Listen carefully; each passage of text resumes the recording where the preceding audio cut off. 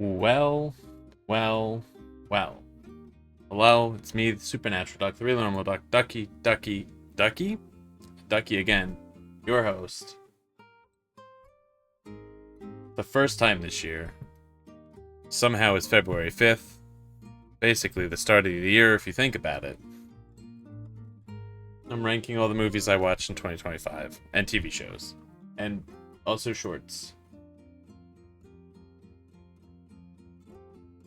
Boom. Stream started. Starting the new year kind of rough, I think, with this beginning of the stream, but you know what? There's gonna be many more streams. The year itself, pretty good. Hi Crippy. Hi Lulu. Hello. Mugman. How's it going? How goes? Alright, announcements out. Everything's good. Everything's set. Hi HP. Welcome in. Hope you're doing well. Welcome in everyone. Hello. This stream is not sponsored by Propel. Or anything really.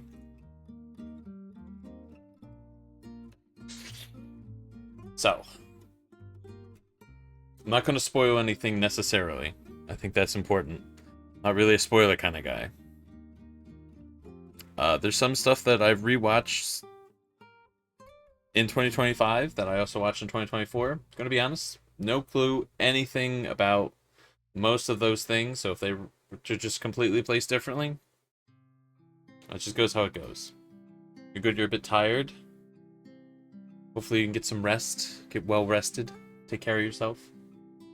All that good stuff. I feel like the Twitch dashboard is way different.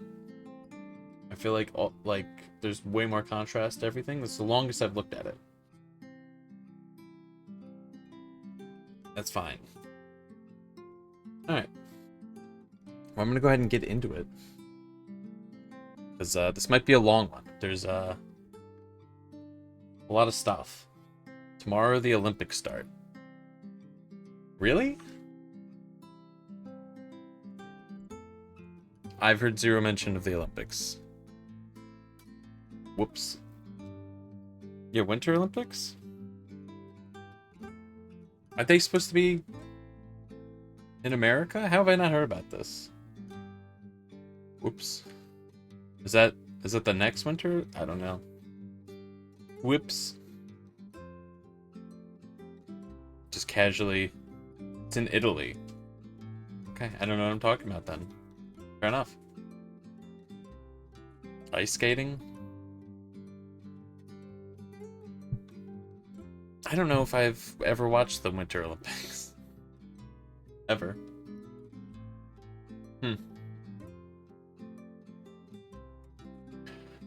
Well, alright, you know, this isn't a winter sport. Speaking of archery, next Summer Olympics are in LA. I see. Okay, I was off of the seasons. Speaking of archery, last year I started rewatching Hunger Games, but only watched the first one in 2024. So all other Hunger Games I watched 2025. So unfortunately we were missing the whole collection. Excited for your favorite hockey players are going to be in the Olympics. Let's go. Hey, who's your favorite hockey players? You gotta share. Hunger Games? So here's the problem, right? We can't like front load the top of this list. Because top 5 is pretty selective. Well, the Hunger Games are pretty good. I've warmed up to them as time's gone on. My first watch was I wasn't feeling them. I felt pretty strongly about the first one.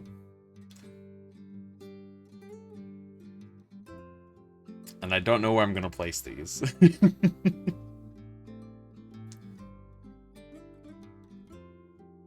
Blasphemous not to like them.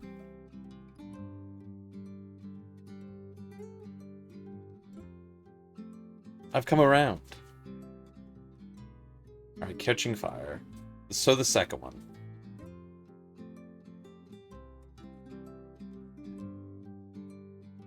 It's probably gonna be moved around. I don't think it's going to be at the top of great. So I've watched a lot of stuff, but I think we're just going to place that there. You don't know if you've seen a whole Hunger Games movie? You gotta watch all the Hunger Games. They're pretty good. I'm saying that now. In the past, I wouldn't have said that, but... Did you root for the Devils, Jack Hughes, and of course Quinn Hughes? They're playing for the U.S. team, but you also like a few Swedish players, but you're rooting for the Team USA. Nice. Are they siblings? They just both coincidentally are last name Hughes. Hate watching movies alone. You know, sometimes watching movies with a group or, you know, more people, it's pretty much usually the way to go. Some movies maybe are a solo watch. I feel like that, I don't know if there's too many like that. They're siblings? Nice, I guessed it. My context clued my way in there. I will be looking over here a bunch, not only just because of chat, because I'm going to mark these movies off and everything as we go along, because there's a lot. Yeah, I don't know. Catching Fire. It's a pretty, albeit messed up due to story reasons, which I won't get into, but it's a pretty solid follow-up, I think, to continue on the story of all the characters. I don't know if I have any context clue, same last name. Yeah, I'm a detective. Like a great mouse detective or something.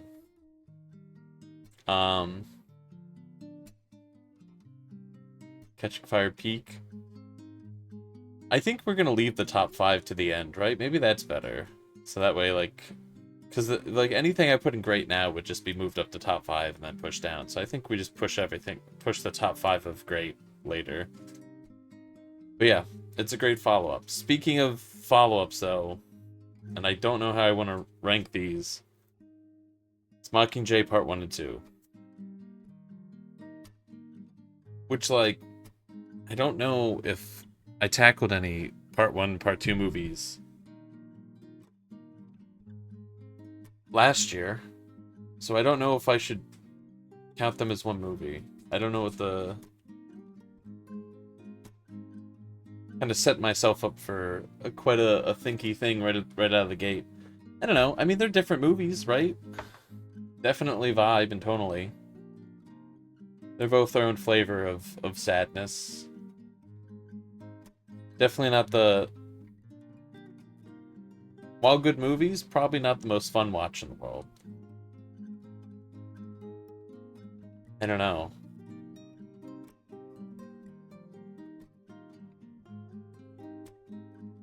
Which one do I like more? I don't know. I think this is gonna be controversial. I'm gonna tentatively put them here.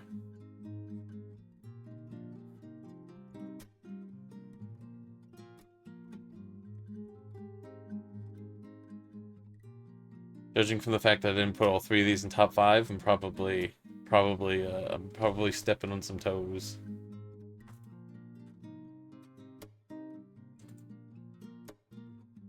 I really don't actually know how to talk about these ones without, like, spoiling. They're just, like, straight-up continuation sequels. I feel like there's enough, like, public knowledge of those movies. I don't know. They deal with heavy topics, and they embrace that further and further as they continue. More and more relevant every day for some insane reason. I don't know. I guess I'll put I guess I'm putting part 2. I watched these a while ago. Literally, like, the beginning of January. I'm like, I don't know. I'm thinking about the ending of part 2, which I'm not spoiling, but I'm like, I don't know. I like that. That's what springs to mind. That feels a bit more, I don't know. There's a lot of good things in both of them. They're long movies. I don't know. That's what we're going with. I've watched some of these movies a while ago. It's not the most comprehensive review. You just started playing Phasmophobia again since they've done some updates. I feel like I haven't seen many people play those kinds of games in a while. I've never played Phasmophobia, but I played Demonologist. I saw them. They're doing a big update recently, and I'm like, I haven't seen many ghost hunting games. I feel like that was the trend for a minute before the so-called friend slop games. All right, now we're getting into Marvel, which we have Shang-Chi and the Ten Rings, which is, I'm gonna say it's great, but now I've got to determine if I like it more than Catching Fire. Probably not, right? It's pretty good. It's pretty fun. The first half of that movie is a blast. Second half of that movie, it's okay. It's fun. For a Marvel movie, it's definitely up there. I have no complaints. Man, January was a strange time. I watched some amount of Teen Wolf, continuing from the year before, and stopped in the middle of a season.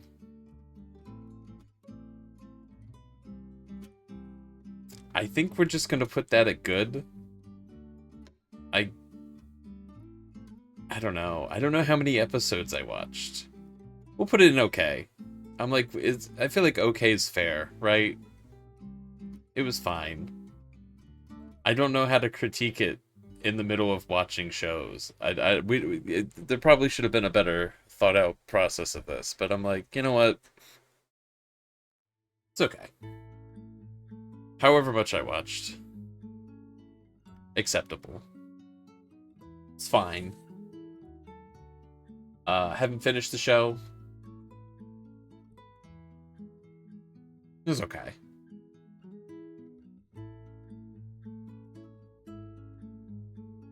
Season 3. Peak. See, and like if I don't know if season 3 was last year that I watched, I'd say good. But if it was just up, I think it was like halfway season 4. I feel like okay is a good place to put that. But you know it's not okay. It's Marvel's The Eternals. So we're just gonna go ahead and put this right up here, because it's amazing. I don't care what anyone says. Everyone's like, what a forgettable Marvel movie. Garbage. It's amazing. Doesn't even matter that it's Marvel. It's a good movie. The Marvel part is the worst part of it, if anything. Which, if you've seen that movie to the complete ending, you'd be like, yeah, the Marvel part's a little, huh? But everything else? Pretty good. Really likable characters. Very interesting kind of superhero-y movie that's not quite that. Big recommend. Continuing on the superhero, there's gonna be a lot of superhero stuff. Rewatched Falcon and the Winter Soldier. It's a one season, for some insane reason, Marvel TV show featuring, of course, Falcon and the Winter Soldier. It's not perfect, but I gotta put it in great. Just really taking two really cool Marvel characters and just having just a great little fleshing out of some of their lore, spending more time with them, having them interact. You know, that thing that they don't do in movies because they're always doing action things and never actually talking to each other. I'll move it up to here. It's just a good show. I think it's only 8 episodes, because why ever do 20 episodes seasons ever? But it's definitely one of those things where you can't really just watch it, though. Because, like, you kind of do need to watch 26 movies and, like, a few TV shows beforehand. important social commentary for Sam especially. Yeah, it's a lot more grounded than a regular Marvel stuff. There's a lot more like, hey,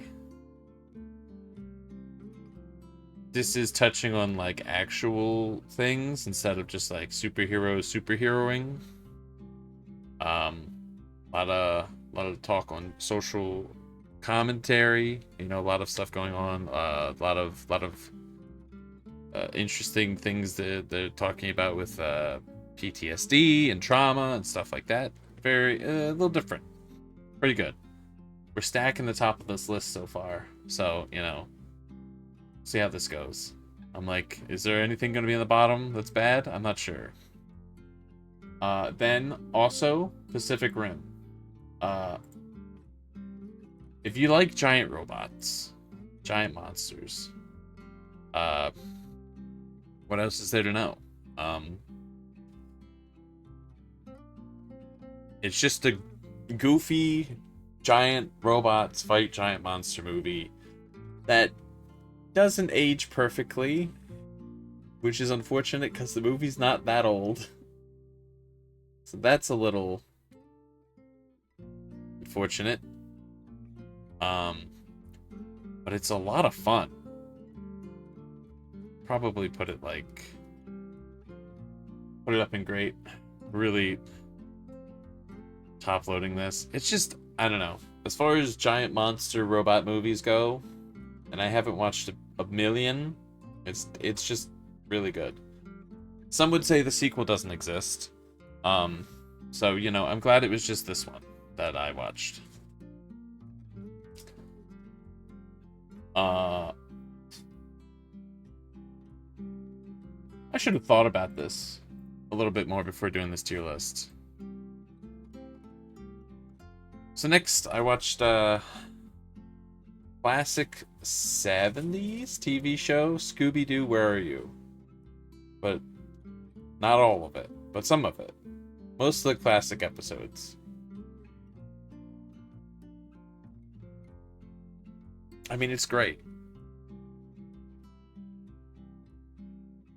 But Scooby-Doo, where are you? I guess I just judge the whole show as is, right? Even though they're like kind of mostly separate episodes. Man, future me is just gonna have to deal with whatever I decide with now. I don't know. We'll throw it in great. It's good. It's a classic. It doesn't age poorly, but it ages hilariously. You know, just offhanded comments that are made in episodes that are insane, you know. Shaggy's like an Olympic gymnast for some reason. He needs to be for that episode. It's just good stuff. It's a classic. Everyone should watch it. Speaking of not classics, even... Well, you know what? Actually, this is a classic. Twilight. The first one. Gymnast Shaggy is so good. Twilight. I'm gonna put it at the bottom of great. The first one is extraordinarily 2010s. It feels like it knows what it is. It's enjoyable for what it is. Music, it's concentrated 2010s. Could you ask for more? Like, really? It's a little silly. We do have to talk about the other ones though, and we'll get to that. But you know, if you wanna a vampire, I don't want to say rom-com. We'll say rom-com. Fuck it. Twilight's at least in the running. Then we have the final Hunger Games movie. Hunger Games Ballad of Songbirds and Snakes. Wait, is that... That's the correct one, right? Yes. I was like, that's not the new book.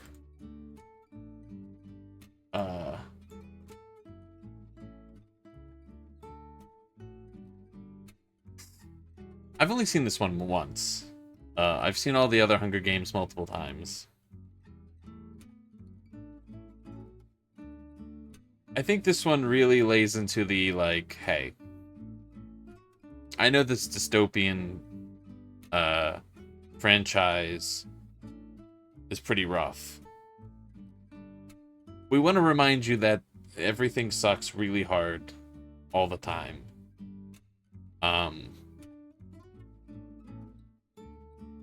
And I don't know.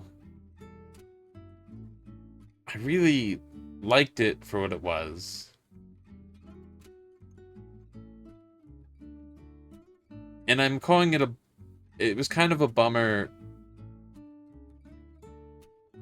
intentionally and in a good way. And I genuinely really tend to not like prequels. Man. We'll put it up in grade, I guess. I need to rewatch it. It's definitely a movie I feel like you need to watch it again. Lucy Gray is such an interesting character.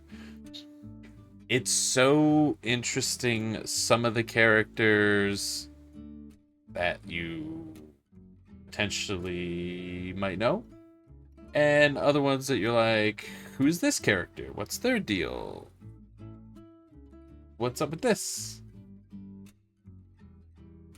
And seeing them in different lights and seeing these characters and the context of everything, and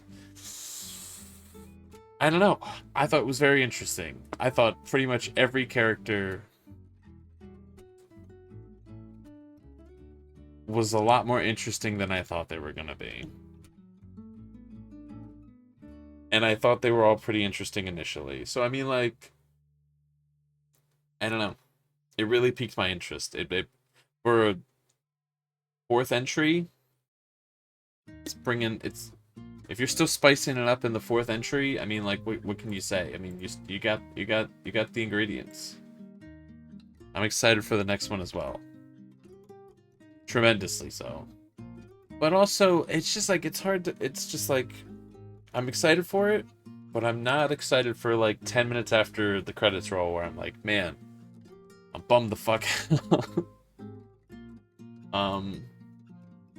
Okay. So now I didn't organize all of these. I actually, at least 2 of these have extra icons. But I think we're just gonna kind of go in like kind of whatever order seems to be easiest for me.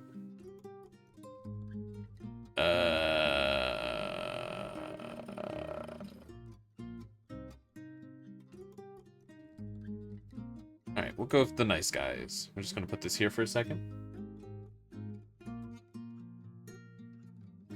Could this be more organized? Yes. Should it be? Probably. The Nice Guys. I like this movie. It's not perfect. Some of its humor is like, do we need to do that?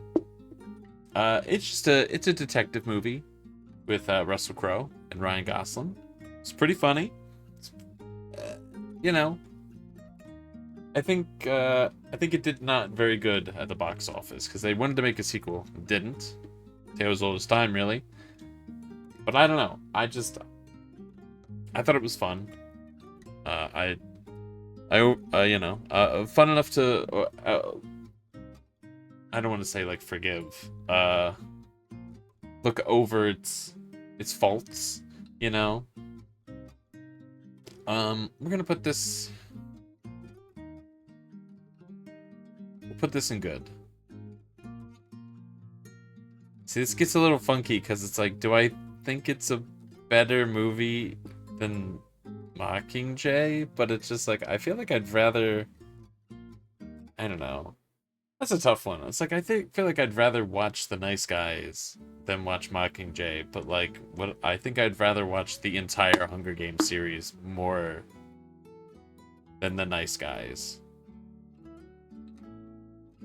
And I think it's more fair to rate sequels lower. Because, you know, it's just like I'm rating them individually. But like surely if you start watching a franchise, you finish it. I think that logically makes sense. Or not, you know, whatever.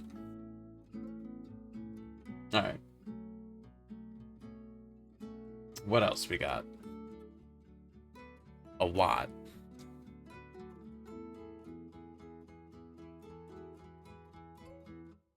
I really should have organized these. Alright, we'll do Warm Bodies,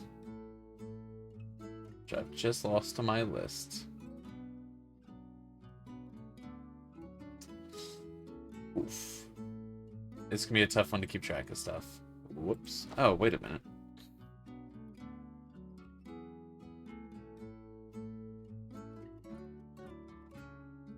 Alright. Warm bodies mentioned. The bodies? They're warm. Or cold. It's a zombie movie. It's a weird, interesting, rom-com zombie movie. And I don't think it's spoilers to say... You know what? I don't know. I mean, it's on the poster. You know? The zombie, he just wants to be more than a zombie. You know what I mean? That's all I just got, you know, it's a rom-com. I mean, he's just looking, he's looking for brains in all the wrong places, I guess. I don't know. It was a fun movie. I'm putting this in good. Zombie rom-com interpretation of Romeo and Juliet cinema. Yeah. Exactly that. I just phrased it a little different, really. Alright. It's got the guy. Nicholas Hoult. It's got the guy who's like in everything. Who's probably gonna pop up at least 1 or 2 more times on every list ever. Because he's in everything. Okay. Let's... What else did we watch? We watched... Let's just do the Twilight movies, right? So what is it? What's the next one? New Moon? New Moon. It's somewhere.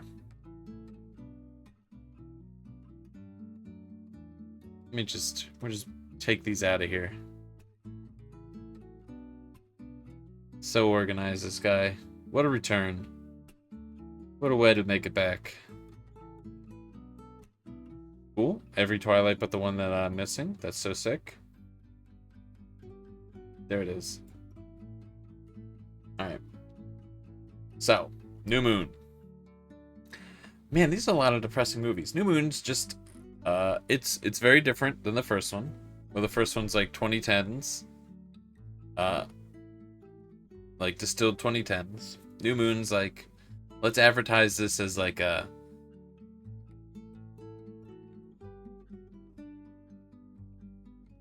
I don't know, vampire romance? And it's like... It's not really that, necessarily. The movie's orange now instead of blue. And, man. It's just kind of... I don't know. I don't want to spoil it. It's just very different. It's very interesting, different follow-up. It's definitely more serious. In a lot of ways. In the topics that it addresses and everything. I'll put it next to the first one, right? Sure. I'd say it's great. Why not? I enjoy it. It's a pretty alright follow-up. And then after that is Eclipse, which is very third movie in a trilogy sort of feeling.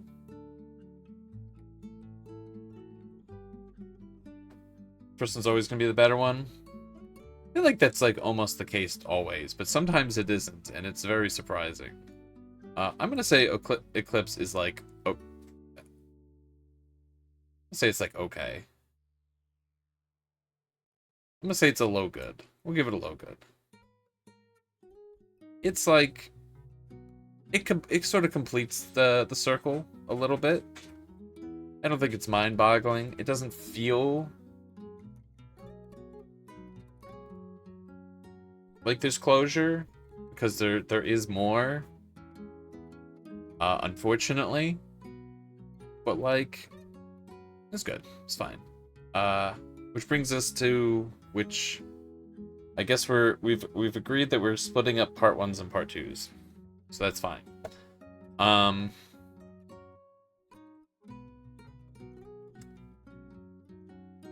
Part 1 is like really a part 1. It's just pretty much all set up. And it's okay, I guess, because it's like, can it be bad? Like, there's no, like, as a movie, it's not great, because it doesn't go anywhere, because you need the extra movie. But, like, as, I don't know, as a part 1, it's okay, I guess. It's a little strange. And then weirdly, I've left Breaking Dawn Part 2, and I regret watching this.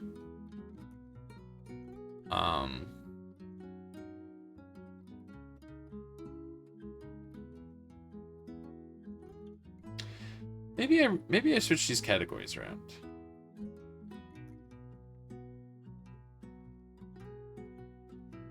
Didn't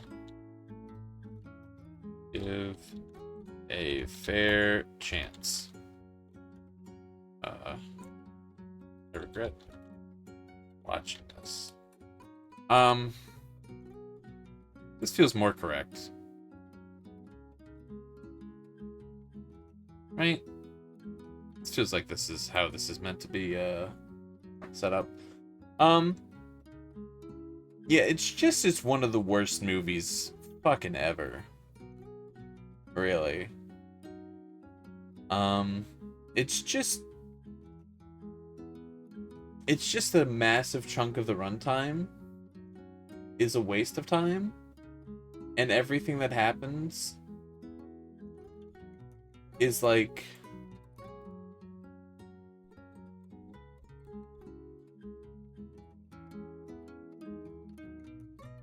shocking. It's like shockingly, I don't even want to say bad. It's shocking the decisions they made. The characters, where they go, and what happens to them is like, even just the set design, the props, just everything is like, why did you do this? Who thinks of this? And what boggles my mind is I don't remember hearing people angry in droves being like, what the fuck did I just watch? That upsets me. Yeah. Oof. Fucking garbage. Okay. We got a lot more movies. I gotta pick up the pace. The worst part is a certain line. The worst part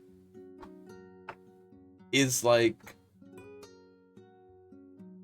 this is teetering on spoilers maybe, but I'm gonna say it anyway. The worst part is the movie is like, hey, audience, you might be thinking this. It's not that. And then the movie later is like, lol, JK, it's that. And it's like, wow. Really? Why? Why would you do that? What's wrong with you? You knew enough to acknowledge it, but still did it. It's crazy. Don't watch it. You know, it's just, you know, speaking of watching whole franchises, you could probably stop at Eclipse. You just probably stop there. Don't even need closure. Alright. You know what? Let's go to a good movie. Let's go to Footloose.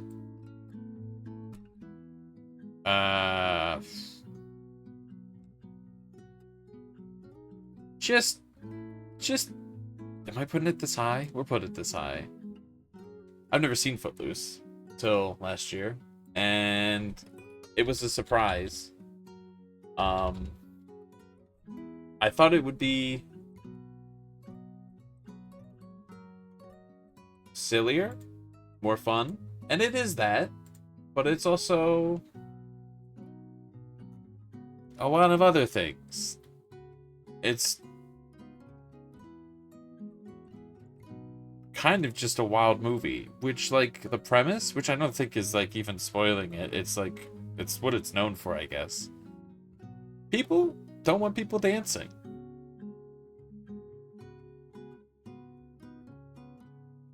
And it's a phenomenal movie. Part 1,000,000% is the best. It's got Kevin Bacon. If you've seen Guardian of the Galaxy, it's like literally those movies don't exist without Footloose. It's because it causes other things, which is wild for me that they said that. Yeah. I can't believe they made part 1 and part 2 and just in the last 60 seconds fumbled it. Like, it wasn't going great, but like it was even just even worse. Yeah, I don't know. I thoroughly enjoyed Footloose. It was quite a fun watch. It was a good time.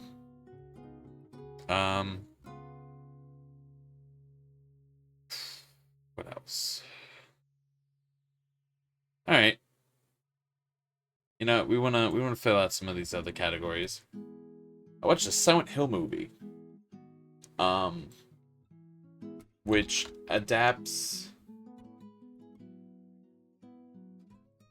Silent Hill 1, kinda, I think, but not.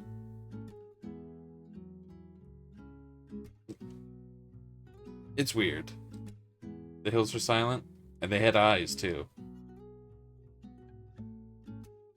It visually looked really cool, and it really was like, we know how to make... We visually obtained everything, the essence of the Silent Hill games, and translated it really well into a movie. There are characters that are from the game in the movie. The plot and everything that happens teeters from bored out of my mind to nonsensical to what the fuck, why is this happening? Which is crazy. There was moments in that movie where it was just like, something has to happen. And then something happens, you're like, I wish nothing happened. Can't watch scary movies. I don't even know if I'd say it's a scary movie. Like, it is, but like, it's just more messed up than it is. It's not really a jump scare. Saw movies just creep you out? Okay, probably can't watch this one then. Probably want to pass on that one. I don't know. It's strange because, like, I guess the public opinion is different now, but like Silent Hill 1 through 4, generally considered pretty highly regarded. Adapting them should be pretty easy. I know modern day is just like Silent Hill 2 is the only one that exists. But I don't know. It wasn't very good. It was very strange. Saw better than Silent Hill?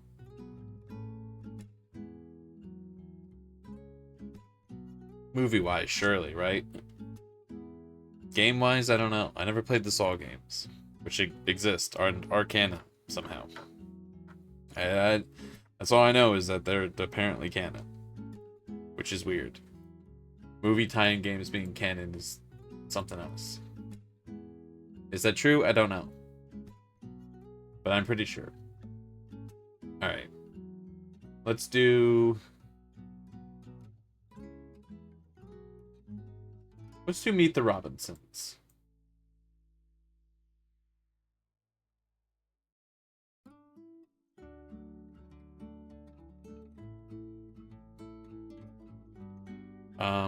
Which I've just... There we go. Put this in good. I've never seen it before until, my watch. I just sort of missed over it. I knew nothing about it. It was fun. It was interesting. Had a little bit of mystery to it. It was very silly. It was very silly in all the good ways. The plot was very... I don't know. It was just a very goofy, silly movie. Still never seen it? I'd recommend it. We'll put it above Eclipse. I think it's a nice little spot for it. All right. I don't know. It's a fun, goofy animated movie. I don't remember any humor being too crazy. It feels like a fun everyone watch. I don't know. It's a solid recommend. What was I looking for? All right, where are you at? Here. Silver Lining Playbook.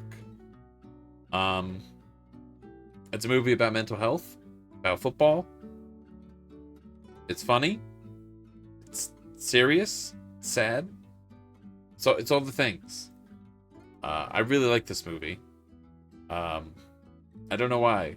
It's very enjoyable. I like the characters. I like the twist. I don't know. I don't know if it deserves to be in the great category, but I'm putting it here because it's my list. Another J-Law movie? You gotta. I'm gonna put it here. Am I gonna put it here? I'll put it here. I'll put it here. Do I want to put it here? I'll leave it there. I'll leave it here. I'm leaving it there. I don't know. If you want a different kind of...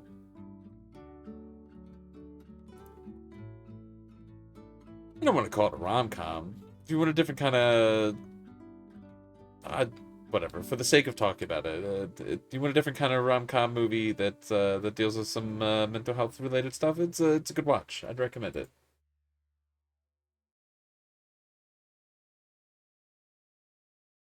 Now we get to talk about where are they at.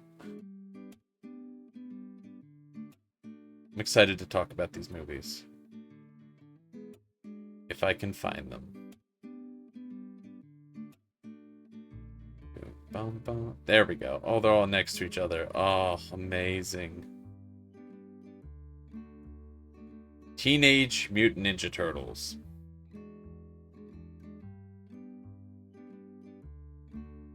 Now, the original... I could be incorrect here. I'm pretty sure the original... The Jim Henson Company helped work on the live-action suits. And for their time, I don't know. They look really good. I like them. They're cheesy. They're... I mean the movie, not the suits. Well, also the suits. It's just classic Teenage Mutant Ninja Turtles getting into some hijinks. They want some pizza. They're getting into some fights. There's a bunch of like teenage punks causing some problems. There's ninjas. There's all sorts of stuff. Muppets mentioned. Shout out to the Muppets. Um, I am gonna put this movie in great because it's just great. It's a great movie. It's I mean, I'd recommend it. Then they made a second one, which was different. You know, they pretty much greenlit it immediately, and we're like, money is my favorite thing. And it suffers a little bit, right? It just it's not to the quality of the first one. Um, they clearly were just like, let's check some boxes, let's make this all ages like it, tone some stuff down, lose some seriousness, the serious moments, and just kind of have it be just fun. I'm gonna put it in good because I'm nostalgic and you know, I'm biased as fuck. I don't know. I enjoyed it. It's a classic. Um, and then they made a third one, which like nostalgia can't do shit for that. That's pretty bad. Didn't like that one too much. Gonna be honest. Um,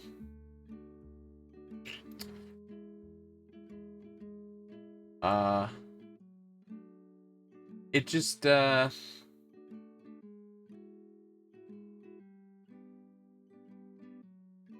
feels like a one-off episode. You know, it just sort of.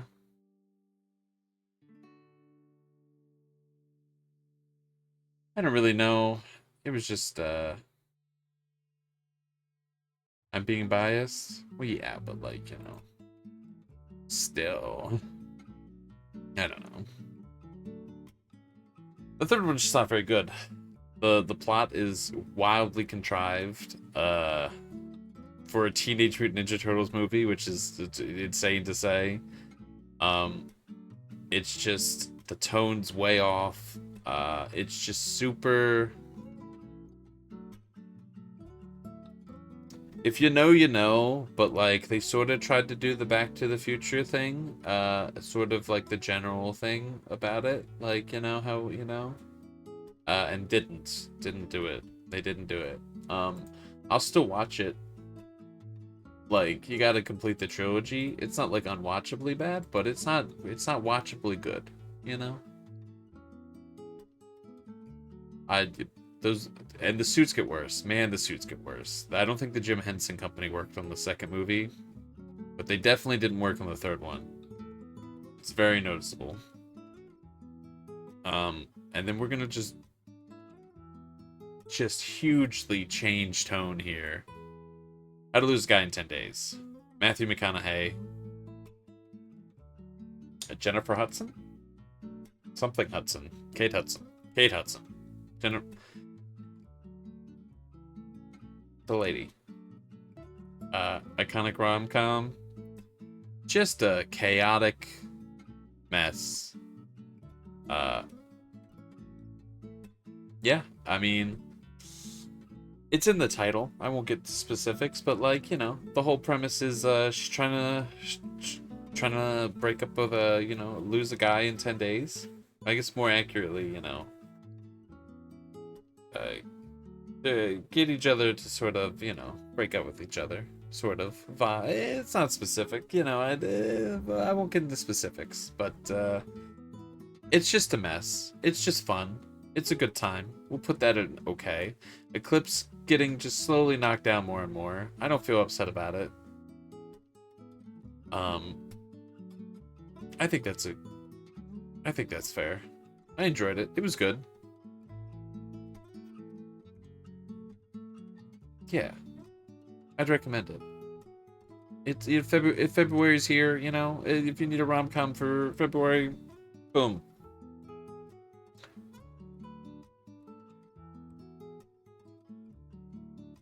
Man, this is just gonna be whiplash of tonal movies of just like you would never watch these together. So I believe this is the 2005 Peter Jackson King Kong. That's right, Lord of the Rings King Kong Peter Jackson. Um, it looks cool. It looks cool. It's gross. If you have a problem with spiders, bugs,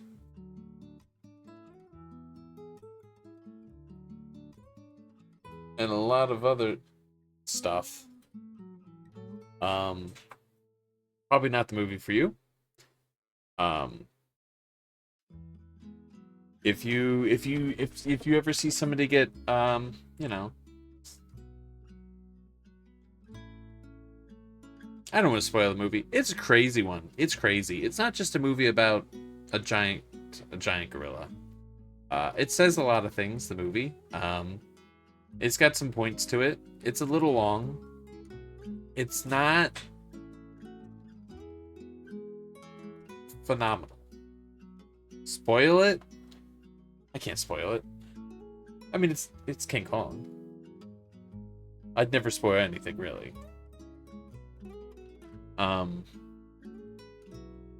It's definitely a monster movie. It's a monster movie that's set in like the 1930s, 40s. It's a whole thing. I'd say I'd recommend it, I guess. You've seen it? Well, what the heck? I don't know. I don't know. If you want to watch a King Kong movie, it's probably an okay place to watch it. You know, the new stuff's pretty crazy. Skull Island, I think, a little crazy. Going back to the original King Kong, you know, it's just like I think this is a fair place to go. We're just gonna put this in okay. Give it a nice, solid, watchable. You know, I think that's fair. It looks good. It holds up well. Then we're gonna talk about a movie called Letters to Juliet. All right, also a rom-com. Rom-com? I don't know if it's too comedic. It's got some funny bits. I'd say it probably falls in the rom-com category. It's probably leaning more to just romantic movie. It's rom-com. Okay, we'll put it in rom-com. That's fair. I've been convinced.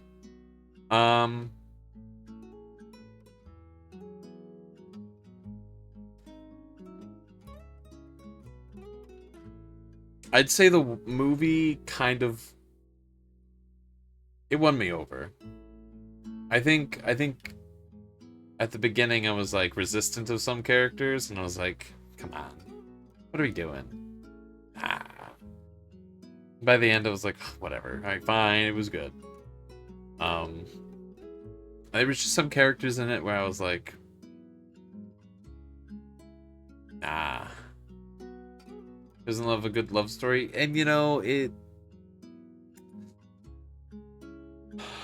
is, you know? They get you to care about the characters. You get pretty invested.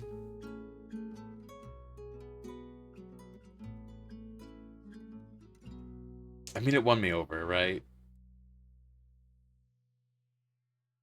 I'll put it up here. I think if it didn't win me over as much at the like end of the movie, I'd be like, nah, maybe like a mid good movie. But like, I mean, if you could start a movie with me being like, I'm not about some of these characters, and you can win me over, and like, it probably deserves some props. There was a lot of characters that I really did like.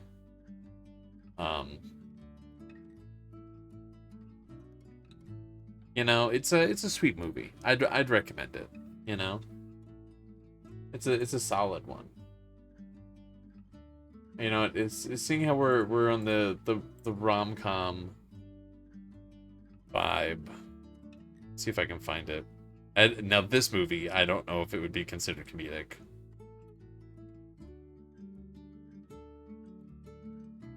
I don't even know what the cover looks like. I might have to come back to it. It's crazy the best couple isn't the one you expect. True. Where is it?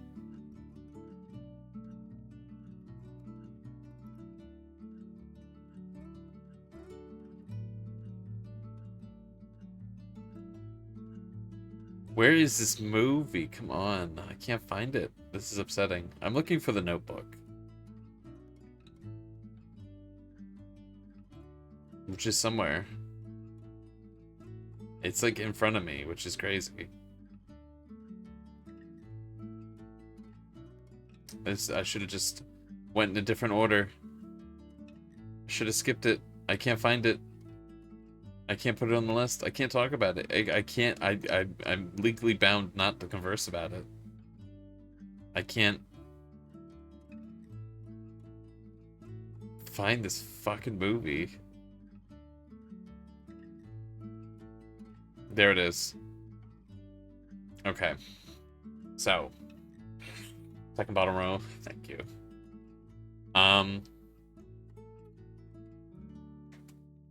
This movie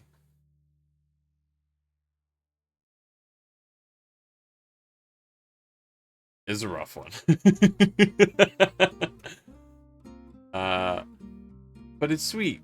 So, like, you know, it's like the classic. I've heard this movie referenced so many times, all the time, always. And it deserves it. It's definitely different. Cried the whole movie.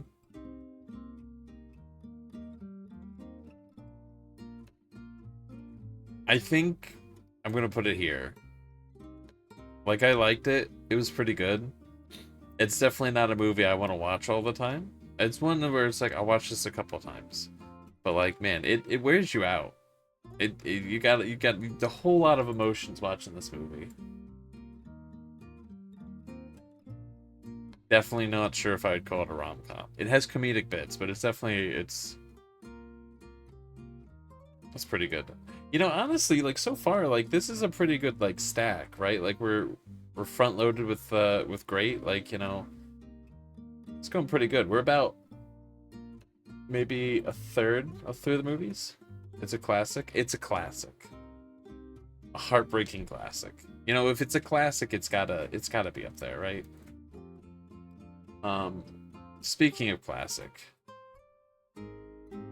Speaking of classic movies. I need to not do the segue until I find the movie, because it's like, there we go. Speaking of classic romantic movies, Ratatouille. Romance between rat and food. Great movie. Fantastic movie. What a great watch. I mean, it's fun. What a segue. Believe, you know, pretty good at them. Who doesn't like Ratatouille? What, like people that don't like rats? Or I don't know. It's just good. It's just it's a good feel-good movie. The characters are interesting. I like the conflicts. They're like, you know, there's a lot of personal conflicts. Some of the conflicts maybe because he's a rat that cooks. When the food cooked by rats, he washes his little rat hands. Like, spoilers. But like, come on. It's not so bad. Now, is Ratatouille better than The Notebook? I don't know. Right. Not sold by the little rat hands getting washed. No, okay. Well, that's fair. Alright, that's fair. I trust him. I'm gonna be honest, I might put Ratatouille up here. It's so fun. He just believes. Okay, now. My opinion.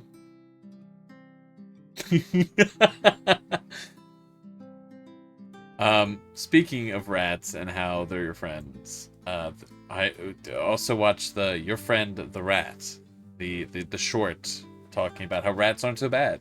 Actually, they're pretty chill. Historically, how they're pretty good guys. We're gonna put this in. Just put this in good. It's fun. It's a couple minutes. You know, it's a good companion piece. You know, a lot of Pixar movies have shorts that go along with them. I thought this one was a lot different. It was fun. I enjoyed it. Ratatouille, good movie. Holy shit. This movie, though. Raya and the Last Dragon. One of your favorite about Pixar is the short and bloopers animated. I wish they'd do more bloopers. The shorts, good.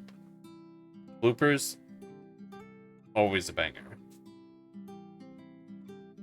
Alright, so Raya and the Last Dragon is good. I liked it. The stuff about it I liked. It's an interesting world they build. There are certain character decisions and things that certain actions that characters make that, like, how it's addressed in the story makes me want to pull my hair out.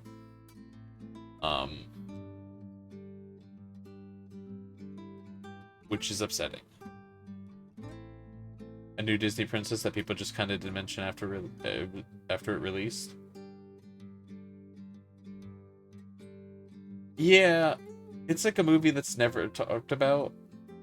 And if it's talked about, I feel like people said negative things. And I know it was also released during the COVID period.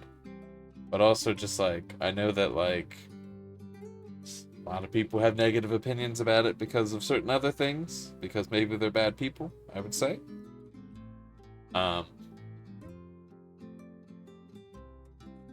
think that, I don't know. I think the movie is like pretty solid.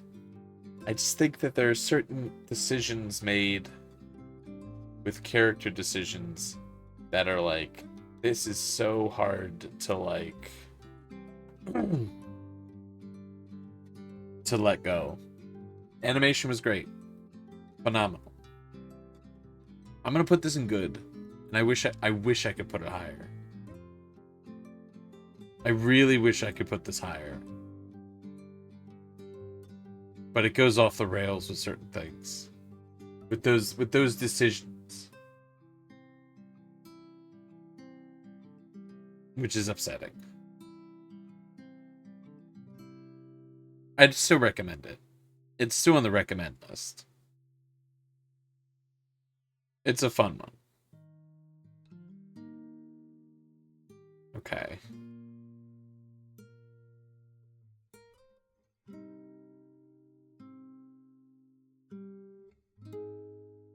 Should have at least organized like groups of movies together.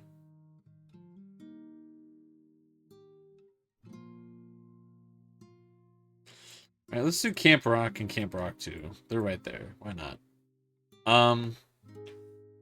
I never watched a lot of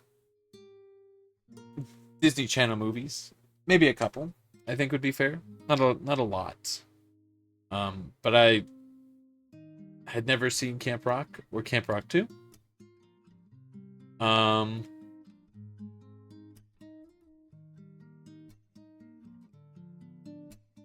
I think they're both pretty alright.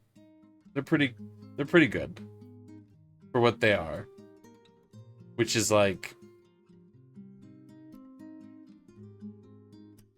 a Disney Channel, here's some songs, here's some like relatively lighthearted stuff.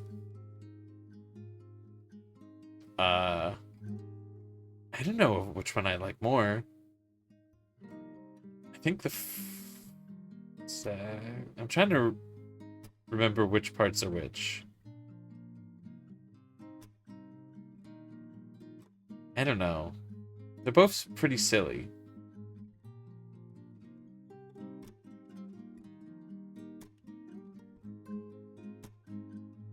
I think they definitely going good. Off the top of my head, I'm gonna say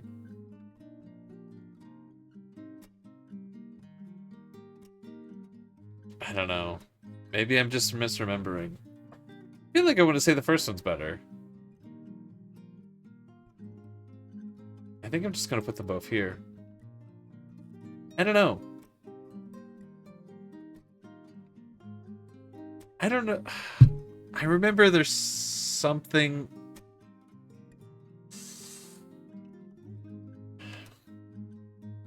sequely about the second one. Because I remember there was something where it was like...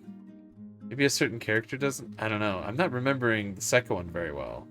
I remember the first one, like, pretty good. It starts very funny. It's very silly.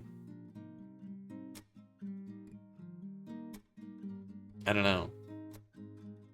I definitely have to put the first one higher, because, like, if I'm not even remembering, like, the second one as clearly as, like, the first one, like...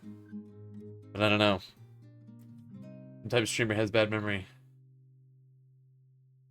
Says the second one's the best?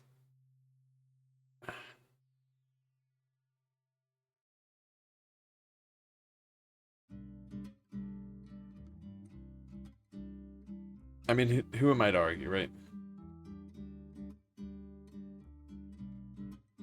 It's like one has the Mean Girl backsliding character development for the plot. Right. I don't know, the ending of the first one's like... oh my god, is that the first one? It is. I think the first one's better, I think. I gotta stick to my guns on this one. Alright, let's mark that off the list. I don't know. If you like music movies, Disney movies, surely they gotta be up there, right? Next to like High School Musical, which I guess that's a segue. I guess I should find them. 2, 1.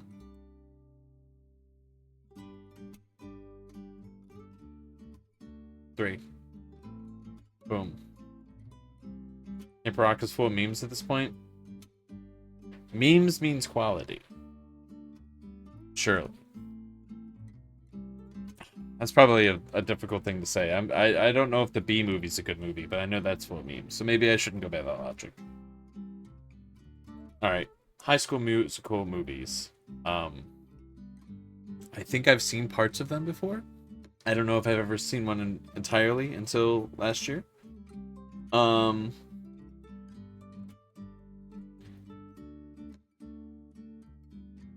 Oh yeah, like by default, all three of these are above Camp Rock. So that means they're all in the good category at least. No offense to Camp Rock, but like, come on. You made a second movie and you still aren't on par with the first High School Musical? Like... I'm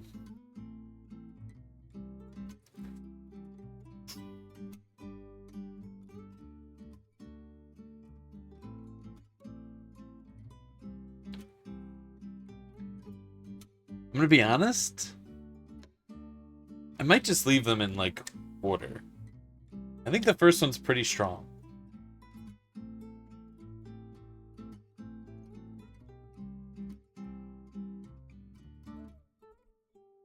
I think the second one's pretty good. I think there are really, really high points in 3. But I don't really feel like I was as satisfied with, like, the wrapping up of the trilogy. I don't know. Do I put them all next to each other? I don't know.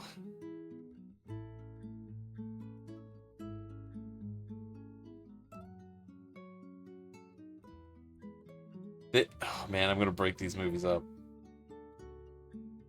I think I might do this. Third budget shoots up and the music numbers definitely benefited. I think, yeah, I think there's just such high highs in 3, but it's like not because of like the story necessarily. It's just like There's just quality increases. But just like some of it was like, I don't know, not bad. Just like first one's really solid. It's pretty like pretty put together. The second one's like a fun follow-up. I don't know if it does everything I want. But like I don't know.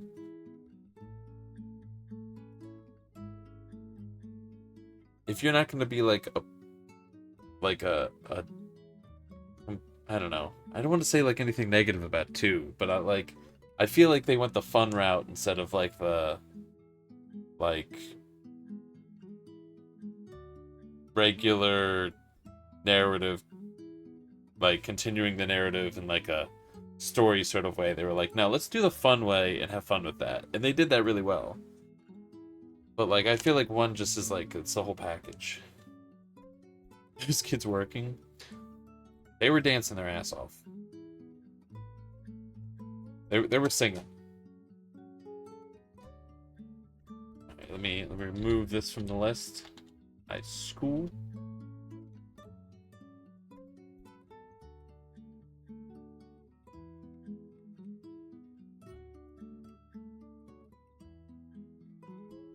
I feel like I'm slowing down trying to find movies.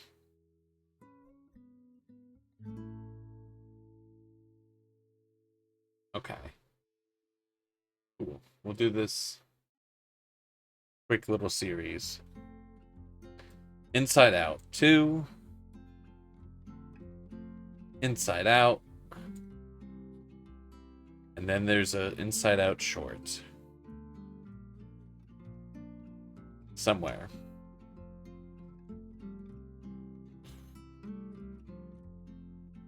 Somewhere.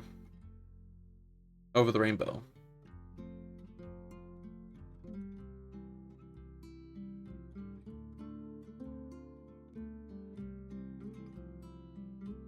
Somewhere. I'm gonna be so organized next year. You won't even believe it. There's also this tiny part of me that's like, what if I missed the icon and I'm looking for something that's not here?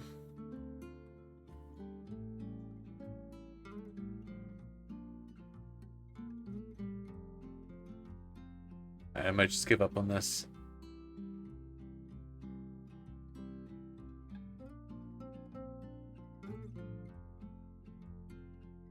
Alright, we'll come back to the short if we end up finding it. It's invisible, it can't be found. It's dissolved. Don't remember what the short icon is? That could have also just been like the case of like I couldn't find an icon for it, but like I feel like I found an icon for the other shorts, so like I don't know. I feel like I would have left myself a note.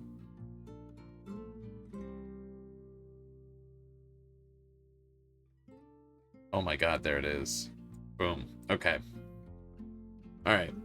Inside Out.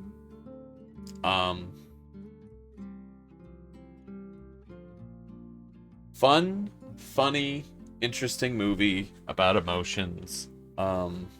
Really good animated movie.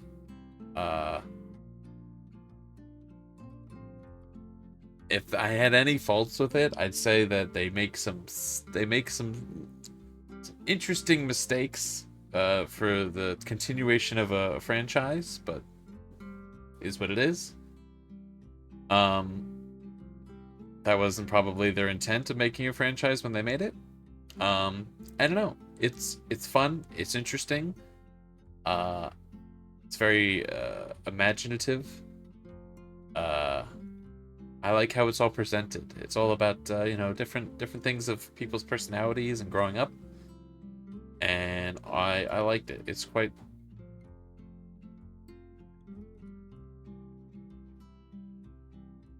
We'll put it in great. Why not? It's a really good animated movie. Easy recommend.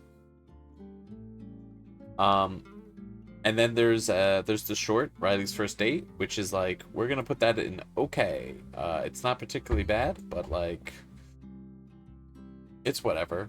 Um it's like watchable. I think the concept of Inside Out has too many moving parts to like properly do a short, I think. You know? Don't really need the short. The short really doesn't do anything. Um it's just like, I don't know. They've had better shorts easily. I feel like they've gotten more hit or miss with some of their shorts, and I don't know. And then we have Inside Out 2, which drastically expands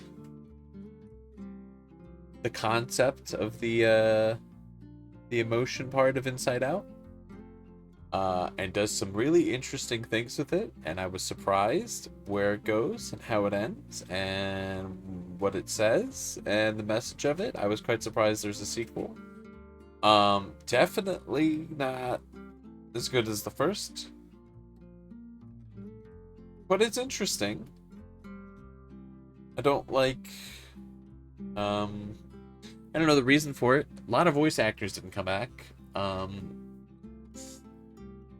And like it kind of has to exist retcon stuff in the first one a little bit, which isn't like the worst. But, you know, it's still fun and silly. I'll put it in good. Probably put it here.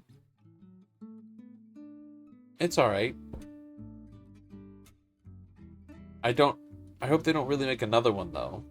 I guess I feel like the fall off is a little too. It's a little too steep.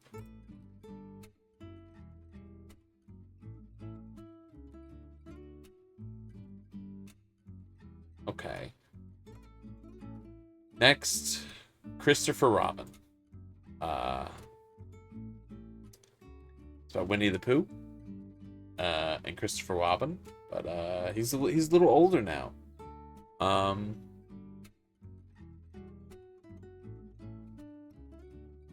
Just a really good movie. It's really good. Really liked it. It's fun. It's got a really good charm to it. Visually, it's pretty. I like that how they've translated things into live action. First like 30 minutes of the movie, is like, it's a Winnie the Pooh movie. It's like the most depressing movie you've ever watched, I think. For no fucking reason. I don't know why. So we're just gonna put that in good.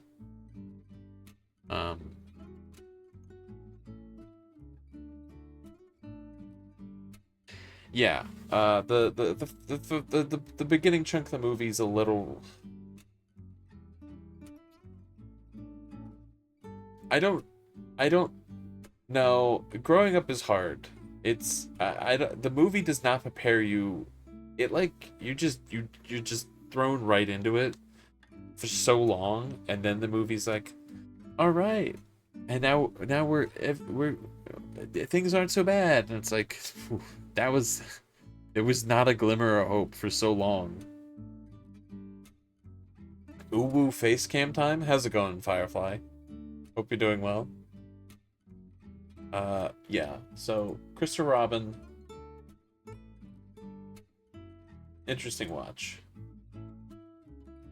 I'd recommend it, but I think with the warning of just let it get there. Has some beautiful moments. It does. Everything after the beginning is great, and the beginning makes the later parts great. But it's a lot. It is a lot. It's a really good movie. It's just, man. I really, just after the depressing part, it gets very sweet, very nice, but it's just so much. I feel like we could have condensed that. If the beginning just condensed a little bit, I liked it a lot more. Homesick from work at the moment, so you're doing the best you can. Sorry, hope you feel better soon. That's rough.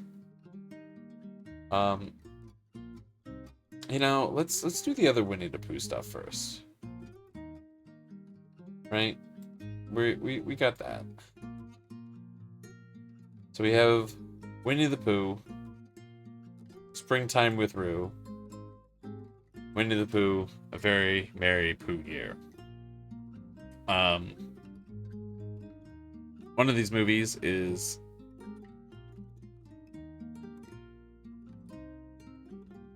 basically a Christmas movie, but it's a little bit larger span of time, I think. I think it's also New Year's, if I remember correctly. And Springtime with Roo is kind of an Easter movie. I don't know. They sort of expand a little bit beyond that like time frame, but like it's basically that. We're going with that.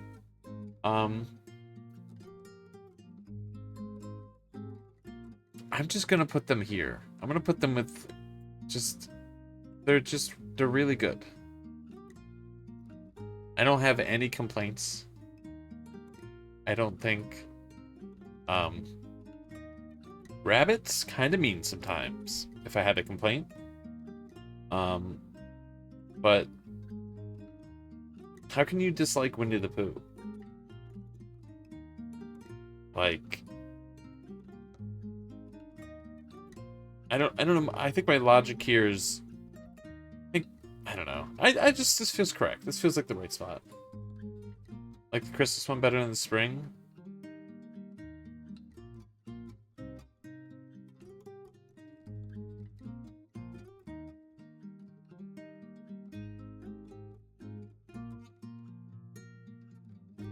I think so. I thought the Christmas one was a little...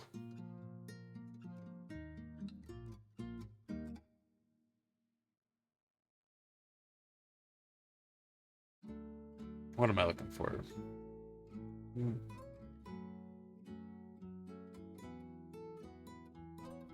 I don't know. I don't want to say cohesive. Maybe I'm thinking... I don't know. It just felt a little bit more...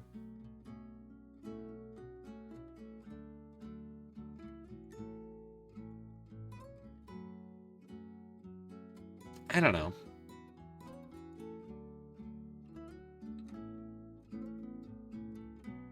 I don't know. I liked it more. I don't know if I can I don't know if I can properly articulate. It just felt like a nice little solid watch. Where Springtime with Roo felt,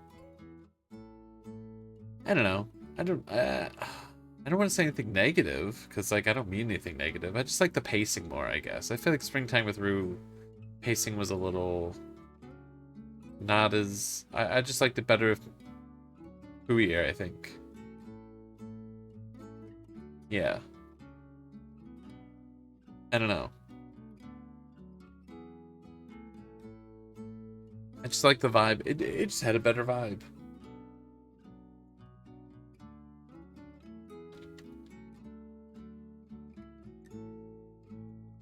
Let me mark off Winnie the Pooh.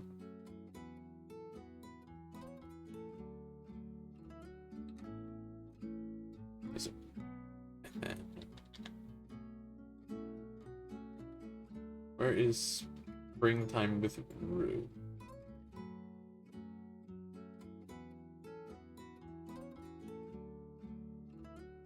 Alright, easy. Then we're gonna do the Hellboy movies, which, if you've never seen them, you should watch them. Also a recommend. Pretty much everything from Camp Rock 2 and up, get fucked Twilight Eclipse. You're lucky you're in this category. That's not that bad. I think is a hard recommend. Yeah, the Hellboy movies. Good old Guillermo del Toro. Winnie the Pooh to Hellboy is so funny. It's just this list is all over the place. Just really cool practical effects mostly. Not all of it, but just really cool world design. A really cool director. Really cool like props, monsters, story, Don't like the Needle Man. That's fair. That's fair. The only bad thing I could say about these movies is there's not a third. They're a little scary. The monster stuff, they're a little scary. But isn't that Hellboy? There is, I'm assuming there's a guy who has some knives and needles and key things. Hellraiser. Oh, you're talking about him. Pinhead. Okay, I thought you were talking about. There's a guy who has a lot of surgery stuff. If you've seen Hellboy, he's got some stuff going on. One of them. I can see not liking Pinhead. I don't know. He's pretty cool at Dead by Daylight. I mean, I haven't seen. I gotta watch the Hellraiser movies, all like 15 of them at some point. Yeah, I think I'm gonna put Hellboy 1 in great. We're gonna put this pretty high because I really like it. We're gonna put Hellboy 2 a little lower in greats, because it sure do change the tone. It's a bit more goofy. But I like the world. I really like those movies. I enjoyed them quite a bit. Yeah, I feel confident with that.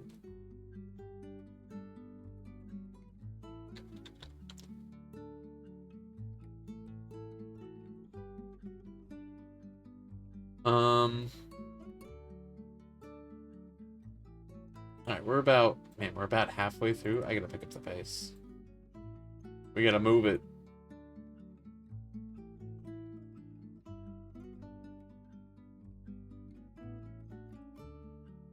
Alright.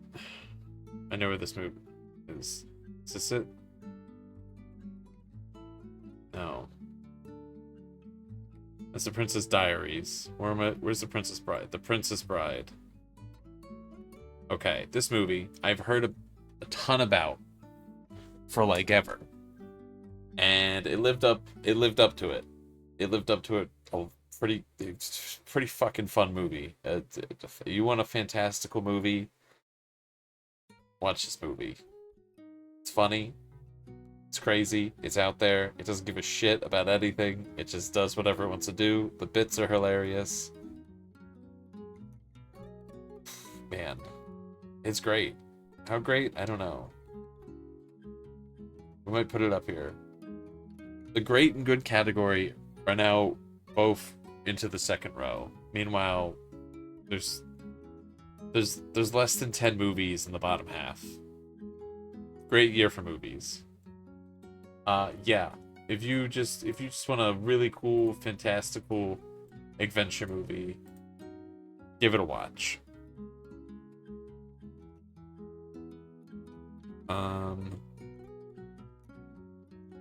Speaking of adventure movies, I also watched Uncharted, which is a video game movie. How accurate is it to the video game? I don't know. I've never played them. I haven't played a PlayStation since the PlayStation 2, so no idea. I was a little hesitant going into this movie, but it was pretty fun. It was pretty alright. I'm looking forward to the sequel, so I think that's a good sign. I don't know. It's just like Indiana Jones, Lara Croft, Tomb Raider sort of movie vibe. And it does it pretty alright. Very, I wouldn't say that, like, shockingly good, but, like, I would say, like, unexpectedly good. Like, I was surprised at some of the acting. I was like, okay. Alright, you're winning me over a little bit. I think we'll put this high up in the good category. Do I want to put it that high?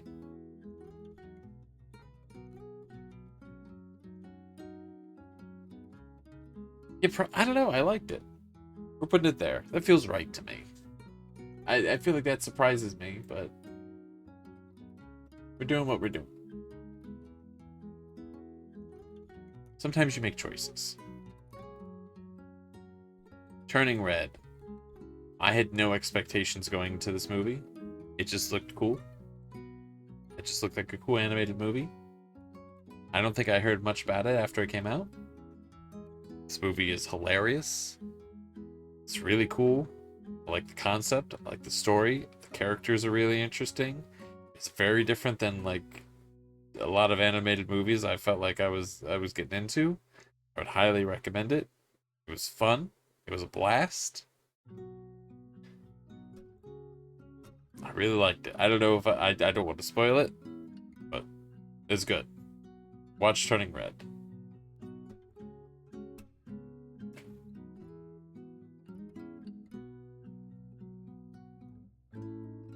We'll put it up here. Yeah, it was very unexpected. I did not expect it to be as good as it was.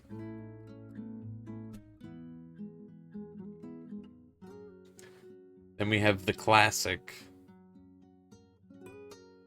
4 down 5 ever. Classic.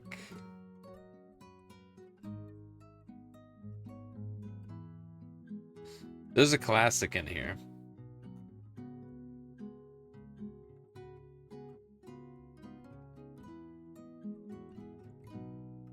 Oh, wait. Okay. So it is in here. Okay.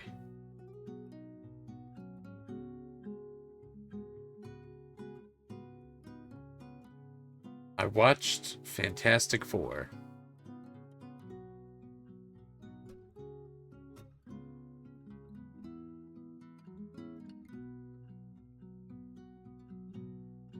Which is in here somewhere.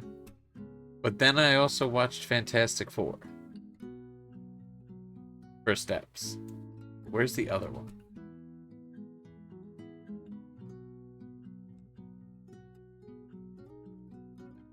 Here we go.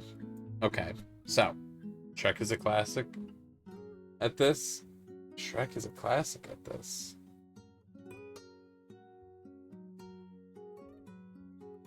Shrek is a classic. Where's Shrek? These movies together. If I see the movies, I should be moving them together. That would really help future me. That'd be a nice solid.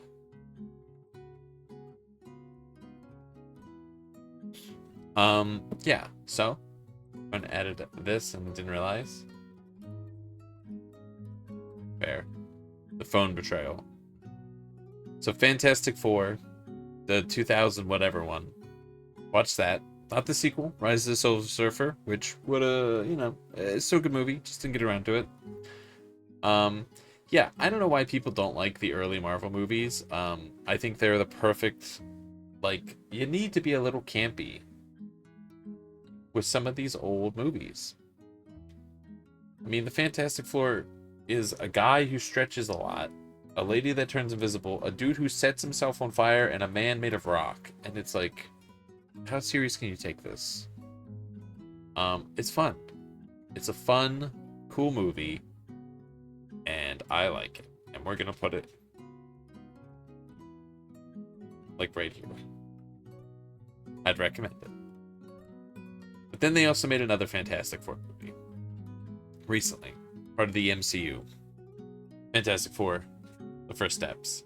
And like, it's pretty good. It's like pretty good actually.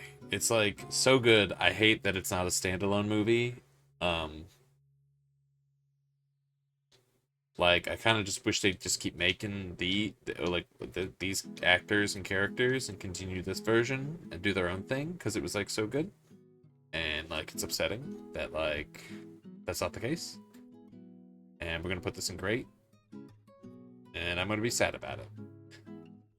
I'm putting it below Ratatouille, but Ratatouille is so good. So, like... Am I... It's kind of... It feels like... Do I need to move this around? We're doing some last-minute changes.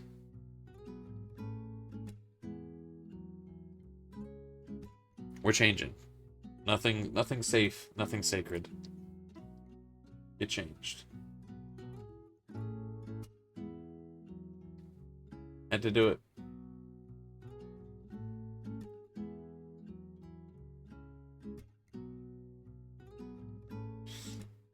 I feel pretty good about that. Man, it's so good. It's just such a... It's like watching a comic book in the best of ways. Alright, we'll go ahead and throw La La Land in here. Like...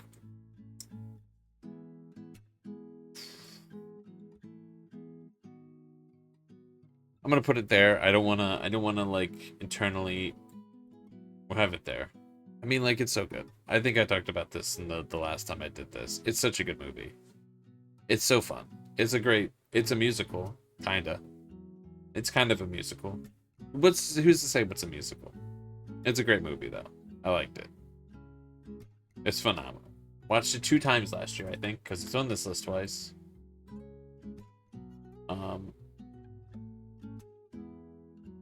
I can't recommend it enough. I don't think it's for everybody. Probably, but if you like musicals and really cool visuals, I'd recommend it. Big fan. Big fan of La La Land.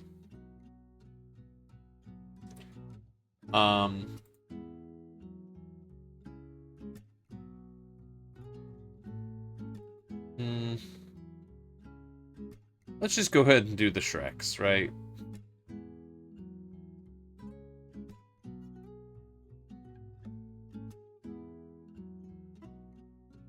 Including the Puss in Boots movies. Okay, so. Shrek 1. It's like the classic. It's the classic animated movie. It's the godfather of animated movies, really.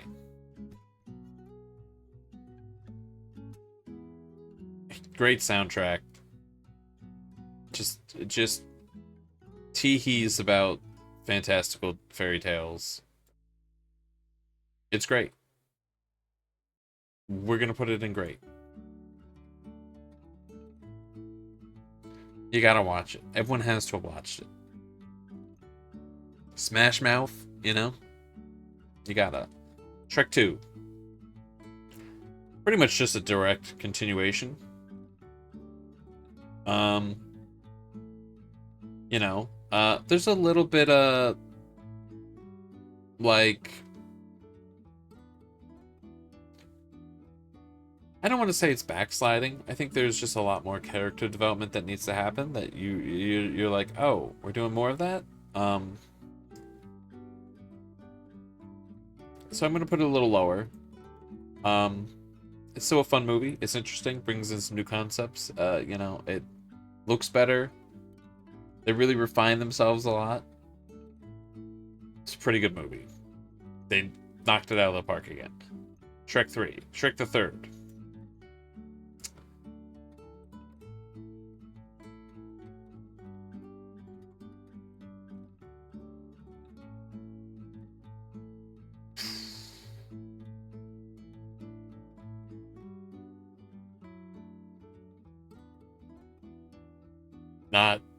I have no idea what happens in Shrek the Third. Oh,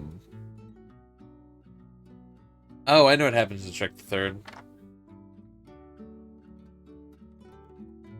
We're gonna put this in good. Just feels like we start spinning our wheel. Doesn't learn his lesson again. Yeah, like, there are moments when it feels like Shrek. Totally forgot what happened in this movie for a minute there. That was crazy. But we really start to spin our wheels where it's just like we're not really evolving. We're just doing it again, which gets really rough because then Shrek Forever After, we do it again and it's like, why are we still doing this? I guess it's okay. Yeah, like literally it goes from like this movie's about true love to like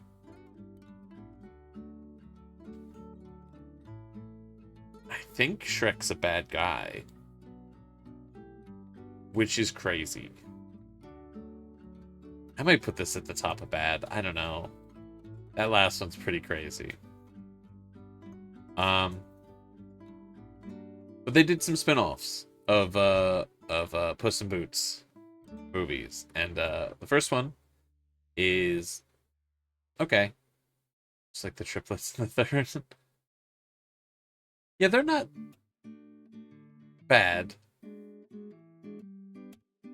I think I think the biggest problem is like Shrek, the main character, is questionable. Everyone else is pretty much fine. Pretty much almost every other character is like okay to fine. It's just mostly Shrek. Yeah, the first Puss in Boots, it's fun. It's fine. It's got one really good bit that I think is hilarious. But like it's alright. Puss in Boots and the Last Wish. This movie was hyped up for quite a bit.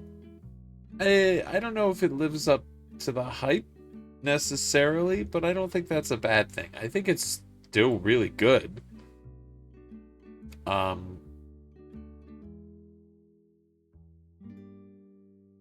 I'd say it's like comparable to like Shrek 2. The animation's great. Seeing like the Shrek world like in that style, like way better animation, like, you know, a lot more up to date. It's way more modern. The characters are really cool. The story's really sick. Like, I feel like it was generally like I saw a lot of people saying that like perfect movie, and I'm like, I don't think it's perfect, but like it kind of lives up to the hype a little bit. Some scenes, especially the end, are just wow, fantastic. I would say probably watch the Shrek movies and get to it, but like honestly, you might be able to just you could probably just watch that movie by itself. It's just a really really solid. Um the sound is great, the visuals are great, character arcs are pretty good.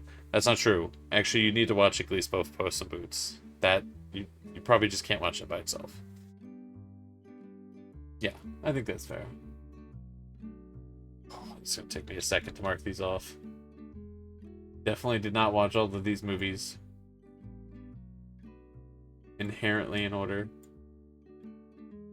Watch them in order wise, but not like back to back.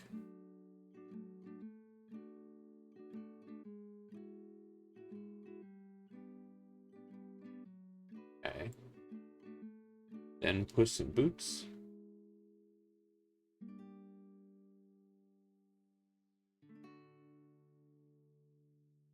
Not gonna lie, I kind of want to watch Last Wish again.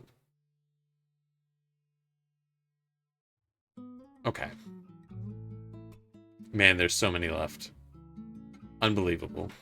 Unbelievable. Who would watch this many movies? What kind of monster? Um,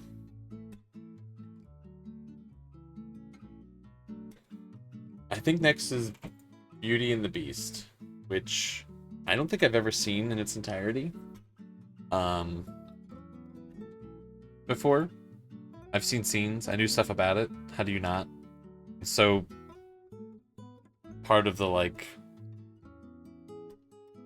am I using this correct? Cultural zeitgeist. You know, people know about it.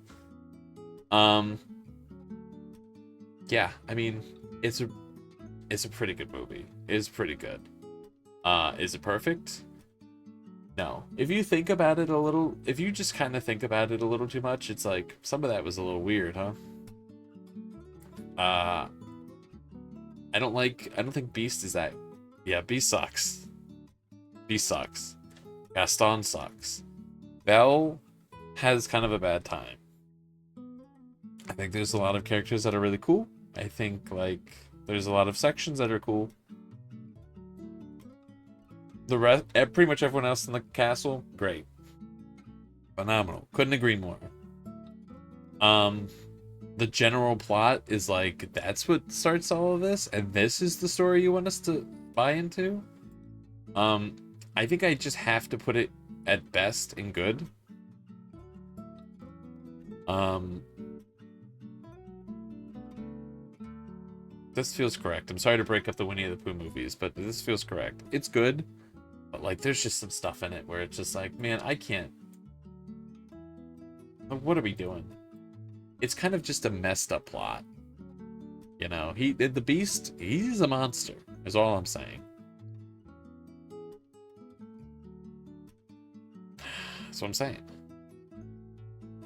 Okay, so next, Wicked was pretty fucking wicked. It was really good. I went in with like basically no knowledge of like what Wicked is.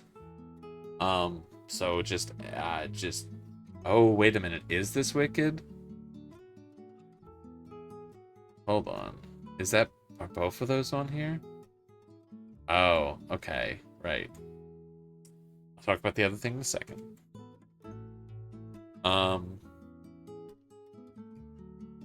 I think the only downside to the movie, I'd say, is part one. Because, like, where's the rest of the movie, you know? Just give me the other movie already. But, I don't know. It's unexpected. It's interesting. I know Wizard of Oz. I think it does some interesting stuff with Wizard of Oz. I think I liked all of that. I liked all of the songs. I liked the world that they built. I liked what they were saying.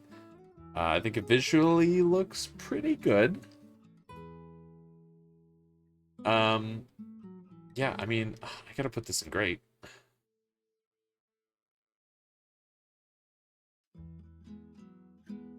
How am I putting it this high? I might put it this high. I feel like I didn't talk it up high enough to put it this high, but like I just really liked it. I quite like Wizard of Oz. Wicked was just I don't even want to say like a new coat of paint. It was just like a very surprising chapter and something I didn't know that I would enjoy as much. Casting was great, vocals was great. I need to see the second part. They did this thing called Wicked One Wonderful Night, which is they sang a bunch of songs on stage, and it wasn't like narrative really. They were just singing the songs. It had people, you know, from the cast of the movie sing them.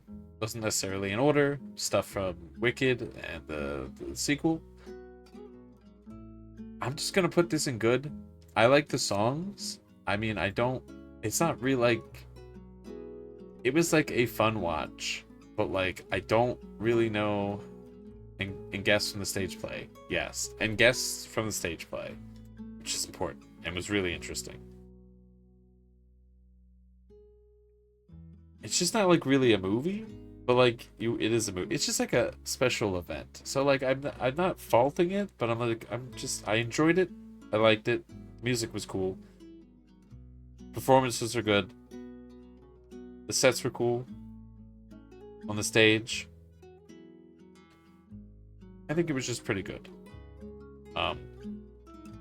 It got me hyped for the next one, which the first movie did a pretty good job with that. Big fan. I feel good with this.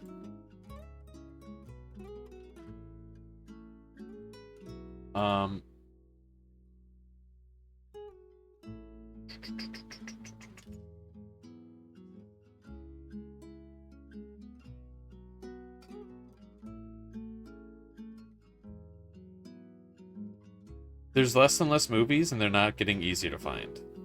Dungeons and Dragons, Honor Among Thieves. I like Dungeons and Dragons a lot. This movie honors the rules, it honors the lore, it just has a fun time, and it's a blast.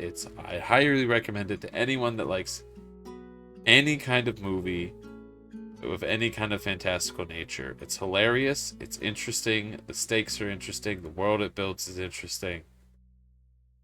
Shout out to Jonathan.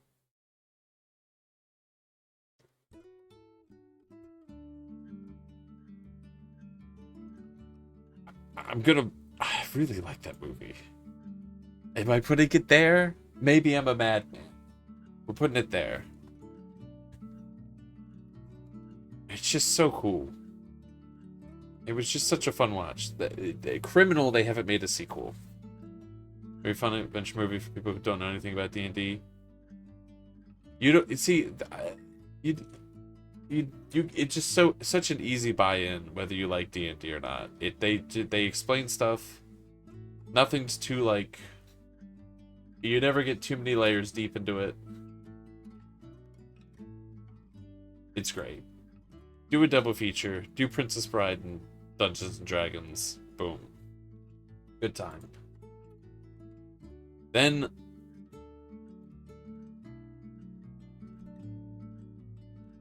we're gonna do Motocrossed. Wherever it may be. Out there in the distance. There it is. Which is a movie about riding dirt bikes and sexism.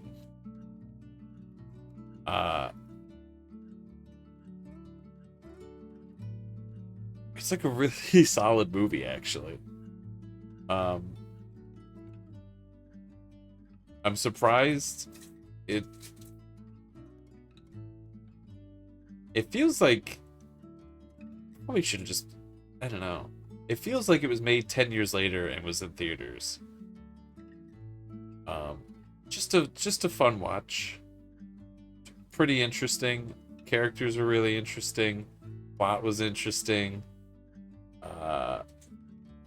It's just about a girl that wants to ride her dirt bike. Another DCOM movie, which you feel is important to mention. Another Disney Channel original movie, which is pretty solid. You know, if anything, it, like, deserved to be in theaters. Should have had more eyes on it.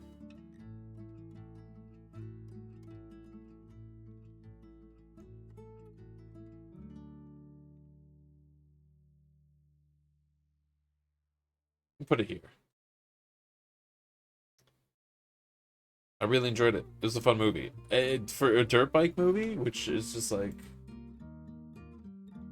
I'm not a dirt bike kind of guy, but like, it doesn't feel like you need to be. Speaking of Disney Channel movies, or Disney movies in general, Freaky Friday. I've seen parts of this before, but this is the first time I saw it entirely. Movie unhinged. Fully unhinged. From my understanding, this is like peak Lindsay Lohan classic. You know, she did a lot of movies. This was in there. During the peak of her career. Man, it's crazy. It's weird.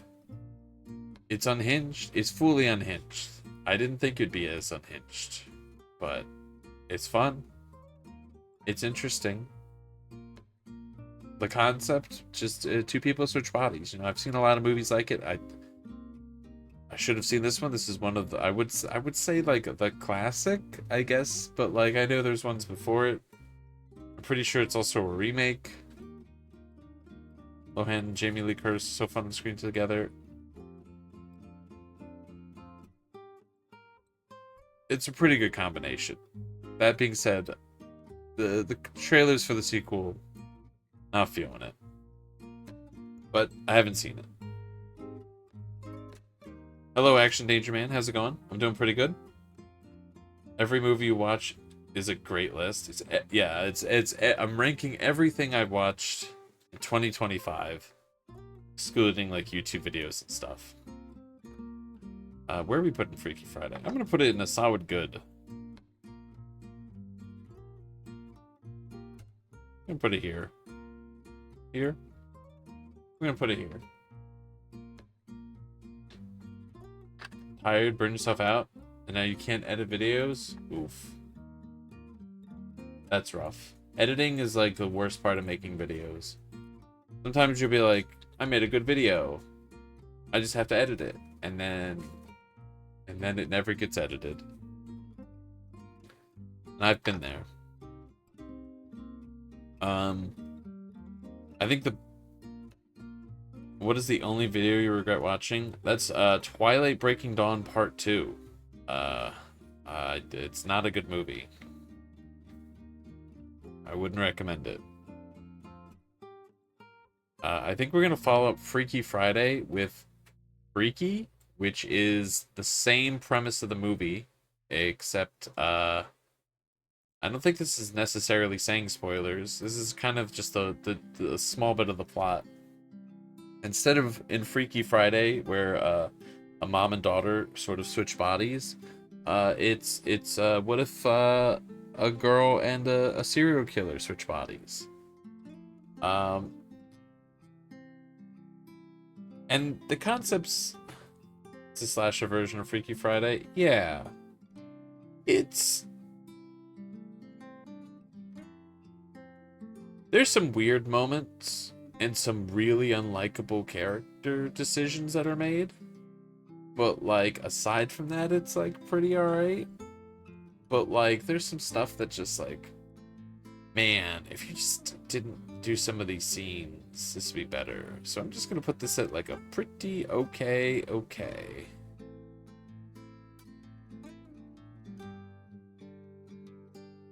Every time you hear my voice, you picture Talmore's portrait. The face cam is throwing you off. For those that don't, well, I imagine most people wouldn't know. Talmore is a D&D character I used to play.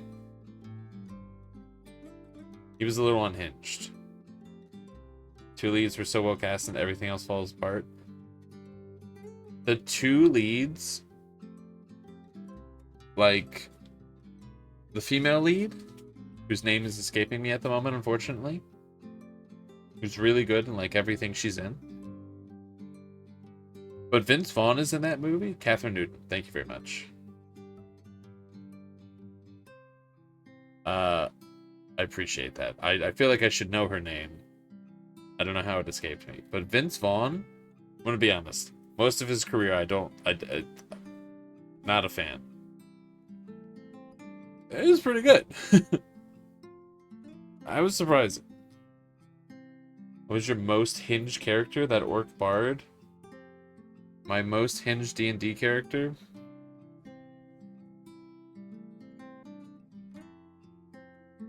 I don't know if the I played a D&D character that was an Orc Bard that stole money from everybody and ran away. The whole group. I wouldn't say that's hinged. Maybe that's the most rational thing ever. You know, maybe. You know, sometimes betraying all of your friends is it's the play. That's the most hinged character I've ever played.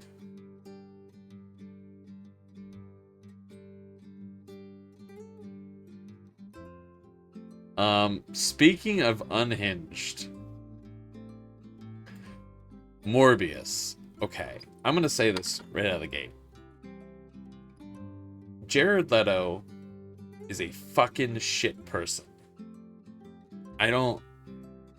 Defamation be damned. I'm just temporarily putting it up in top 5, alright? It's up there. Jared Leto sucks. Terrible guy. This movie, unrelated to that, gonna be honest, pretty alright. I genuinely don't know why people didn't like this movie. It wasn't that bad. It was, like, kind of alright. It was, like, fairly enjoyable. Unironically. I was fully prepared for a bad time.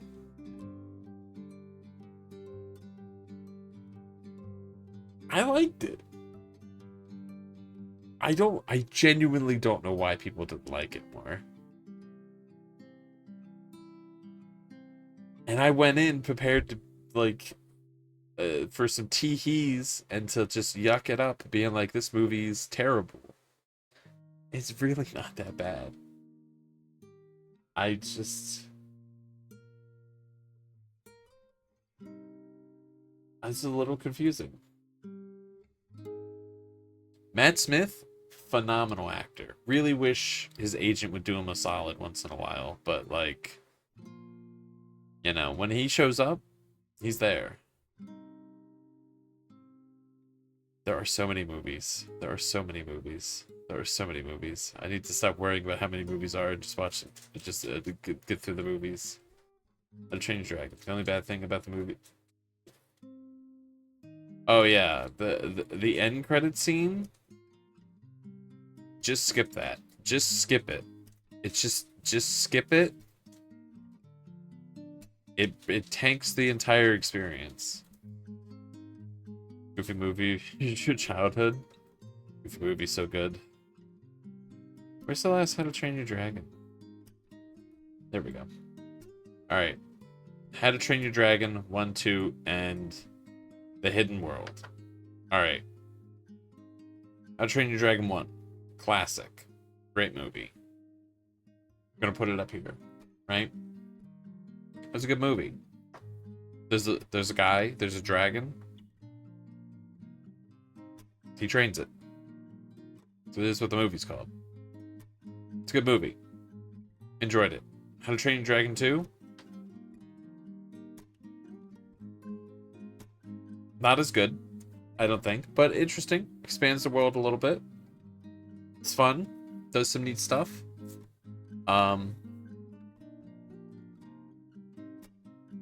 Interesting character developments. Interesting things occurring. I liked it. More dragons. Just a fun dragon animated movie. How to Train Your Dragon 3. I'm gonna call it good. It's I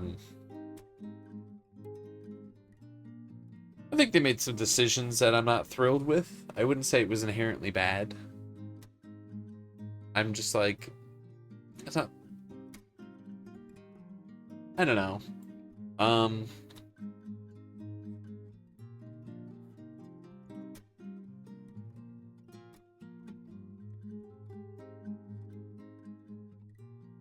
I don't think it's as fun. Not that it's necessarily has to be, but just like, I don't know. I think there's some really interesting parts, but like real different vibe on that third one. And like the other ones are a little, you know, they're kind of serious. There's some fun parts, but they're a little bit more, you know, they got some more serious moments. Third one, very serious, I think, comparatively. Is Shrek on the list? Have you ever seen Shrek Reimagined? It's on YouTube. I feel like more movies should go in the okay list. Never seen Shrek Reimagined. That's concerning to me. Somebody just reanimated the movie. More movies should go in the okay list. Should move things down.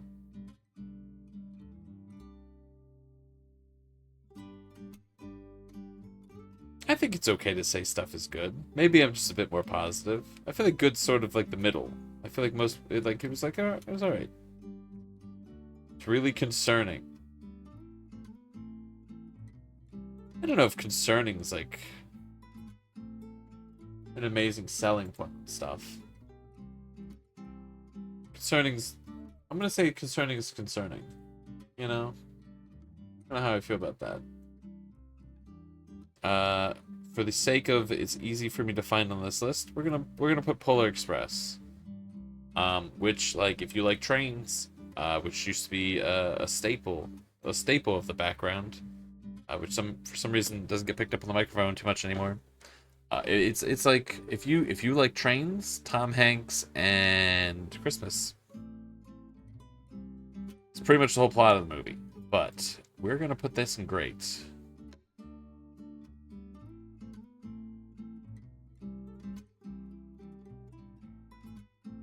We're gonna put it up here. Tom Hanks, more Tom Hanks is basically the Tom Hanks movie. Which isn't bad. It's the Christmas movie. it'd be hard to find like a competitor to like be on the same level. It's like it's got the songs, you know? 150 artists dissected the movie and reanimated it in their own style. It's like being on drugs without the withdrawals. Switching art styles 150 times for the course of an hour and 40 minutes sounds insane.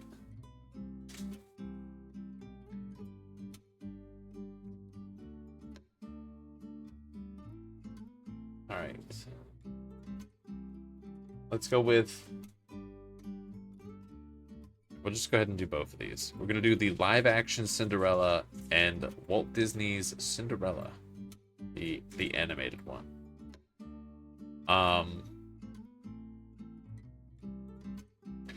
can't remember if Cinderella is on my 2024 list or if it was only on the 2025, but I've only fully seen it in its entirety relatively recently in my life, and just great movie. Classic. Just great movie. Love the animation. Fantastic.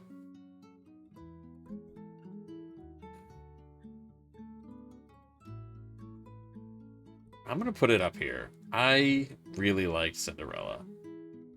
I like the old animation style, the music. It's just a fun watch. The live action.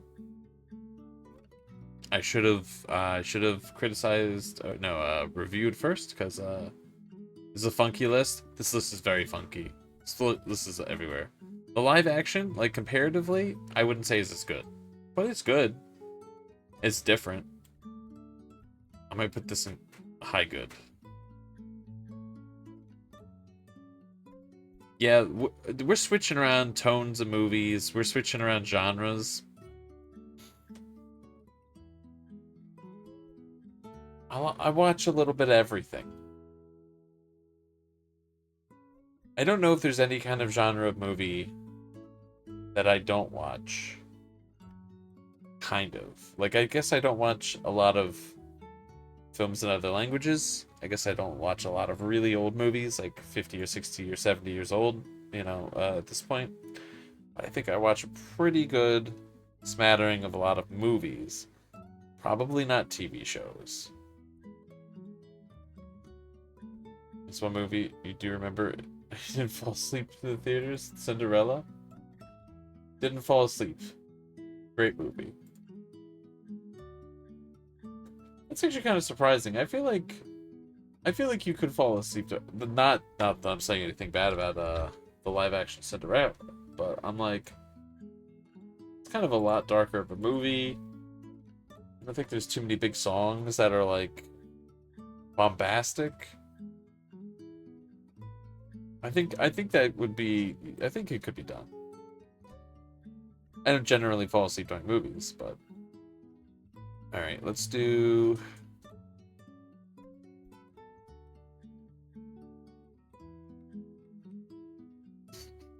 Let's do the whole Alien franchise. Let's go. Let's let it rip.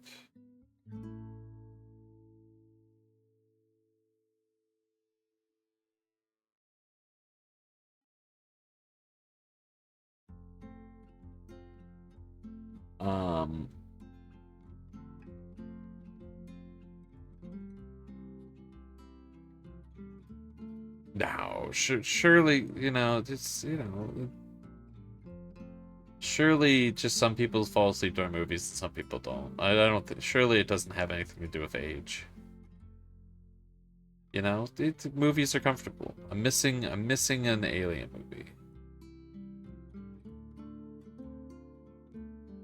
I've known it just, I've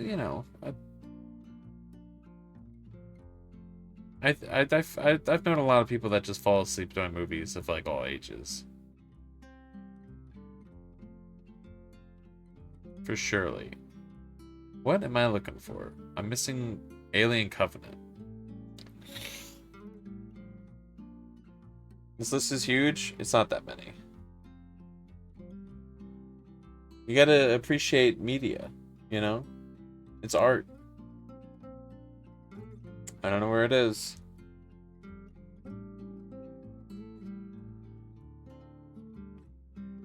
Guess I didn't watch it.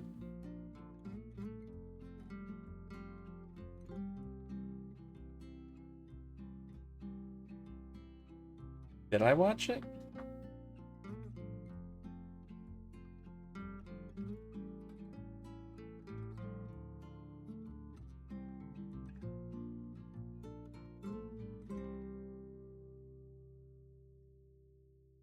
Fuck, I did.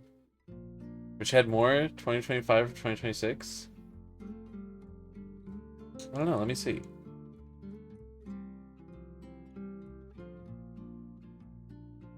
Let that load while that opens.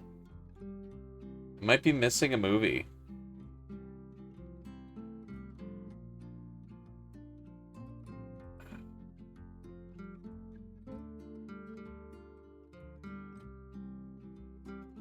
(2024, 2025). I apologize.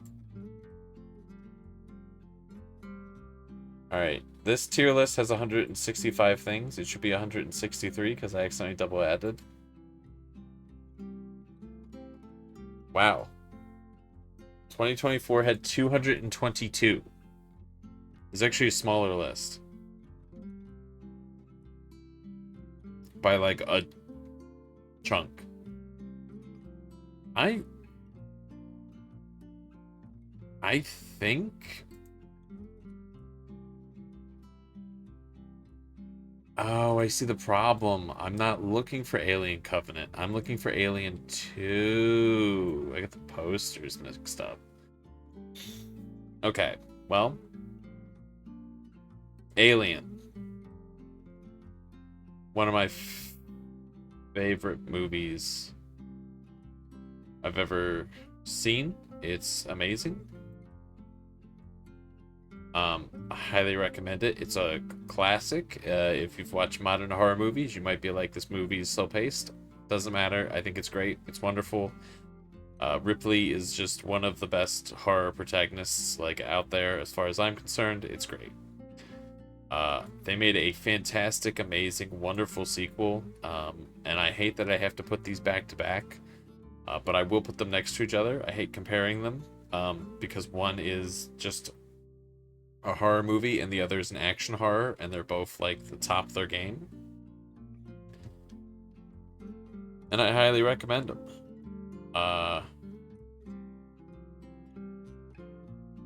And we're just gonna leave it there because I don't want to argue about those movies and their placement there, but like I'm okay with that. Just great sci-fi movies. They made this third movie for some fucking reason, and it's like not great. So we're gonna put that in bad.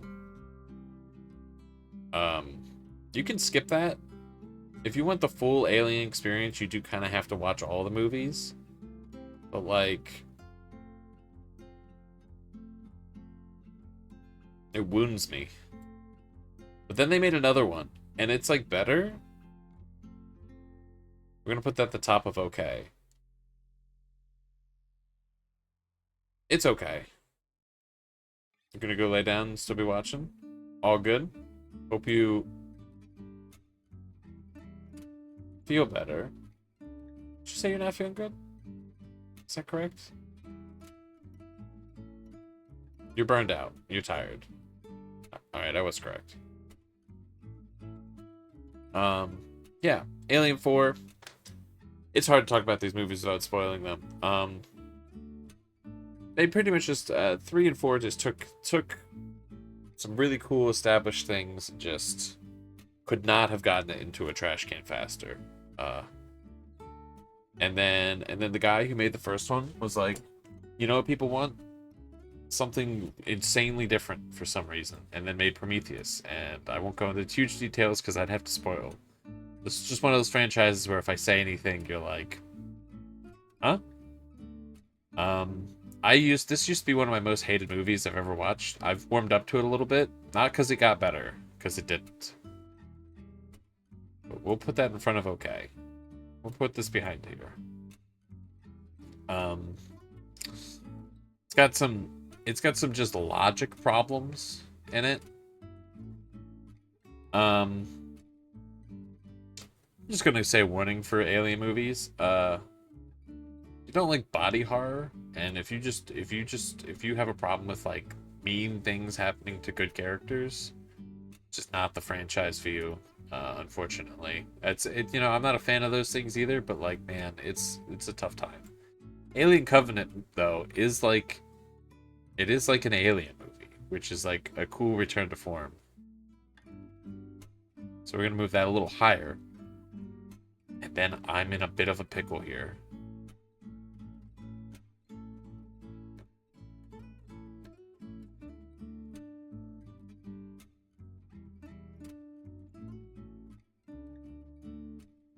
I'm gonna put it here. Most recent Alien movie, Alien Romulus, is crazy good. It's nearly comparable. For the first two, it does have some problems. It's not as good.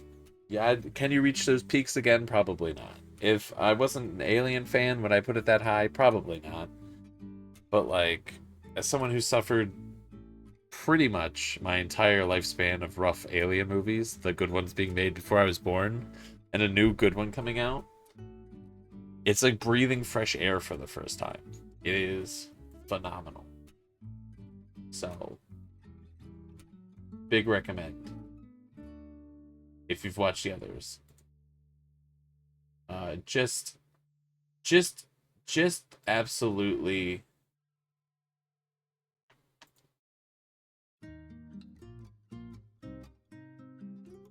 so cool to watch a franchise that turned really bad figure out to turn it around.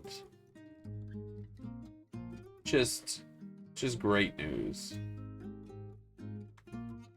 You know, big W for me. Really enjoyed it. Not that I did anything to, but like I'm glad I got to appreciate it. I didn't do anything to make it better, but I'll reap the benefits, you know? Rewards for me.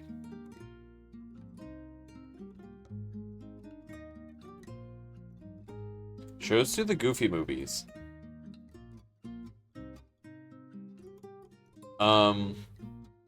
A Goofy movie and an extremely Goofy movie.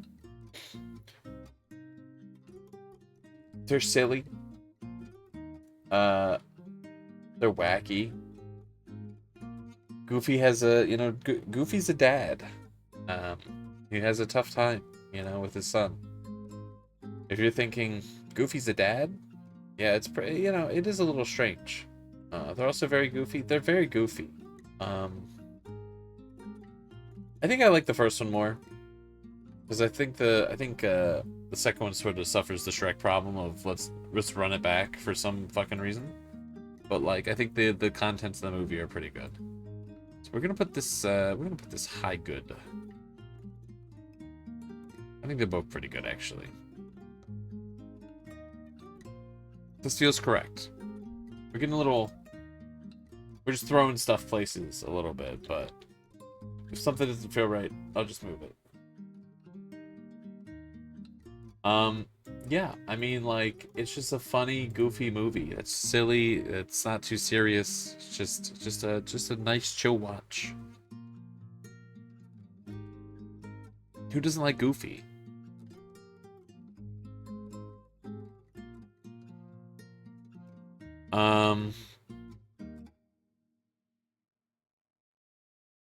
Dude, this is so difficult. Okay. Sleeping Beauty. Never seen it. Never seen it till last year. Much like Cinderella, which I might have seen the year before, but like most of the Disney princess movies haven't seen. A lot of first watches.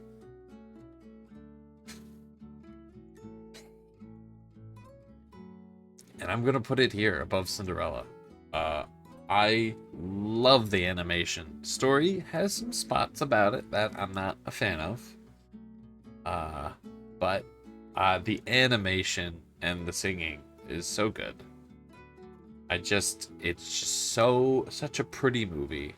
I can't believe we've had movies that look that good, and then we get these movies nowadays that look terrible.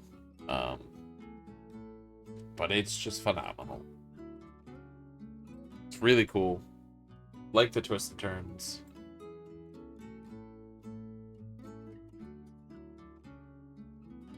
I liked it. It's a classic.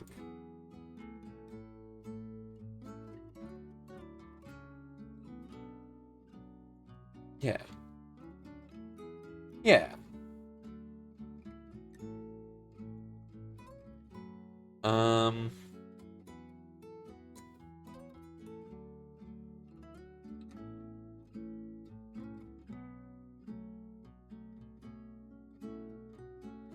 Man. What am I doing with these movies? There's so many. Alice in Wonderland. First time I saw it entirely, which is weird because I played Alice The Madness Returns and have seen the live action Alice movies. So watch this at the worst possible order.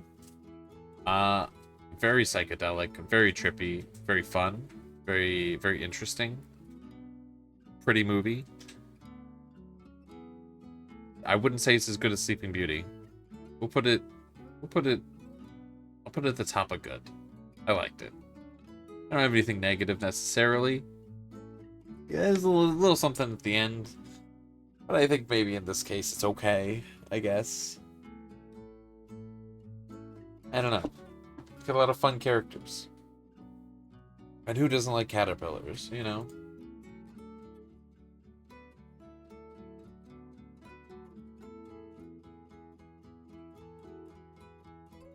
Um,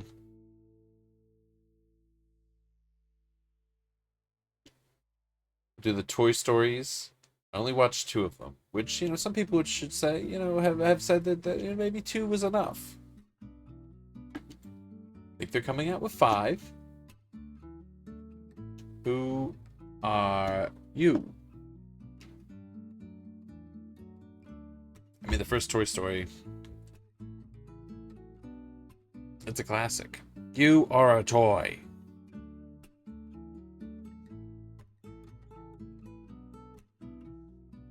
And I'm gonna put it right up here with good. You know, a bunch of magical talking toys. You know, anyone with toys and imagination, they lived this movie. You know, Toy Story 2, just heart-wrenchingly good. We gotta be one of the best sequels ever made. Cannot believe where they go with it. Such an interesting turn of events. What a fun movie. And what a good time. The whole way through.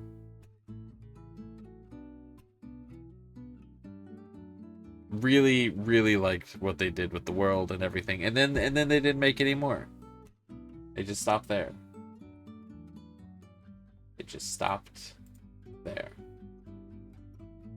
Yeah.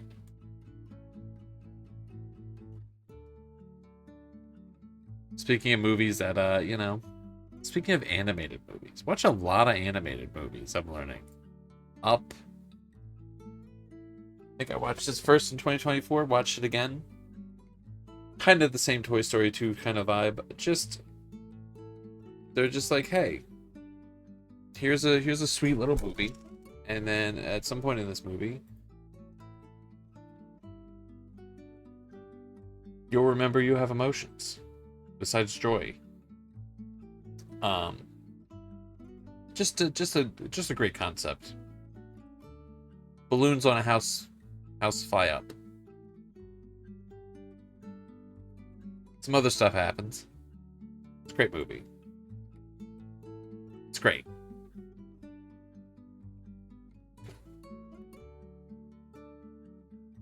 We'll put it up in great. Man, the great category, it's really been a little full.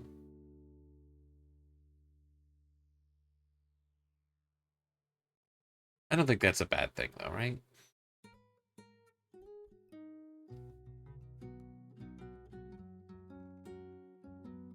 Alright. Atlantis. The Lost City. The Lost something. Atlantis. Whatever that subtitle is that I can't read. What is it? The Lost Empire.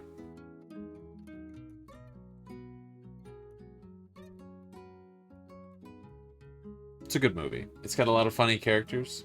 It's got an interesting world. It's got some interesting takes on a version of Atlantis. And then it's also like weirdly the most twisted movie out of nowhere. Well, you would hope you were able to enjoy a lot of things you just watched.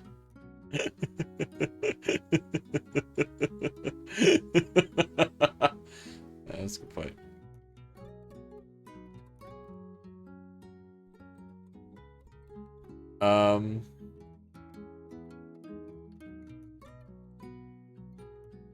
Put Atlantis here.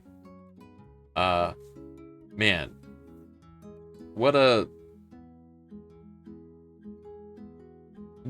interesting movie that gets really serious fittingly. Like, it fits, but damn. It really... I'd watch it, but know that you're getting into a whole movie. You're getting into something. You're not getting into... It's not just it's not a friendly animated movie. Let's go with that. It's very interesting, though. Very much like the art. Lots of 3D in the 2D art that blends very well. I rewatched Scream 1, 2, and 3, the original trilogy. The initial, the end of the franchise before they were like, let's run it back.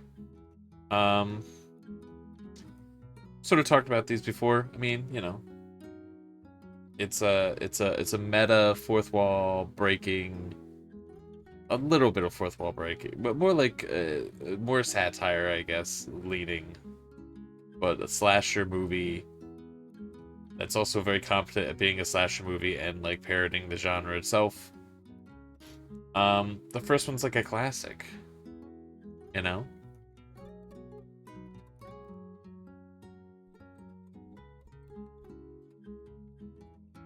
The second one, it's pretty good. I can't remember what I rated the other ones before. But, and the third one is like, you know, just not as good. But like, it's okay. It's like, okay.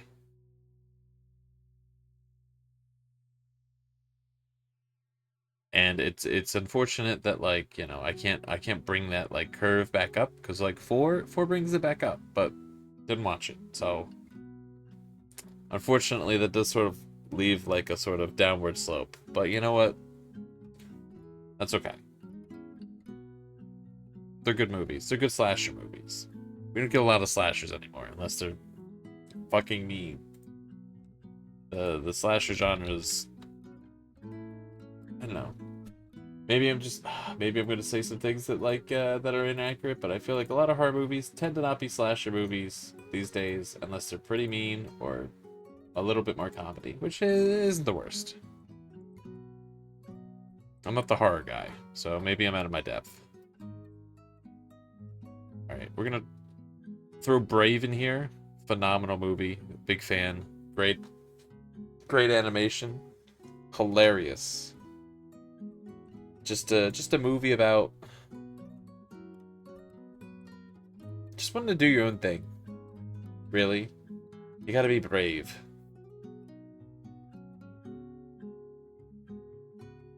Put it right above Turning Red. It's one of my favorites. There's also a short that goes along with it. The Legend of Mor'du, which is like actually one of their more interesting shorts. I'm gonna put this like pretty high, I think.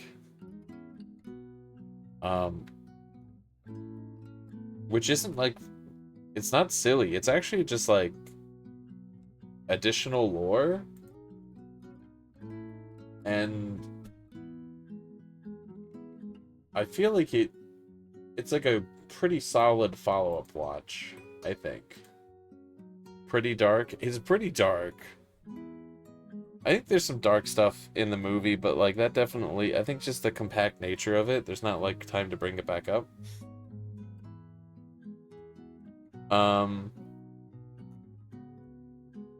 But you know, we can bring the vibe back up. You know, we don't need to talk about evil monsters and things that people do. We can bring the vibe back up by hitting right to Mamma Mia and Mamma Mia, Here We Go Again. To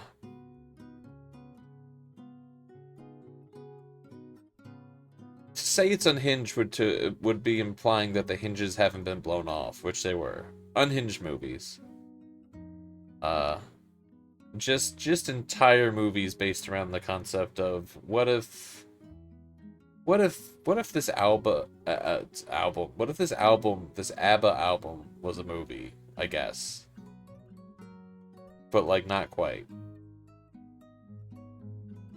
And I think the first one is crazy good. But it's definitely crazy. Just underscore both of those things. We'll put that in great. What a unpredictable fucking wild ride. Just if you like ABBA and rom-coms and unhinged movies, it's for you. And then they made a sequel, Mamma Mia, Here We Go Again. And like it's all of the first things, but like more unhinged, kinda. It's like kinda more unhinged for some reason. And like I don't know if it works as well. But like it's kind of good. I know that they've said they want to make another, which would be baffling, but like I'm like fully on board with it. But like what a wild set of movies, which like I remember them being like a big deal when they came out, and I just totally missed them. Like I've said, not a big musical guy. I'm pretty far behind of having watched musicals. Maybe they're, you know, I feel like, I don't know. Maybe this is just how musicals are. Maybe they're just unhinged, but, you know. Catching up and catching up. Alright, let's knock out some more franchise. We need to, like, do big swaths of knocking some movies off of here. Where is it? We're gonna do the Halloween Town movies. Halloween classics. There's 4. I think also all Disney Channel original movies. If you like Halloween and practical effects and just some silliness, how can you not like them? They definitely, you know, a little, you could definitely see like the passage of time with these movies, because like, man, definitely the like the VHS feel unfortunately wears away, which like I feel like is just kind of nice, unlike the older like first 2. I don't know. It just has that sort of some vibe to it. Grandma Aggie is such a charismatic character. Carries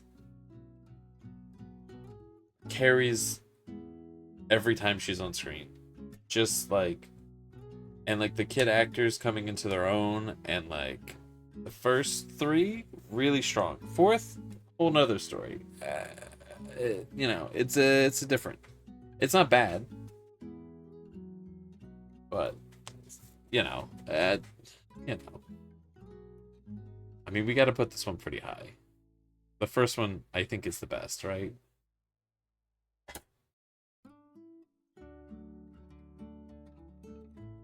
We'll put it next to Mamma Mia. Mamma Mia, that's a good movie.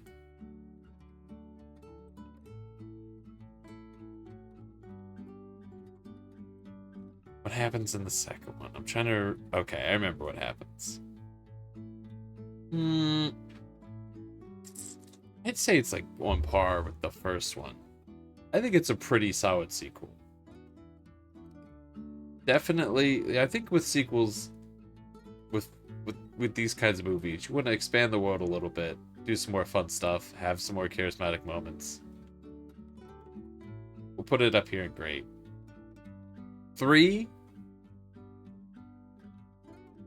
I think there's, I don't know.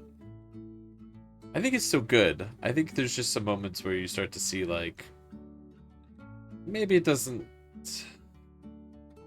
Maybe some low points with a certain main character. Yeah, it just sort of.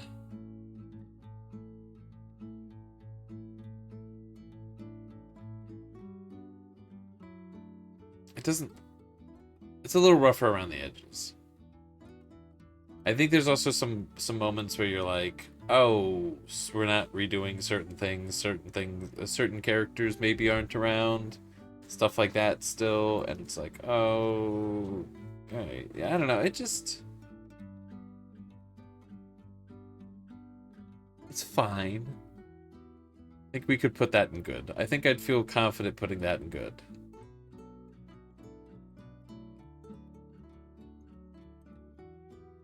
That feels a little lower. And then the 4th.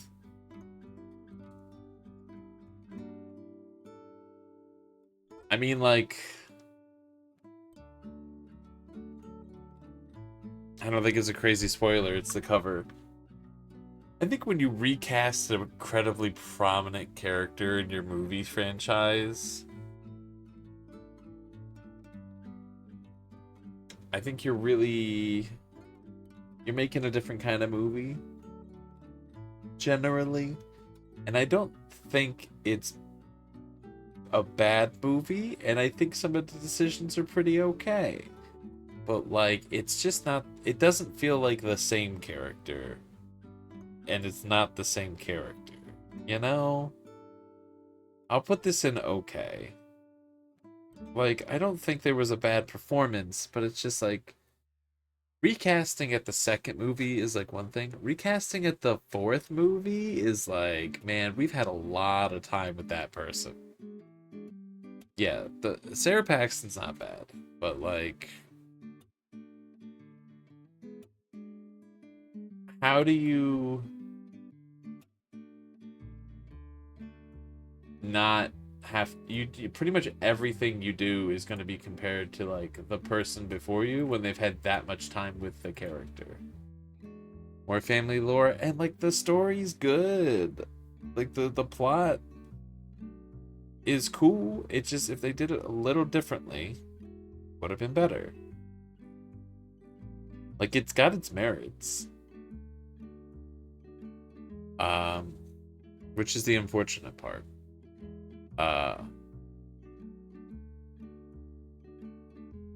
we got to talk about another classic, though. Flushed Away, with Wolverine's Hugh Jackman for some insane reason, and just a wild voice cast, and just... I don't know if it's animated or claymation, because it just looks so smooth. I'm pretty sure it's claymation, though. It's Wallace and Gromit sort of vibe. Sewer mice, some frogs, some wild times, back-to-back jokes. It never stops. The dialogue just keeps hitting. They don't really leave you time to laugh, but like the jokes are paced, so it's like they're not all like tee-hee bangers. You know, some of them are just like quick. Enjoyed that moment, moved on. Really funny references. Big agree on that. Just visually appealing, just a great comedy. If you want to laugh, watch Flushed Away.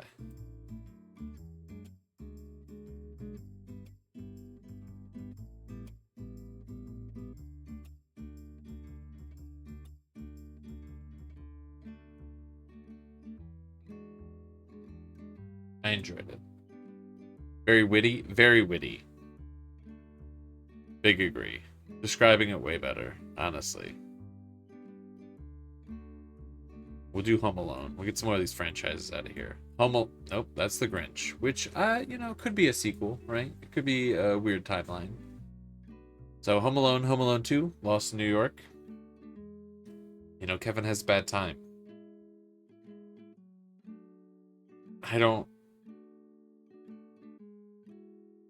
Okay, I think I know where I want to put them. I think I like the first one more. The premise is, kid gets left behind for the holidays. Gets up to some shenanigans. And I think this is like a lot of other things I've said. I think for me personally, I think 2 has much higher highs. And I don't really think it has lows. But I think 1 is just more of a consistent through line quality. There's some bits in Home Alone 2 that I'll laugh at forever. But I think that's the same with both. I might have to limit how many great movies that I don't know. I shouldn't limit, right? Like, just a lot of movies can be great.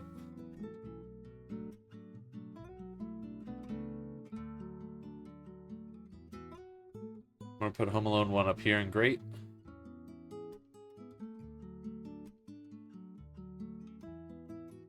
I might just put these both up here. I don't know. They've got some of, really do love the side story in Home Alone 2. It's really so good. I think anything with slapstick sort of humor is always gonna do great with me. The heart of the movie, which really carries it with the side stories, both of the movies, is just so strong.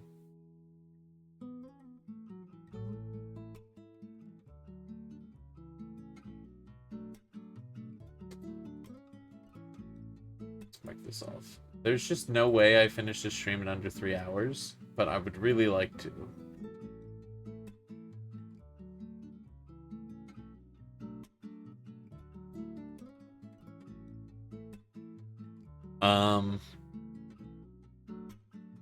Okay. I don't know if this is going to necessarily fit in this category the way I wanted to, but Nosferatu. The 2020 whatever. 2024? 2025? I'm going to put this, I regret watching this. But I think that's mostly because I have really conflicting feelings about it. I think visually the movie is shot really well. And I think the experience of my specific experience of watching it, I don't necessarily regret, but I think I feel like people were like, this movie's pretty good. And I did not agree. But like, I guess, I don't know. It's a really fucked up movie. I think it's just more of a I wish it was better sort of putting it in this category. Like maybe it deserves to sit at the end of bad. It's certainly not the vampire movie I would have expected.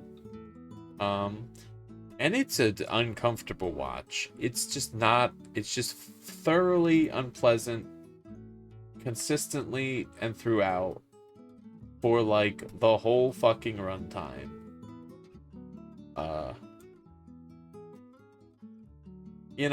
So that's my thoughts on that. Wouldn't recommend it. What I would recommend is WALL-E. If you like little robots, great movie. Like you get not all stories are delightful and the cinematography is so high quality, but man, it's crazy.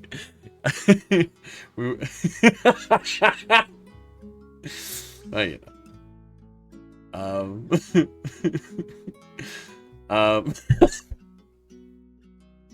know. I like Wally. I like the music. It's a fun movie. It's a very pleasant time.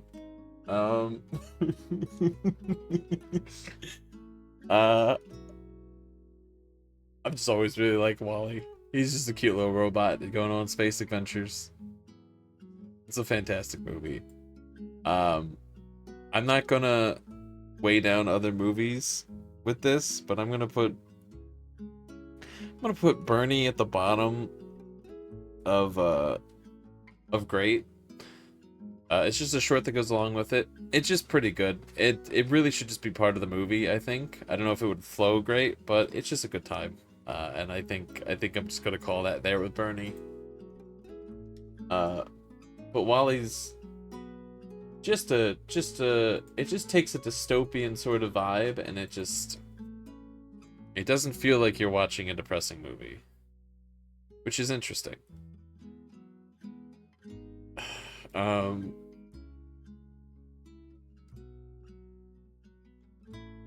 let's go with Death of a Unicorn. So the movie is about well, there's a unicorn and kind of has a bad time. It's an interesting horror movie.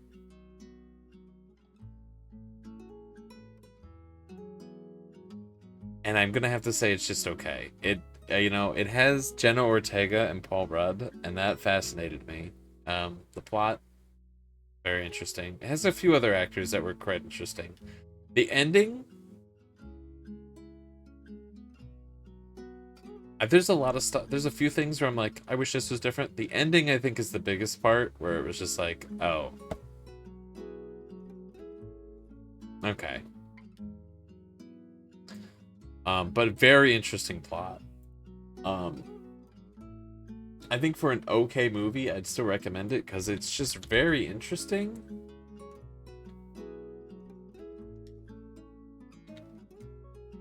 But I don't know, just a surprising sort of experience, the whole thing. Um,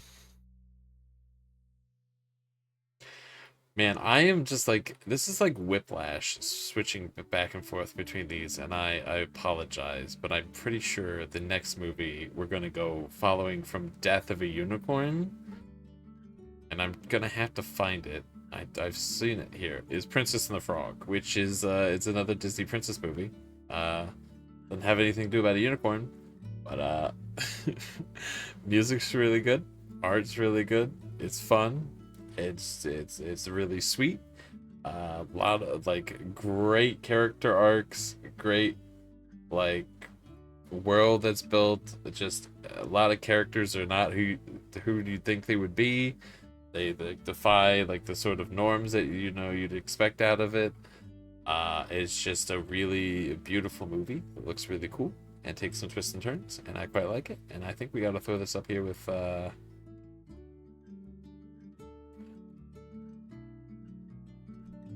we got to put this next to Brave at least, right? Boom. And I guess if we're still doing Disney princess movies, let's do Tangled and the short that goes along with it. Tangled is it's Rapunzel, you know what I mean? It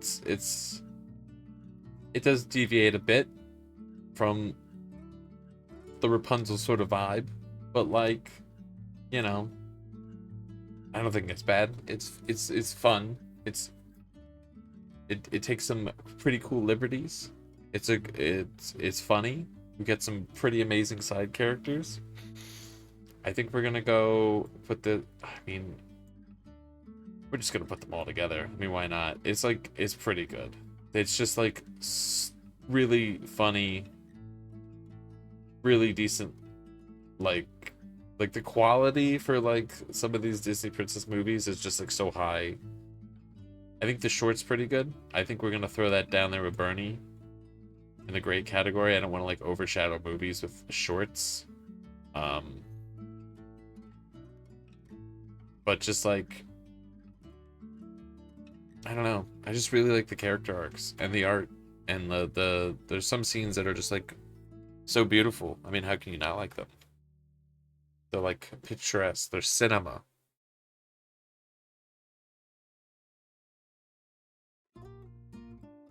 There's no way I see all these. There's no way I do all these movies in 10 minutes. It's an impossibility. Actually, can't stop yapping, but barely says anything about the movies. Maybe I do watch too many. Alright. Hi Echo, how's it going? Hope you're doing well. We'll go with, sure, we'll go with the Princess Diaries and the Princess Diaries, the Royal Engagement, I think? Is correct? I think so. Yes. Okay. Hadn't seen these. First time watching them. Off the bat, like the first one more. Nothing against the second one necessarily. Just felt a little bit more cohesive. I feel like the sequel did a lot of different things. I was like, oh, that's not really where I wanted to go, but you know, it is whatever. You know, it's fine. They're very funny.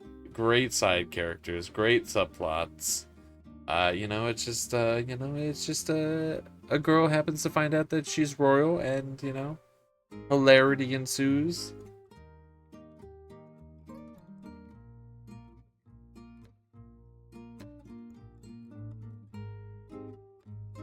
I'm gonna put one in great, and I'm gonna put the other one in good. Give it the Mamma Mia treatment. I don't know. I enjoyed them. I haven't seen... Like, I knew who Anne Hathaway is, but I feel like I haven't seen, like, a lot of her, like, big movies. Which seems strange, a little bit. But, you know, catching up a little bit. Pretty good. Liked them. I enjoyed it.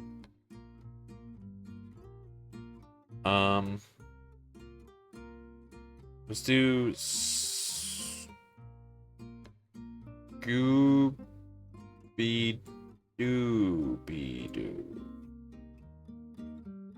Scooby-Doo.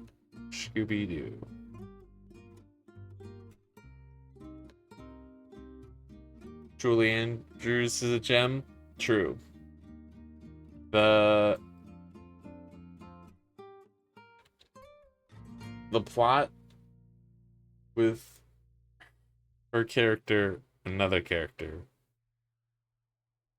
just delightful every time they're on screen.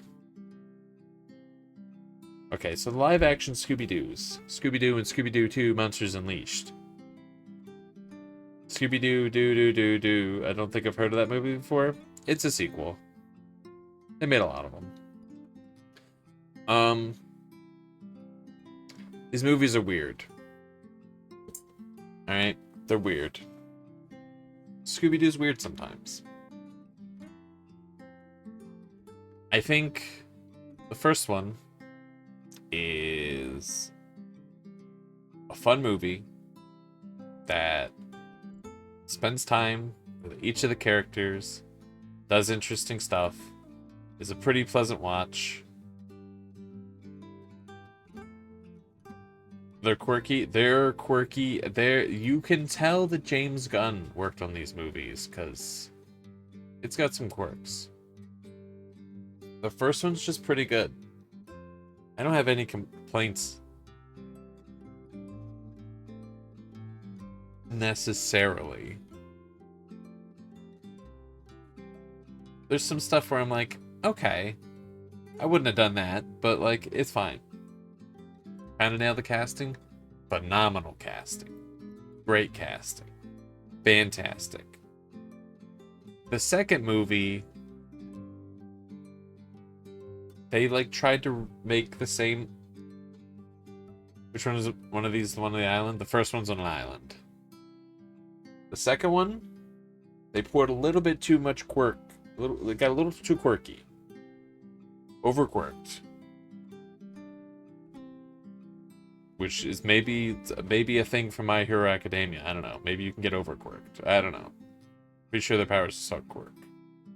I'm referencing stuff. I'm gonna say this movie was okay.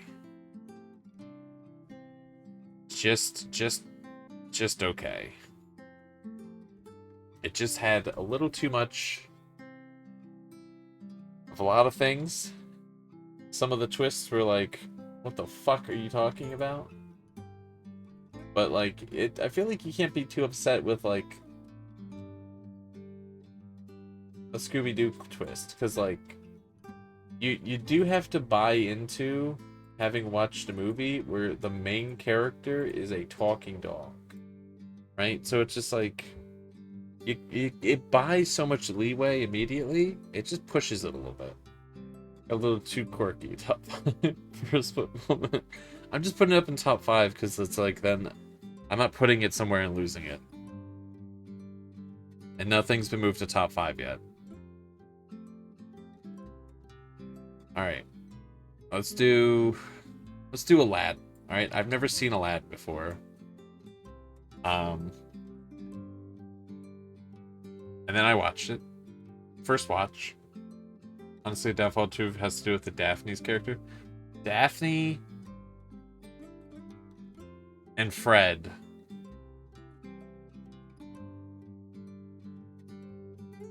feel like they just sort of spin their wheels.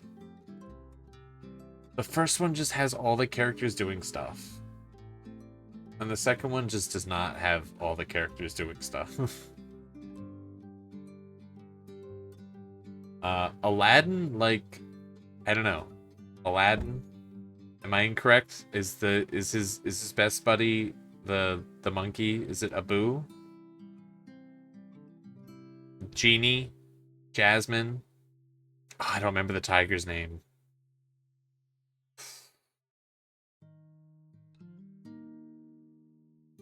Starts with an R, I think.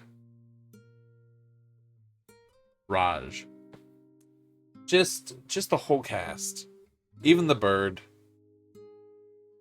The villain, great villain. I hate him so much. Just a fun movie that's just really funny, and it's just so much fun. Has the movie aged well? Probably not. Is there stuff that probably was aged poorly the second the movie came out? Maybe. I don't know. I've heard things about Aladdin, but I don't know any of those things are like accurate. I enjoyed the watch. Robin Williams, big carries. Big sections of that movie just couldn't be played by somebody else. It's just so Robin Williams.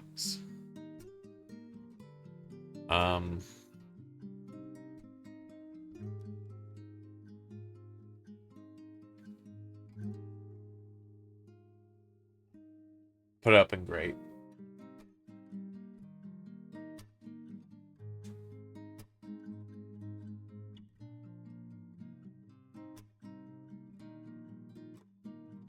Justin's character is also so interesting. So interesting to have a Disney princess and prince both be very interesting characters. Doesn't happen a lot. I know it happens in Tangled and Princess and the Frog. A lot of other movies, not so much. Very interesting. Very fun. We'll go ahead and throw The Conjuring in here. We're just whiplashing. As far as horror movies go, gotta be one of the better ones, right? It's gotta be like...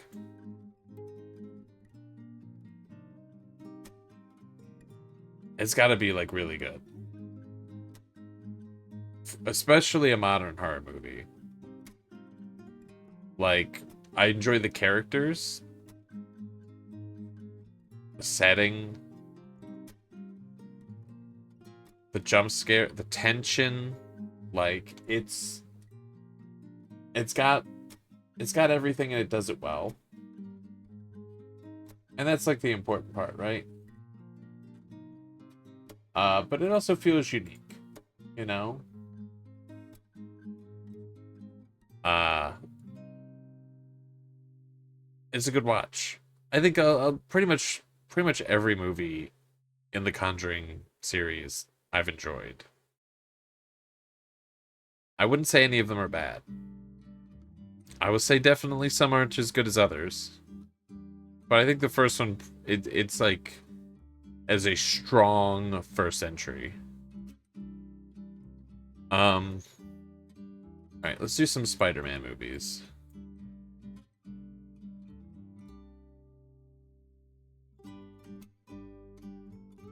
All right, is that the only ones? Okay, we're gonna start with Spider-Man: Far From Home. I think.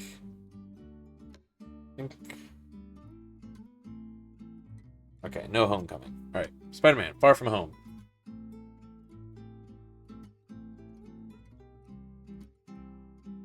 I think I've liked it more every time I've watched it. A little bit. Because I think it's a good movie. But I think there's just some parts in it that are like... Huh? Why is this in the movie? And so it's like, I feel like there's just like these anchors that hold it down. Because it's like, there's some crazy visuals. Some really interesting characters. But then there's some other stuff where you're like, can we do the Spider-Man stuff? And I know I've ranked this before, but I don't know. I don't know. Maybe I've put it in the great category before. No, it's better than Twilight, right? Like, I can't put Twilight there. I'll put it there. Sure. And then its sequel, Spider-Man No Way Home, is like...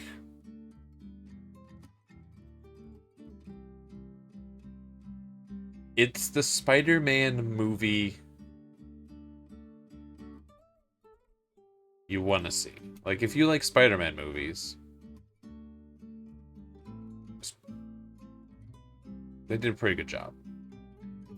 As someone who was pretty on the fence about Tom Holland's Spider-Man for a lot of his tenure, I've changed my mind.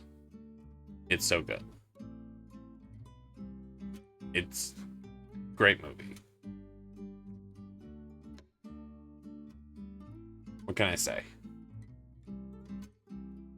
It's very easy to spoil, so I'm just gonna leave it there. Kind of very fan service specifically for Spider-Man fans, and I don't care. I think it's respectfully fan servicey. I think I don't generally like fan service in movies. Alien Romulus I talked up pretty high, and it's a little bit like that, and I don't like it in that, but like I feel like there's just a right way to do it, and it doesn't. Spider-Man Into the Spider-Verse.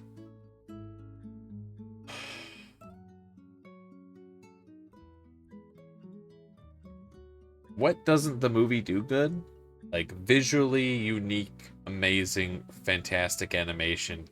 The whole cast of characters are phenomenal and interesting. Knows its audience and one of your favorite movies of all time. It's so good. And then they made a sequel, which, like, I think is better. Like, it clearly builds off the first, so it's like, that's good. You know, some sequels, you know, do their own thing and are good, but like this one like takes all that and it's like, fuck it. Let's go even harder. And like,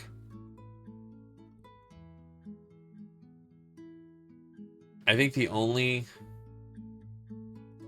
downside to the sequel is like, can we have another one already?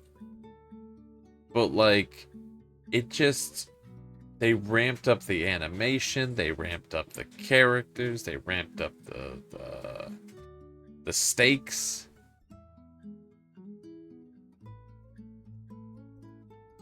It's so good. They knew what they did good in Quadruple Down. 100%. Solve animation generally impacted modern animation in a way that hasn't happened in decades. Every single animated movie that I've seen trailers for or have seen is like 100% ripping off Into the Spider-Verse or Across the Spider-Verse. And I'm not upset about it. It's like finally, I think there was just a lot of stuff in animated movies where like they were like, it's people but animated. And Into the Spider-Verse is like, we're doing cartoon shit because they're cartoon characters. And it's just made everyone realize, let's do that. Is K-pop Demon Hunters on the list? It is on the list. I haven't thrown it up there yet, but I guess that would actually be a pretty solid segue. Mark off these Spider-Man movies real quick.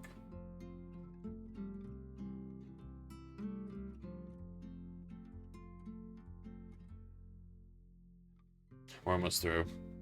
We're almost through it. K-pop Demon Hunters. So this movie totally super duper rips off like Into the Spider-Verse animation wise in the best ways.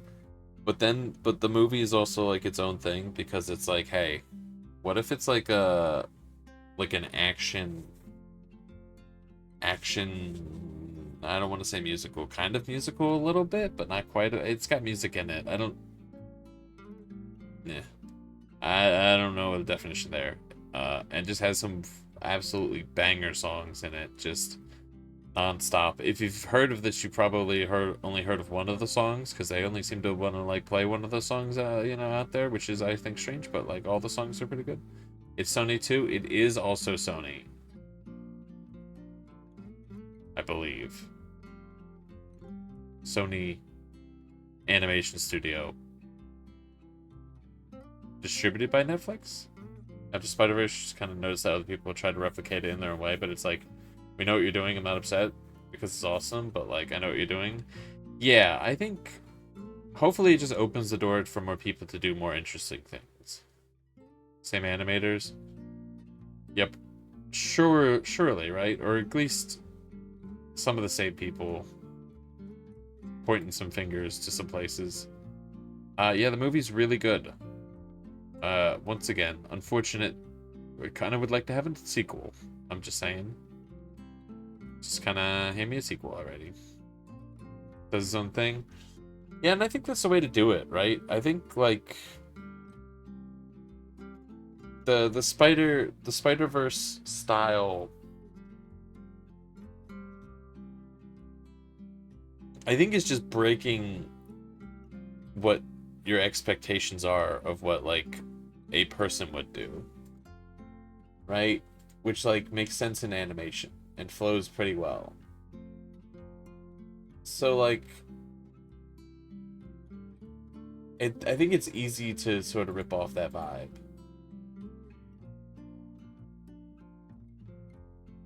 Um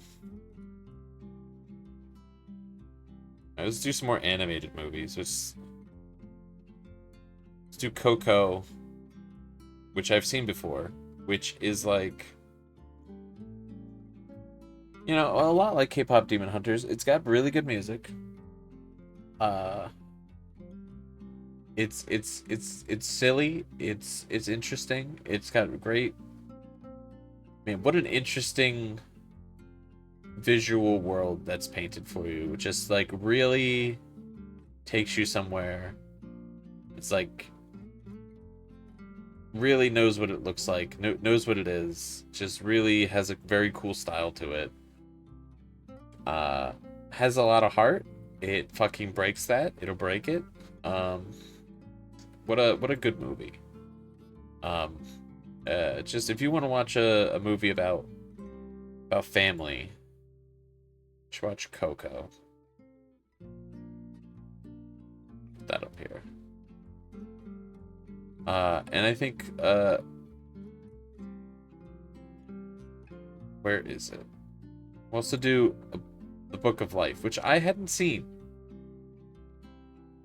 Which also, you know what? Really like the animation. A lot of characters look like wooden puppets, which I really dug the art style. Unexpected voice actors, unexpected pretty much everything about the movie. Music in it. Coco is like is a pretty rough watch as far as like you'll be feeling some emotions.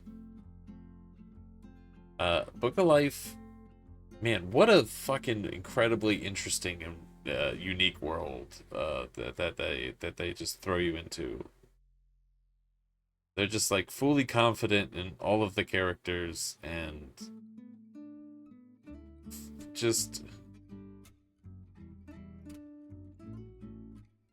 I quite enjoyed it. We're throwing it in great. Can't have watched enough great movies.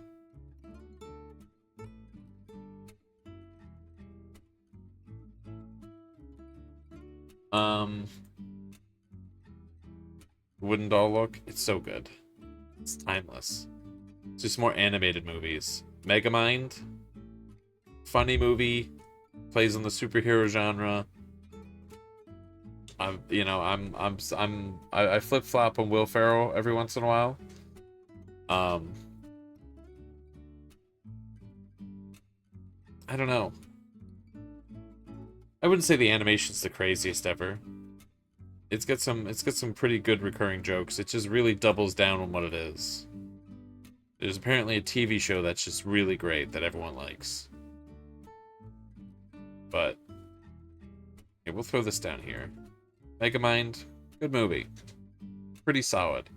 I miss the age of like okay animated movies with like what is it, Monsters and Aliens? Is that what it? There's like a bunch of those. That like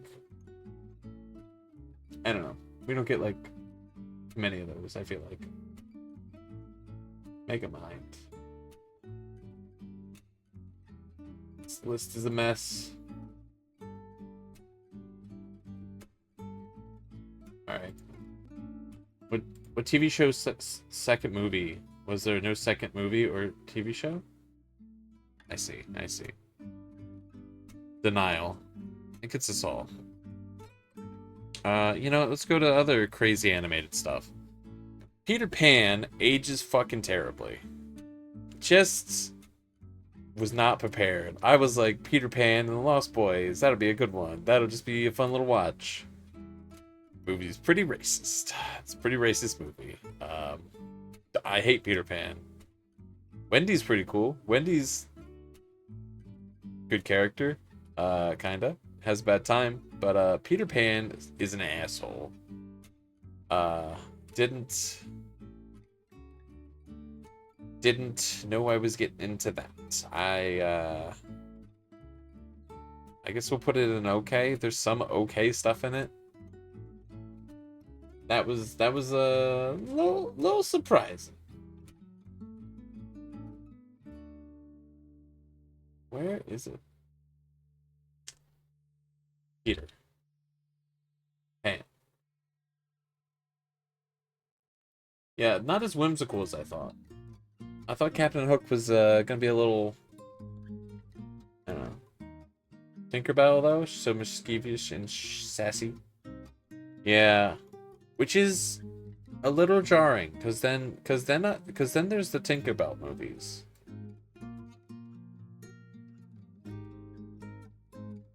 of which 3 were consumed by my eyeballs.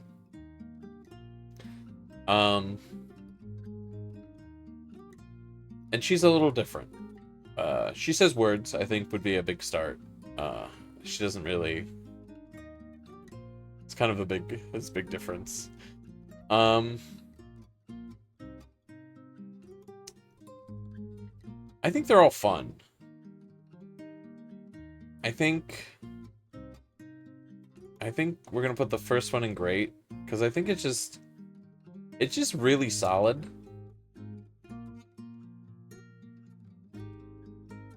And I think I'm gonna put the second one next to it, because I don't know. They're both kind of really interesting. And I didn't really know what to expect from them. I think I didn't know what to... I don't know.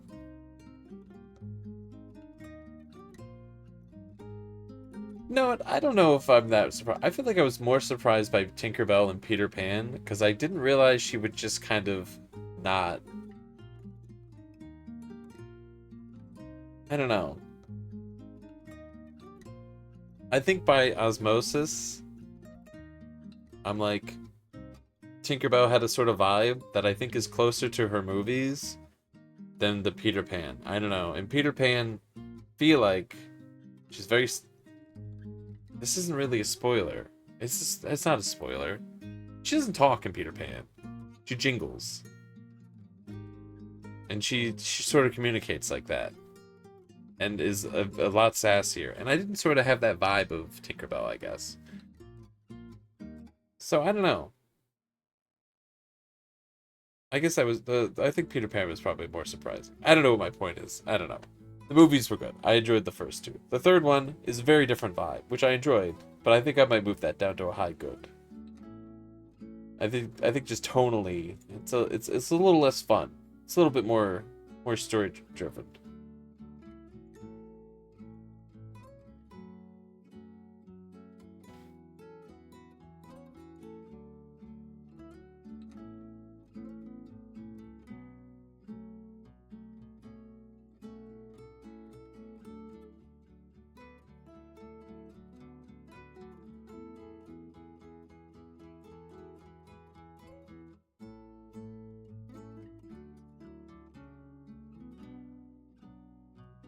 Hmm.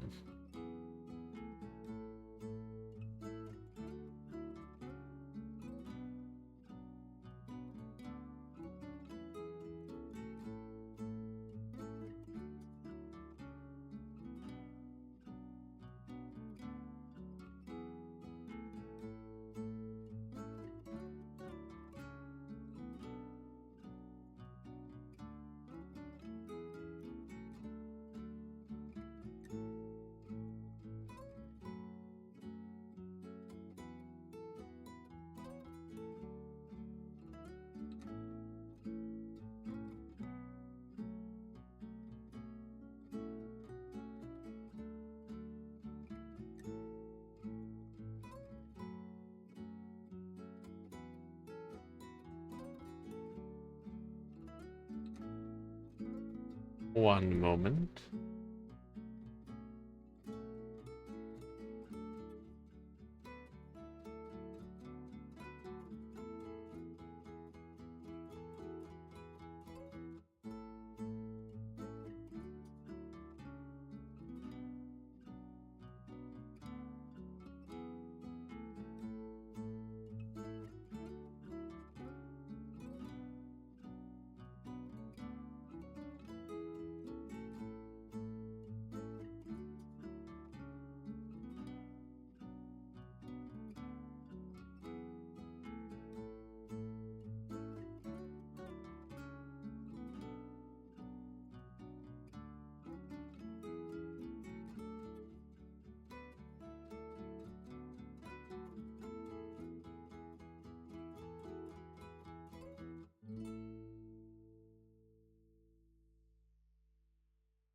Double checking I didn't make a mistake.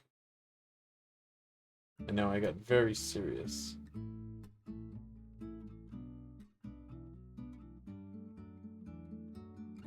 Oh no. No, that is not the case. I did make a mistake. Uh-oh. Fuck. I thought I did something one way and then did it the wrong way. Okay.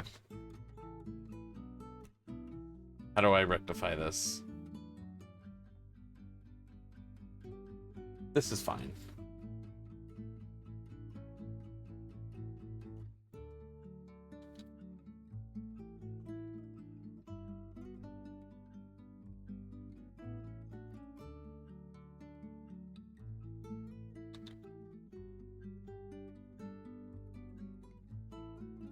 This is fine.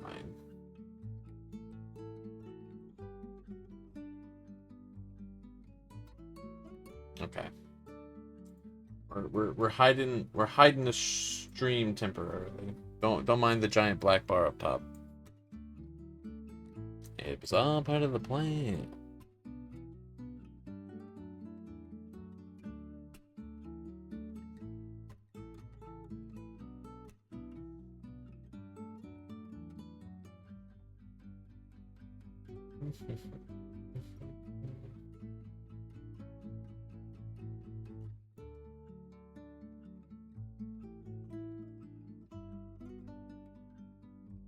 Okay. No, that's the wrong file. Okay, well.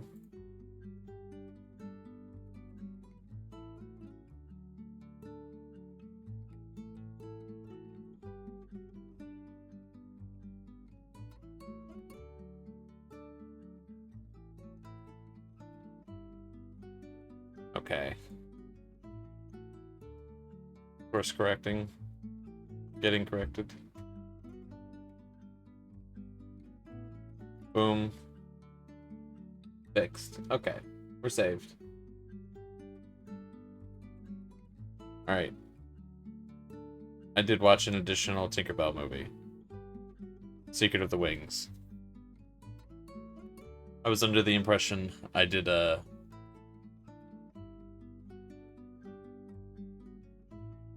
from Christmas, well, December 25th to 25th, but I believe I do that with the games and not the movies. So this was the one movie left out. So a fourth Tinkerbell. This Tinkerbell movie does not maintain the vibe of the third one. I think it kind of feels a lot more like the first two. Establishes some crazy interesting lore. Has a whole lot of world building that I'm like, okay, sure.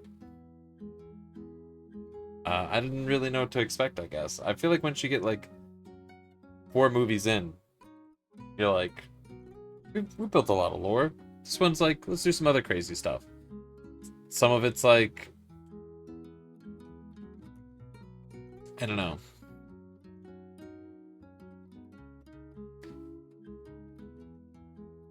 You know, the Tinkerbell movies have like a very Barbie movie sort of vibe to them, where it's just like, ah, yes, this character, you know, and then it's like, here's some like crazy, wild, fantastical world lore. This is like a proper like Dungeons and Dragons sort of like fantasy vibe, and it's like, oh, I'll put this one up here. Which now I feel bad that I put the third one lower, but it's just a very different movie. I don't think it's bad. I'm putting it there.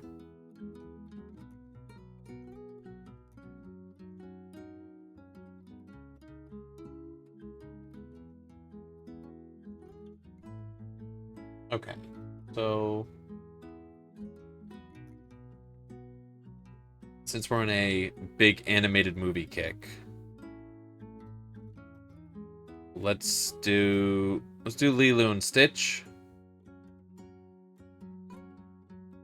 For a weird sci-fi space movie taking place in Hawaii, they really bring it all together, those weird elements.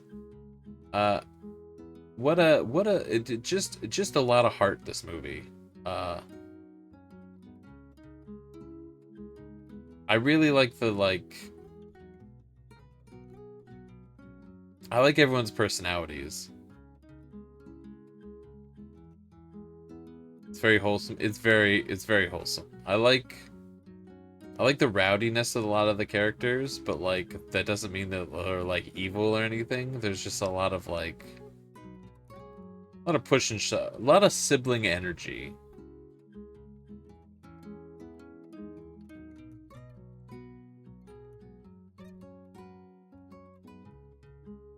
We'll throw it up here. That feels good.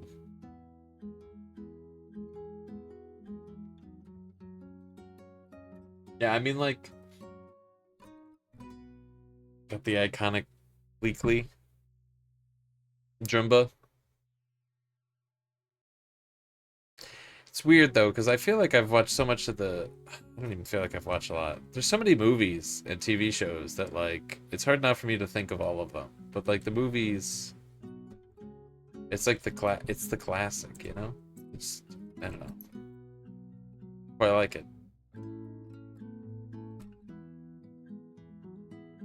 There's another animated movie, The Wild Robot. This fucking movie, for a movie that was like, I've heard good things. This is gonna be good. Bananas. Cast crazy. Wouldn't even believe the voice cast in this movie. Story, you're like, oh my god, and then you're like, wow. Just couldn't say enough good things about it. It's crazy and wacky, but like so serious at the same time. And like interesting. What an easy catch you off guard kind of movie. I don't think I could recommend this movie enough. Watch The Wild Robot. Where am I putting this fucking movie? We'll put it up here.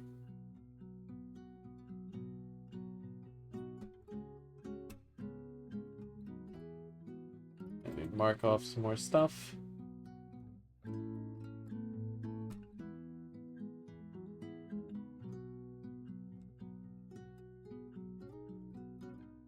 Can't even find the things to mark them off. There's so many, it's so sporadic. Is what it is.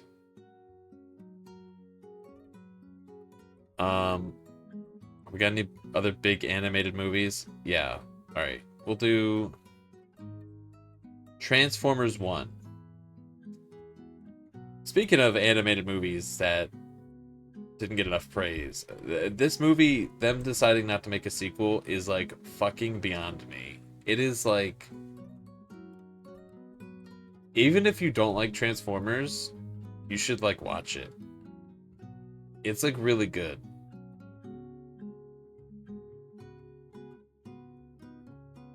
And like silly. And you're gonna know every voice you hear, but like not in a bad way. And like it's so interesting, so well animated. Yeah, a lot of these movies, these animated movies, I really like that. Like, I'm glad that like animation's been taken more seriously, because like I feel like animation, like a lot of people be like, animated, that means kids movie. It's like a lot of these movies deal with some crazy topics that you're like, man, I don't know if some kids should be watching these movies. This one especially, um, I would highly recommend this movie.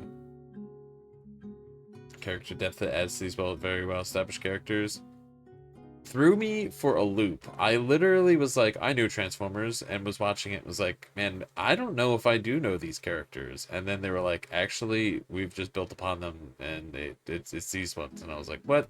That's crazy. What a twist. Some crazy twists. The grade category is becoming a fucking nightmare to look at though, because now I'm like, I don't know where to put these fucking movies, because I have to, they're all competing each other. Like, I need some bad ones so there's no competition. Guys, there's no competition down in the bad town.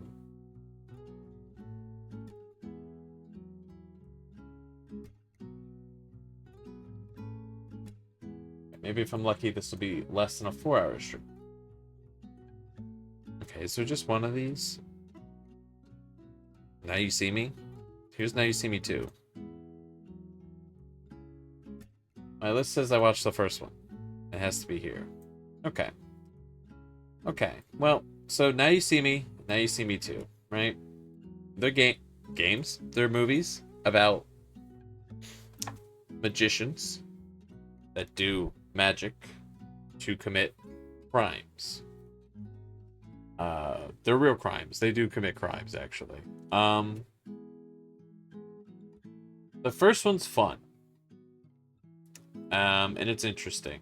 Uh, but like the movie is like straight up like, yeah, they do magic, like card tricks and shit. But like then you watch the movie and they're like, no. No, they did like actual magic. And like I don't think that's a spoiler because that's like the whole movie. And it's hard to not ignore that. But like it's fun and I'm like I'll buy into it. But like they do magic. They're wizards kind of magic. Well, this year's watch more bad movies. Maybe I need to make more categories, like great plus or even more good but less than great. So I'm gonna put Now You See Me in like it's like a high good movie. It's good. It was fun. It has a mystery to it. Just a neat experience. And then they made a sequel called Now You See Me Too, which should have been called Now You Don't. Like, just could not have dropped the ball worse. And like the first movie, the characters, they're likable enough, but they're not like they're like they're likably unlikable. The second movie is like I'm trying to make the plot. Here's how these criminals did these things behind the scenes and used to being convinced it was real magic. This is how it happened, and then they're like, and then we did magic is crazy. I don't know how anyone at any point wasn't like, hey, we should actually be able to explain this. But the sequel is like, I wish they did a magic trick to make the runtime shorter. It's like, I think the worst part about it is it's not immediately bad. It just gets bad. So it's like you watch the magic die. The sparkle, the twinkle in its eye fades, and it's not as it's just not good. To having a random unwritten female character because they were missing someone from the main cast, which is insane. Don't ever if you can't get the original people back to a movie, maybe just don't make the movie. Maybe just don't do that. I don't think it ever lands. We're just gonna say this is okay. Just bananas. There's one scene in that movie, you know, here's a small spoilers. There's this scene where they try and hide I'm spoiling the movie. They try and hide something from the bad guys. So like they're getting searched. And so they're like, because they all know card tricks, they can throw it, so they're throwing it to each other. The scene goes on for like 40 minutes. I got trapped in a fucking paradox. I was like stuck in the TARDIS and I couldn't find my way out because I didn't know where the door was. It just was a never-ending scene of them throwing this thing around. I don't even know what the thing was. It was so unimportant plot-wise. It was just such a fucking nightmare. First one's fun.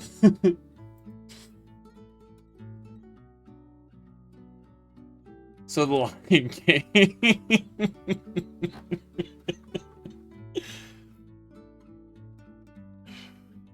I don't know where Lion King is. How can I possibly be? There we go. It's probably the one with the fucking lion on the mountain. The one with the cloud of the lion in the background. I've never seen it entirely, as far as I'm aware. Maybe I saw it when I was like a wee kid. But yeah. Yeah, the Lion King's good. I mean, like, it's got like the song, it's got the characters. It's got the most evil bad guy that's ever walked the planet. It's so dark. It's actually such a heavy watch. It's like kind of bananas.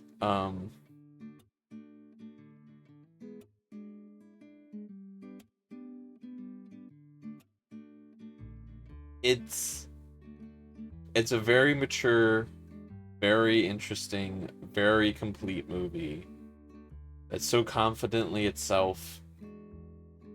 I don't think I have any complaints aside from too much farting, I think. I think there's some fart jokes. And like, I don't think this is a spoiler, but like, those lions were fucking. Like, I don't know why that scene's in there. It doesn't feel like age appropriate, but like, that was crazy when that happened. But Elton John sung the soundtrack. The soundtrack goes hard. It was pretty crazy. We'll put that in great. Where do I put this? We'll put it next to. We'll put it here.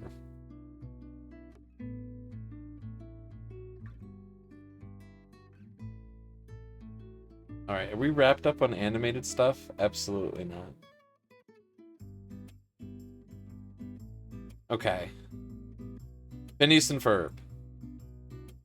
We're just gonna put this in a nice blanketing right at the bottom of great. I've never watched it before. Very interesting, valid complaint to have you. Here's a complaint: too much farting. There's a lot of farting in The Lion King, and lions fucking. Too much F and F. You know what they say? Farting and fucking.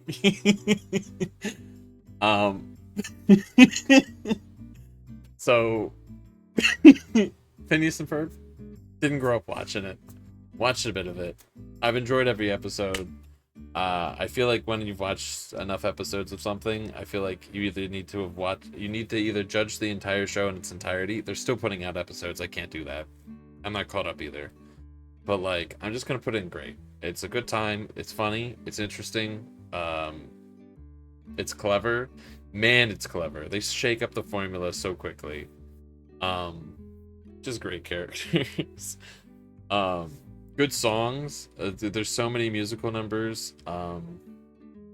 It just knows what it is, and it just keeps doing it, and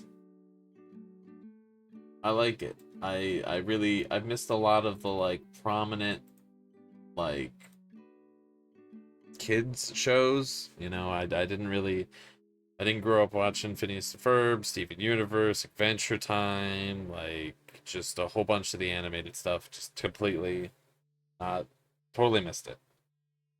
Agent P and Doofy, it's so fun. Recommend it. I think I've watched less than a third. I know there's movies and a million. There's a million. Alright. Animated. Okay. Rise of the Guardians.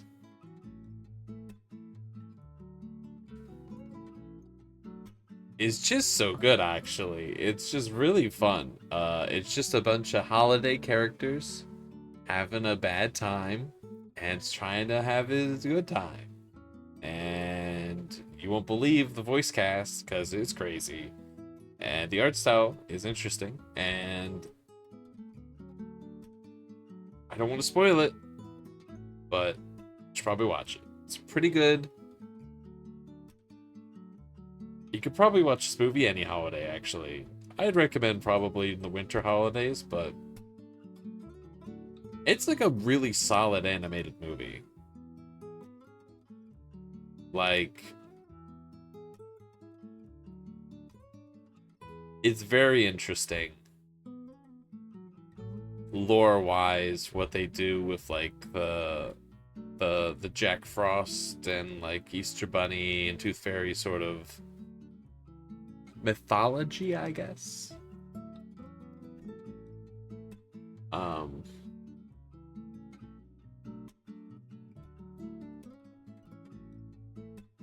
Yeah, recommend.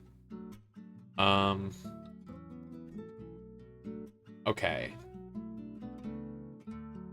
I don't know what to do with this one.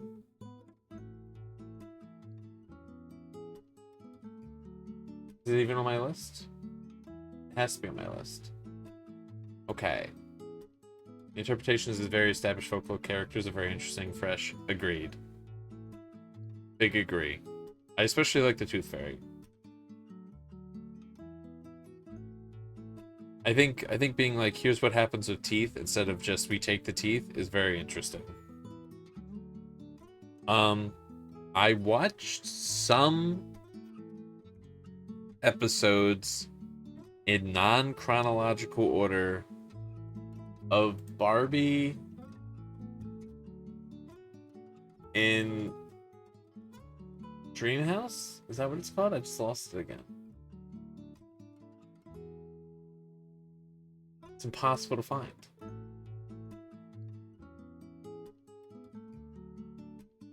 It's Barbie something. She has a house. Barbie has a house. Barbie Life in Dreamhouse. There we go. Which was a part of the Barbie month watchings. And I'm just gonna...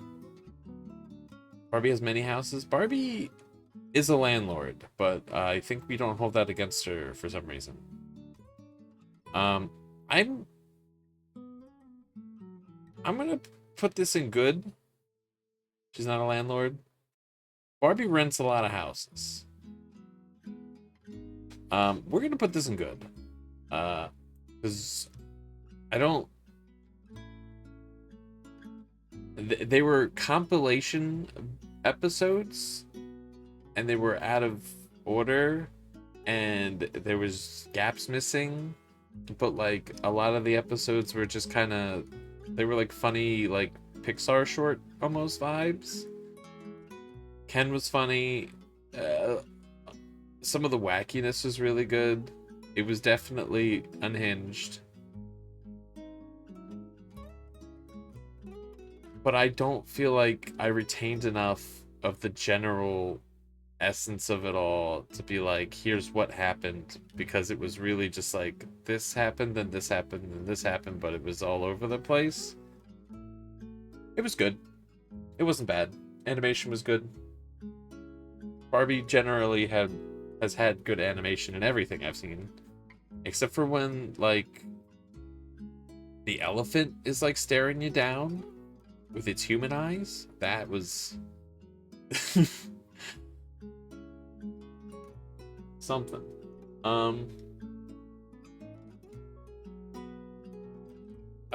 got more animated stuff? So many. We got so many.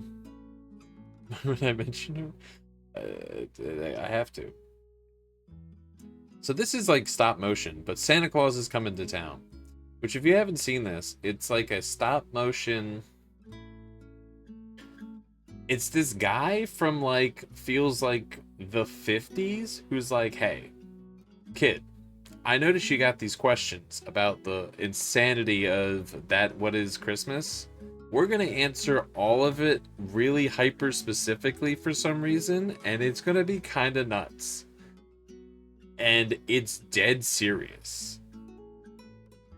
Like, it just does, it is unrelentingly serious in what it's saying, but is also like, tee-hee, we're having a fun time.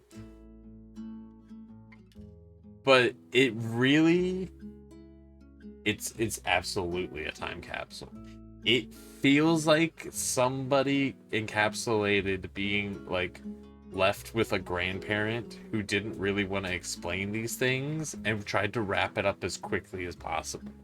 They were just like, bang, bang, bang, bang. This is why that's the way it is, because just like I just told you, right? It makes sense. I told you.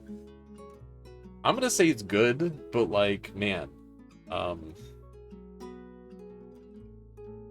I wouldn't say it's great.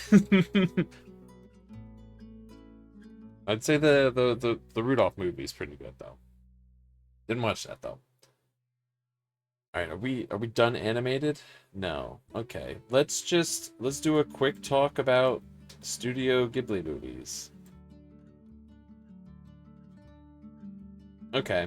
So from the top, Howl's Moving Castle, saw it before, watched it again. Peak, it's just amazing. If just Please give long talk. Please give long talk. What is please give long talk?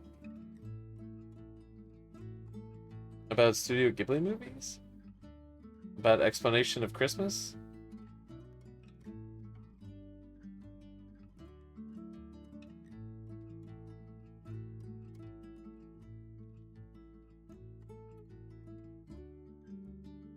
Can't just breathe through the Studio Ghibli movies? They're so good. Okay.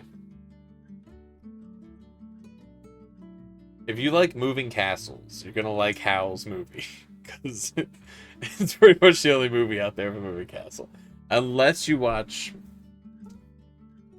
Mortal Engines or whatever that movie is, which is just an entire movie about everyone's in a moving castle. Which is, I don't know, maybe it's good. I'm just gonna say all three of these movies, amazing art style. The art is amazing, animation's amazing, everything's great. They're all equally unique from each other while simultaneously feeling like a Studio Ghibli movie. Howl's Moving Castle is just so interesting. The characters are so, like, nobody has just one side to them. Like, the stoic character is just like, also, you know what? Funny and a little pathetic. And like the I'm so strong I can do it for myself, everything for myself kind of character really has a lot of like doubt and just a lot of depth to all the characters. Billy Crystal is the spark of the movie. You're gonna be like, what does that even mean? You'll figure it out. Just watch the movie. He's also the spark of The Princess Bride. You know, sometimes Billy Crystal, you know, Mike Wazowski. Be fucked up if I totally messed up which actor I'm talking about, but I'm pretty solid it's Billy Crystal. So we're gonna put Howl's Moving Castle in great, because it'll just move its way up there. He sparks? He sparks.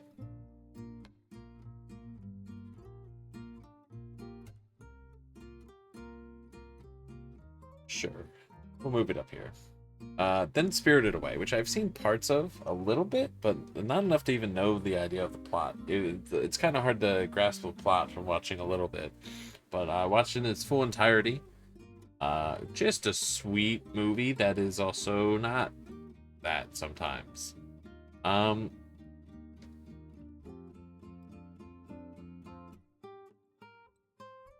guess I can't say anything about spoiling this movie. I don't know. Sometimes, just watch the movie. I don't know. it's definitely a movie about what it's like a coming of age movie. You know, there's a lot of learning about yourself sort of vibe. It's I don't know. It's fucking weird. It's kind of gross. It's ominous. But I wouldn't say it's scary. I don't want to... Man, I don't want to... I'm just going to put all these Studio Ghibli movies next to each other. And where they land, because I don't want to compete against them. They're all so good. The depth of some characters unexpected is wild. It's very surprising. And then I also watched Ponyo for the first time, which I didn't know what to expect. That movie is trippy as fuck. It's so unbelievably wholesome and sweet.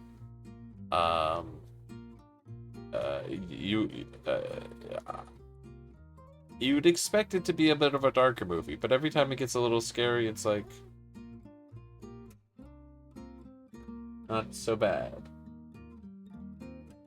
Okay, well, the recording's still going, but I might have just dropped frames. That's concerning.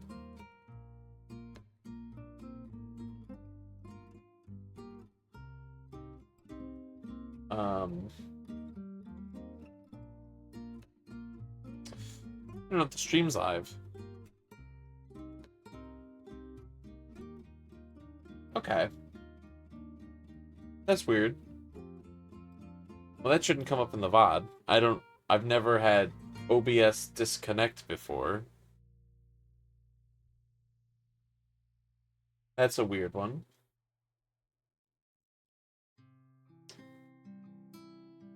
It's not like the internet dropped. It said that OBS disconnected. Alright. Well, we'll move on. We'll roll through here. I'm not even going to do this in 4 hours. I'm losing my mind. I need to wrap this up. Ponyo, great movie. Very wholesome, very wild, very wacky. There's fish under the sea. Under the sea! Um, you should watch it. It's a great summer movie. It's up there. It's up there. Okay.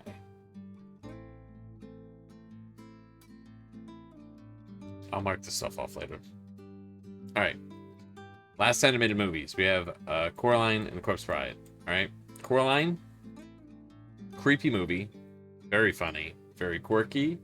Very interesting. The art style is amazing because it's stop motion. And I'm like, how do you even do some of this in stop motion? This is impossible. This is an impossibility. What have you done? This is wizardry. Gotta recommend it. Big recommend. How do you not recommend it? It's a classic. It's like a staple of like stop motion genre. This is up. I don't even know where to put this. I'll put it up here, next to Footloose. Corpse Bride. Just if you, it's not a sequel, but like if you watched Nightmare Before Christmas and wanted more, you just wanted more of that, just watch this, because like it's more of that, but like it's not. It's also stop motion. Coraline's kind of peak, but like Kevin Bacon and good company with Coraline, I think they get along. I think they have the same taste in music. Corpse Bride, pretty dark movie. Very enjoyable characters. It is so fucking Tim Burton. Peak Tim Burton. I'm not sure about him these days. Put it up here.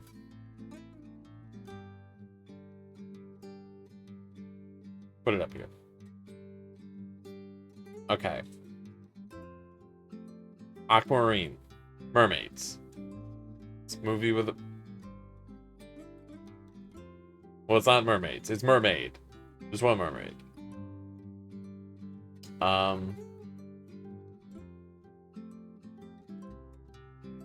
don't know. How do I describe this movie? It doesn't take itself too seriously. It's a movie about a mermaid who's doing human stuff. And, like,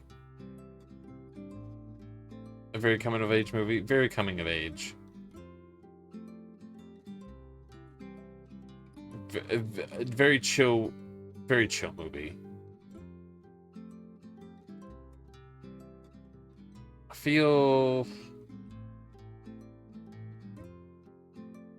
like I want to put it next to Mamma Mia. It feels Mamma Mia. But like in the way that it doesn't have like a single sung word in it, I don't think. I don't know. There might be some singing, but like I'm like not positive of that.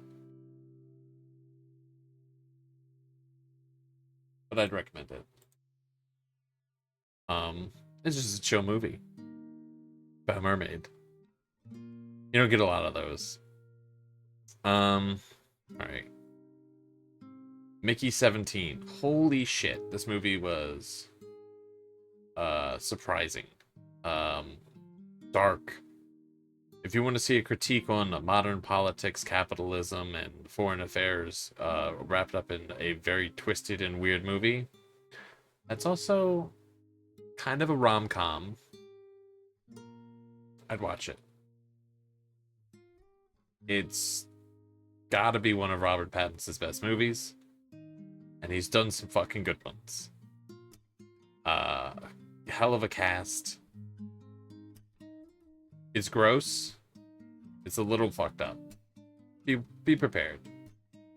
We can throw this in great. We'll put it above Twilight. Sure. And very sci-fi. Very dystopian.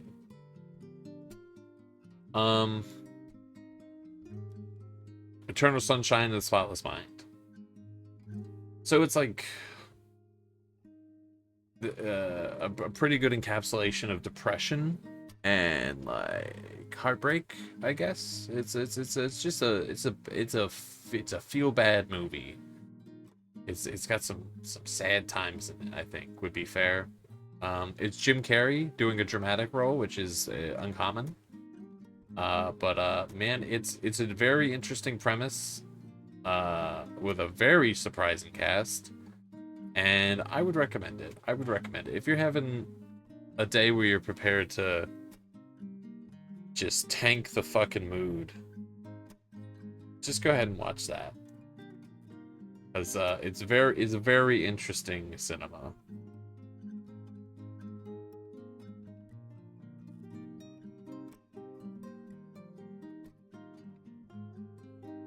All right, next, Sky High. Who even needs Marvel, right? So like we have this classic superhero movie. If you're having a good day, prepare to have a bad day for watching that. Noted. Yeah. Sky High is so fucking good. It's what comic. It's like it captures the comic book feel better than like a lot of superhero movies. It's goofy. It's silly. It's a superhero high school doing superhero high school stuff. Kurt Russell's there. Why watch Marvel when you watch Sky High? You know what? You know, I just honestly,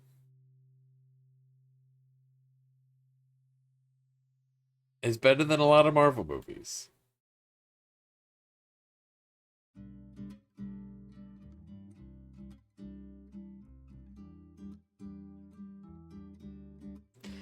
I'm just keep adding things to the bottom of great because I'm like, I don't want to pass certain other movies, but like this just feels like it's becoming a disorganized mess, and I don't know if I stand by all of these specific picks, but we're doing what we can. Okay. The Marvels. Speaking of Marvel, okay.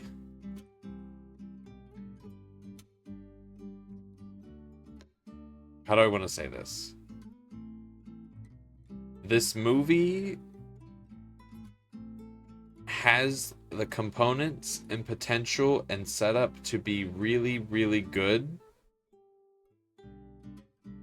And I feel like every single person in this movie is let down by whoever okayed the script.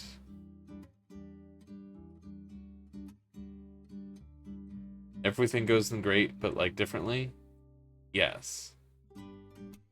The Marvels is like... It just should be better than it is. It just... Like, more than like a lot of other Marvel movies, like some you can just sort of watch and not need to watch a million other things. This one you kind of do need to watch some other stuff, but that's like the problem, because it's like, how did...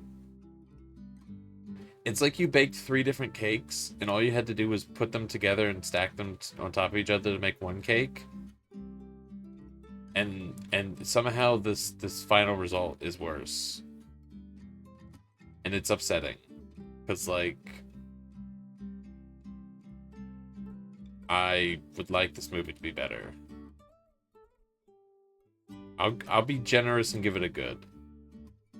Because I like some of the characters. I just kind of wish it was different.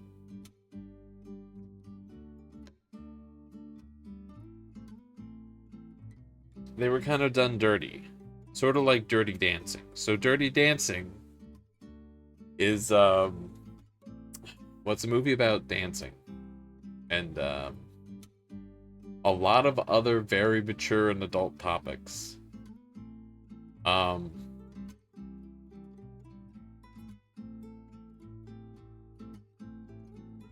but basically it's about dancing. And we all learned from Footloose that dancing,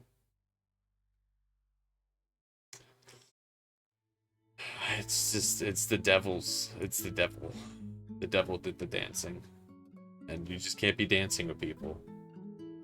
Um, yeah, it's a very unexpected, strange, romantic dancing movie that also says a lot about classism and stuff, and just a lot of stuff. And you should just always remember to dance. I gotta put this next to Footloose, right? They're just like, they gotta go next to each other.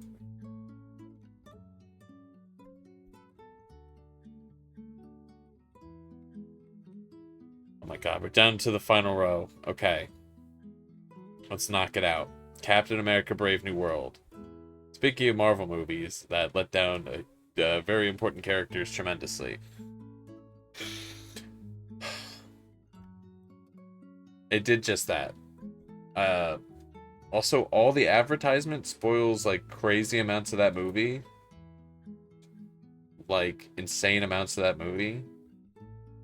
And like, it just really doesn't check all the boxes like that Falcon and Winter Soldier sets up. I'm gonna be honest, didn't even know this was a film that existed. Yeah. That's fair. I'm gonna put this in good, because, like, I like the character. I'm gonna put this next to the Marvels. I like the characters. It's just, man, they could have made a better movie. We have, like, 17 Captain America movies. And that's not even an exaggeration. I'd never exaggerate. This one just isn't...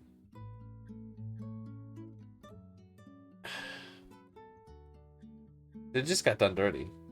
Heard nothing about it, not even bad stuff or anything, just nothing. Oof. Grease. We're gonna go ahead and just like, we're gonna put this next to Dirty Dancing, because in my heart I'm just like, are these not all the same experience? Like, it's a vibe. It's a moment in time. It's cinema through a lens covered in like hair gel. You know? Grease is fucking unhinged. They're not the same experience. Aren't they? Like, it's unhinged in the way that they grease the hinges, because, like, fuck, there is some wild stuff. Everyone should watch it. I feel like they're all the same experience if you watch Footloose and Dirty Dancing first, and then you get kind of tired during Grease. Like, it's like the same thing, but like you're starting to lose consciousness, you know? So like, in that way, it's fun, but man, is it something. Some of the plot is like, are we doing this? We've done this. And what is this about?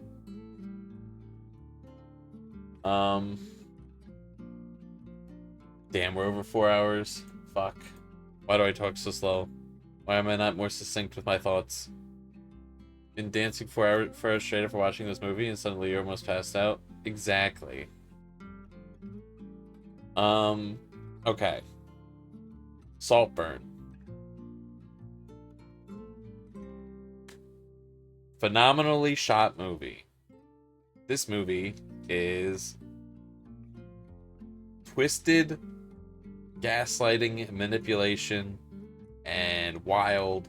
And if you think you know what's happening, then you read a synopsis or something. Because, like, this movie is, like, not unhinged in the way that Grease is unhinged, but it's certainly unhinged in a holy shit, what the fuck just happened? Um,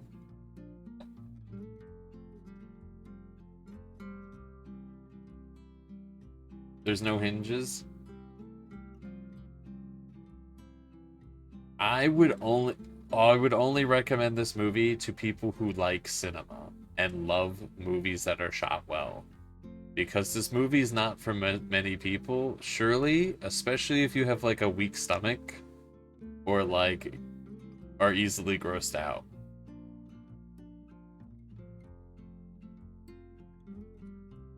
I'm gonna put this in good. I'm gonna put it at a high good. I feel like I can't put too many things in great that like I couldn't stand like watching a million times over. It's just not a comfy movie. But like it's a good movie. Uh a very interesting story being told with some amazing camera work. Yes, very interesting. It's like if some it feels like a book. Like it feels like I can't believe they filmed this. Uh Next we're gonna talk about Ready or Not, which you know, weddings are crazy, am I right? Um it's a horror movie where I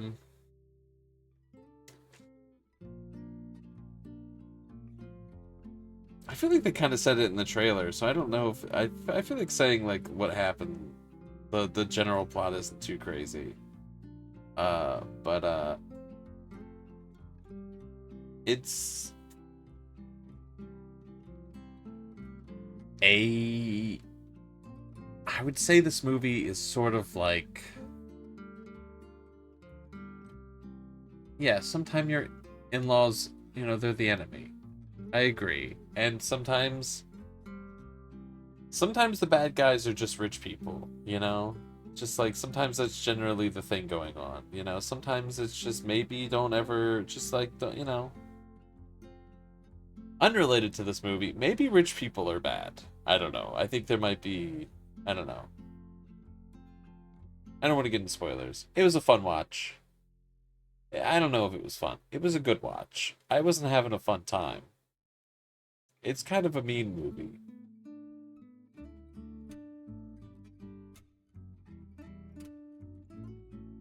Stressful? Yeah. We'll put it in the middle of good.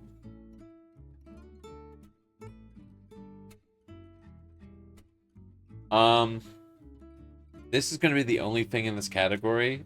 Twisted Metal didn't give a fair chance. I watched one episode. It was good. I'm interested to watch more. It's not like the games, but like I don't know, you don't usually get out of the fucking car in the games, so you know. But it's a show about people in the apocalypse in some cars.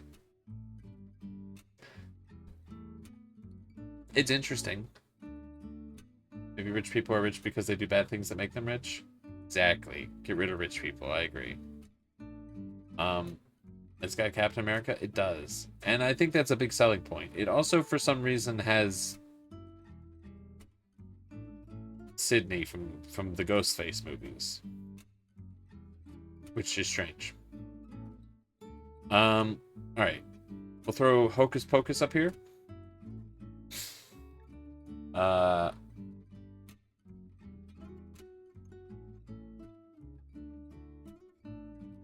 I mean, it's the first Hocus Pocus. We're gonna put this next to Sky High. It's pretty good. You know, it's a weird one. Doesn't age the best. Some of the characters, maybe one of the main characters is a little rough around the edges. But you know what? That's fine. It's a classic.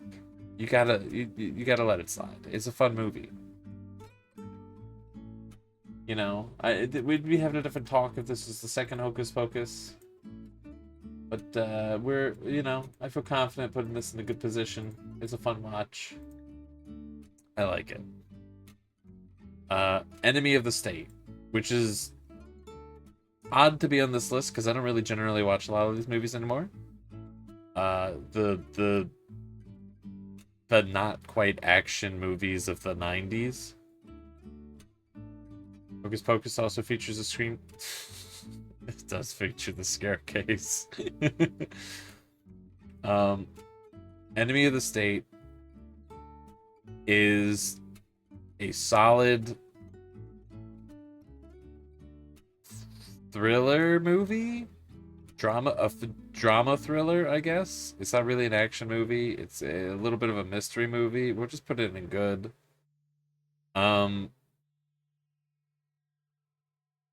I think I like it more than I should because I'm like, there's so many where it's filmed. I'm like, I know that place, and that shouldn't maybe make a movie better, but it does. I liked it. It was okay. Then we have Fear Street Prom Queen. Alright. They made 3 Fear Street movies from the Fear Street books, and they were all interconnected. And they were of varying quality. The second one was the best one. What's a tier list without a little bias towards something niche? Exactly. I've been told I need to be more biased. Fear Street Prom Queen is not connected to the other 3 movies with the fucking same goddamn name. It literally nobody that worked on that movie worked on the other ones. But like it's like narratively related barely by small details.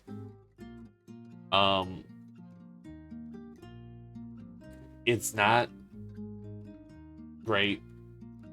It's like it is just the most fine horror movie ever. It just doesn't knock your socks off. It doesn't do anything too crazy. It just... And you second guessing yourself? I gotta, I'll give it that. There are some twists that were like, oh shit, I didn't know that was gonna happen. But like, I feel like the general... I feel like it just didn't excel. I don't know. I'll give it a good. I won't give it a strong good. Build-up wasn't there? Yeah, it just... I feel like the twist would have been better if, like, everything leading up to it was a little bit more solid. Characters weren't, like, that likable.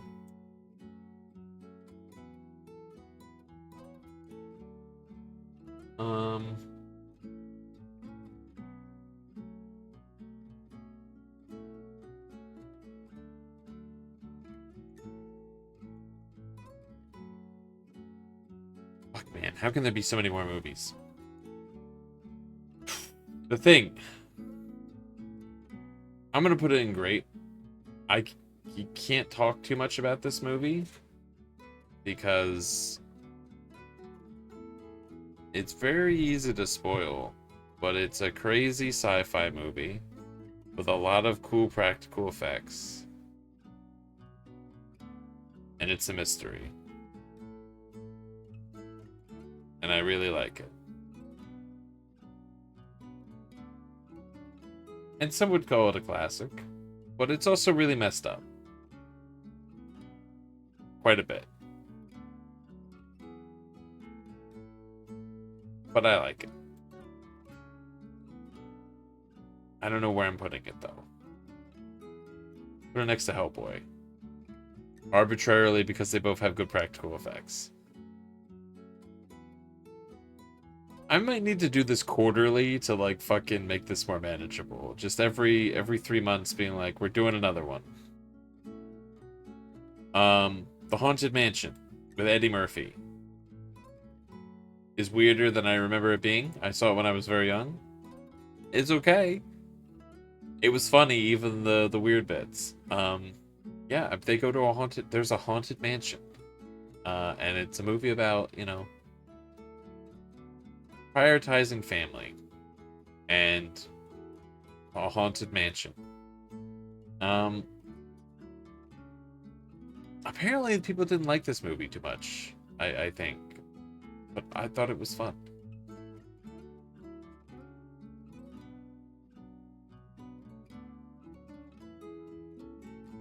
I don't know.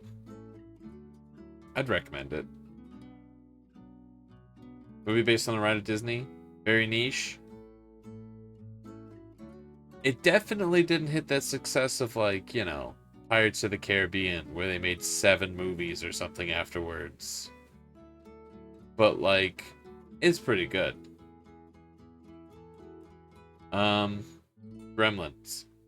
The first Gremlins. Now, where can we put this all the way up here? It's a fucking classic. It's a Halloween movie. And it's just, whereas The Thing has some of the craziest practical effects, Gremlins has some of the wildest animatronics. It's unhinged. It's so unhinged. It's just absolutely bananas. It's funny. It doesn't mean to be funny. It's a product of its time, but knowingly so.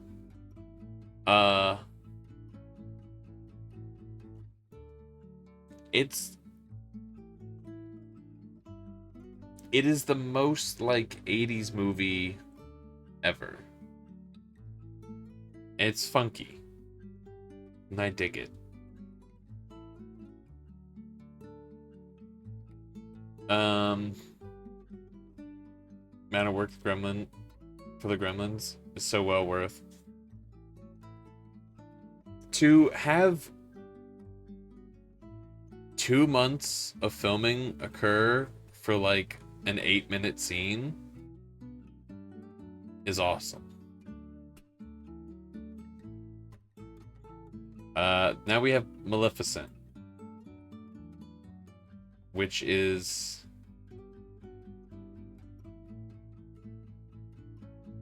the live action quote unquote bad guy retelling from Sleeping Beauty.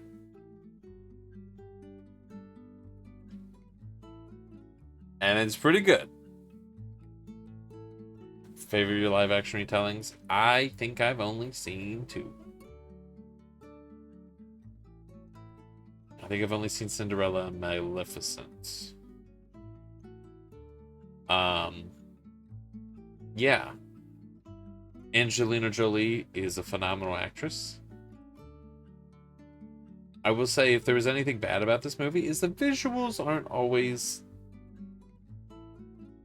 I think the costumes are so fucking good, and some of the sets so good, that when you see some of the digital stuff, it's like, ooh, that's pretty noticeable. But, like, they really do just take the story and be like, we're gonna do our own thing, and it fucking works. And I want to know a sequel, because I'm like, I don't know how you do that. But it was really good. Dare I say... great? Put it in great.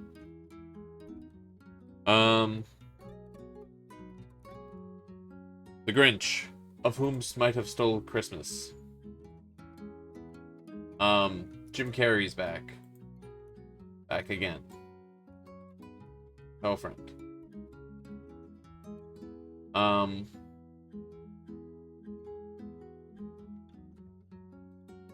Marking stuff off.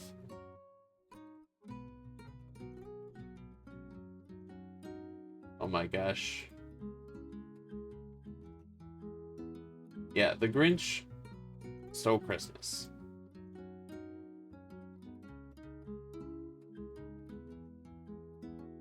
Is very different than the old animated movie. So I'm not going to compare them, because I like them both.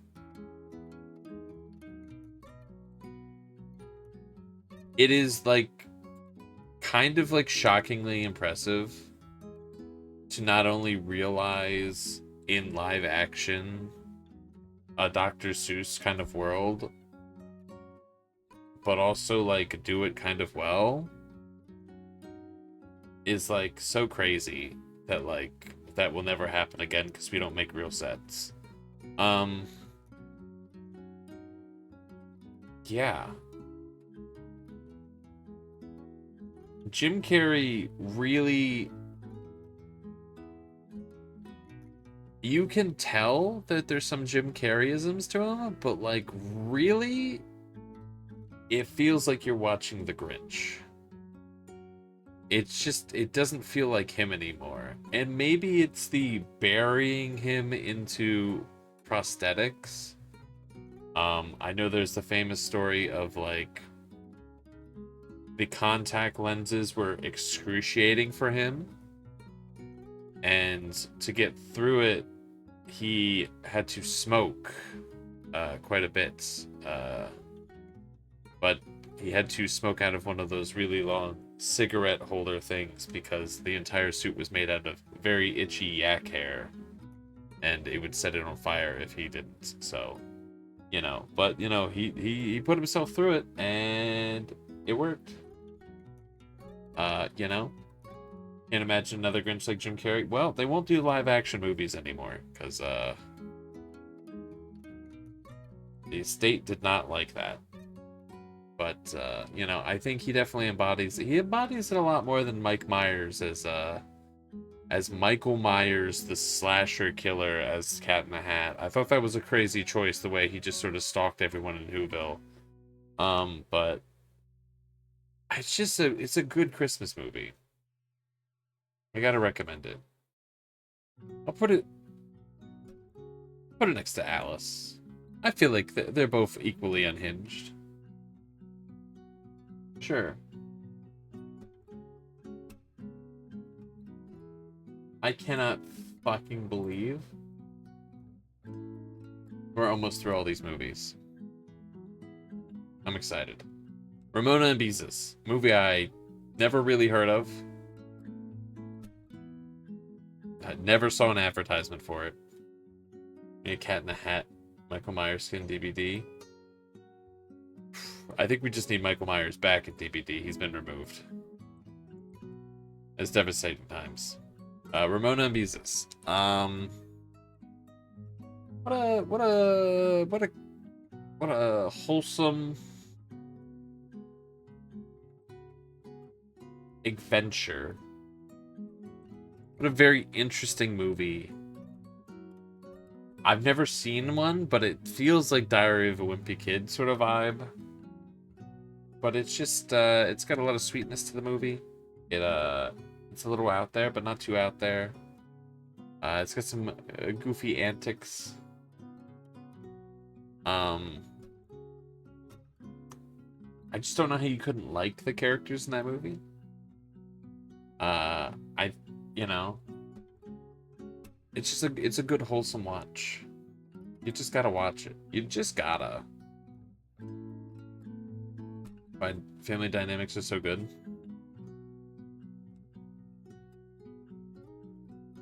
It's always good to have an imagination, right? I like all the characters. They're all, they just blend so well. He's gone. If you own Michael Myers, he's still in the game and you can still play against him, but you can no longer acquire Michael Myers in Dead by Daylight. He's gone. They killed the Cat in the Hat. And now we're... And then the added animation over the scenes.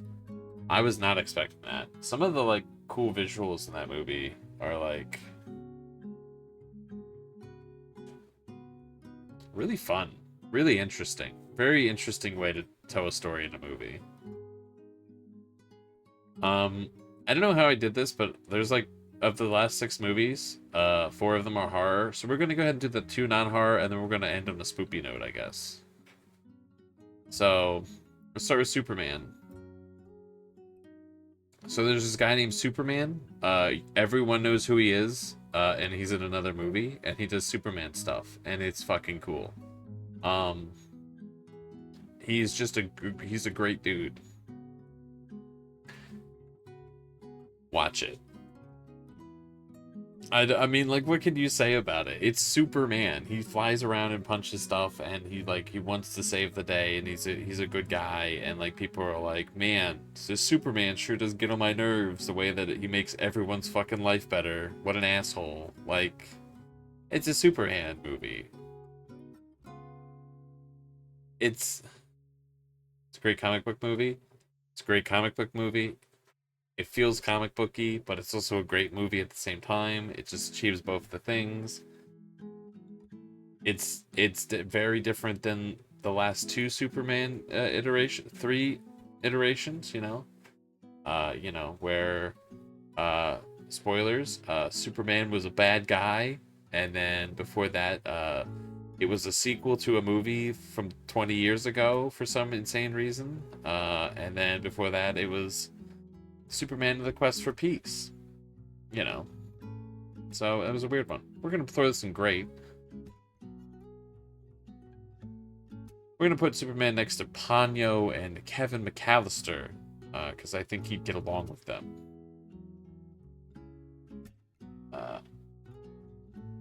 Makes sense to me. Then we have Thunderbolts. Speaking of really good superhero movies, this movie is a Marvel movie that's very different than a lot of other Marvel movies. It has tremendous... Is this the new Superman? It is the new Superman, yes. The new Superman is very good. Thunderbolts is like... It has these massive, terrible, unbelievably endless pitfalls of like, what the fuck did you do that in this movie? But then everything else is kind of peak. So we're gonna give this a low grade, but I kind of wish that those one parts weren't in the movie. If you want to enjoy this movie, go ahead and watch 35 other things to know who any of these people are.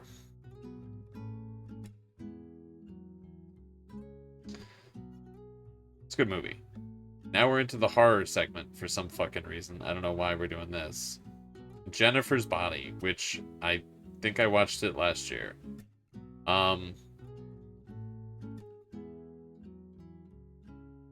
You know, it's a cult classic.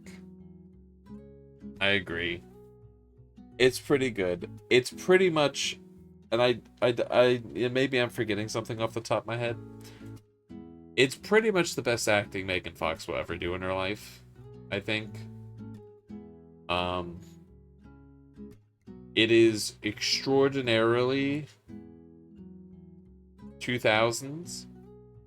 It's very noticeably written by who it's written by, which I believe is, I believe it's written by Diablo Cody, who wrote Juno. It just has a very signature vibe to it. So, such a time capsule.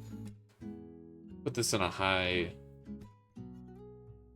Well, I feel like, for some reason, putting Jennifer's Body next to Warm Bodies just sort of... We're just vibing it out at this point, really. Like,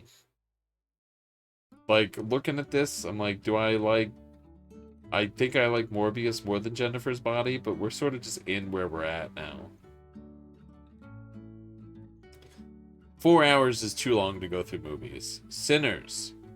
I feel like I talked about this before, but I guess I watched it last year.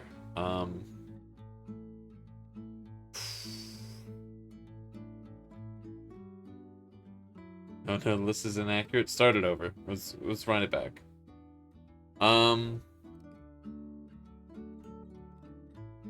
I don't know if this is one of the best horror movies ever made, but it certainly is one of the most painstakingly true to itself movie that knew exactly what it wanted to be, and is that, and has a lot to say about a lot of things, and has a lot of interesting characters, and like, if you have any interest in any horror movie, you have to watch this. If you need a representative of like 2020, like just the decade of movies, I know we're like barely halfway through. You probably need to watch Sinners. It's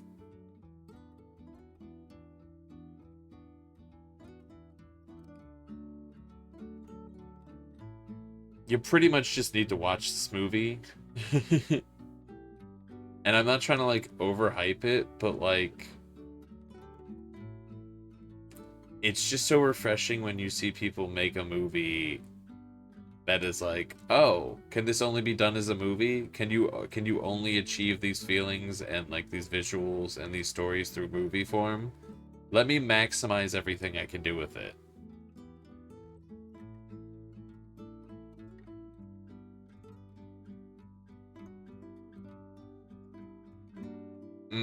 I'm gonna put it. I'm gonna put it next to Conjuring, because I don't know. It's a horror movie. Home Alone 2 is a horror movie. Makes sense to me. Also, storytelling as a whole. Storytelling, cinematography, music, it intertwines a lot of stuff. I think also just like how much its ability to convey things about characters so incredibly quickly and effectively and in like a way that like stands out. There's some characters that maybe say 3 lines and aren't even like they're not like main characters, not secondary characters, maybe not even like in third tier but fourth tier, and it's like I remember that character. That was crazy. Um yeah. Megan. Um it's like AI, it's like Chucky. Okay, I guess I can't say Chucky. I am saying Chucky. Chucky from the movie Child's Play. Um, it's like that, but AI, and it's goofy and serious and interesting, and it's not all about the doll, and the human characters are very interesting, and it says some neat stuff, and it says some messed up stuff, but it's very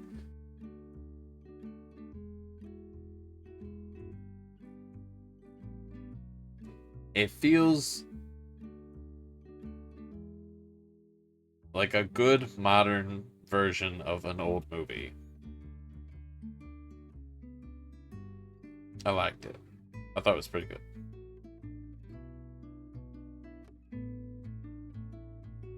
Sure. I can't fucking believe we're ending on long legs. This is the most unhinged shit ever.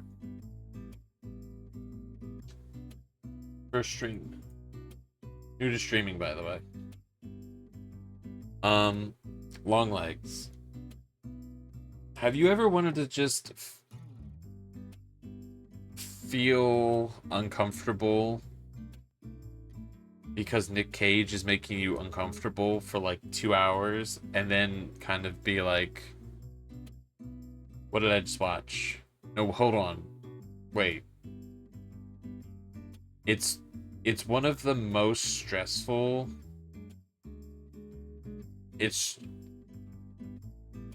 this movie's like a box, right? And every time you put your hand in it, like something bites you, but you're like, what the fuck did that? So you keep putting your hand in it. It's like that. It's like this movie, you shouldn't want to keep watching it, but like, man, it really draws you in. It's really stressful.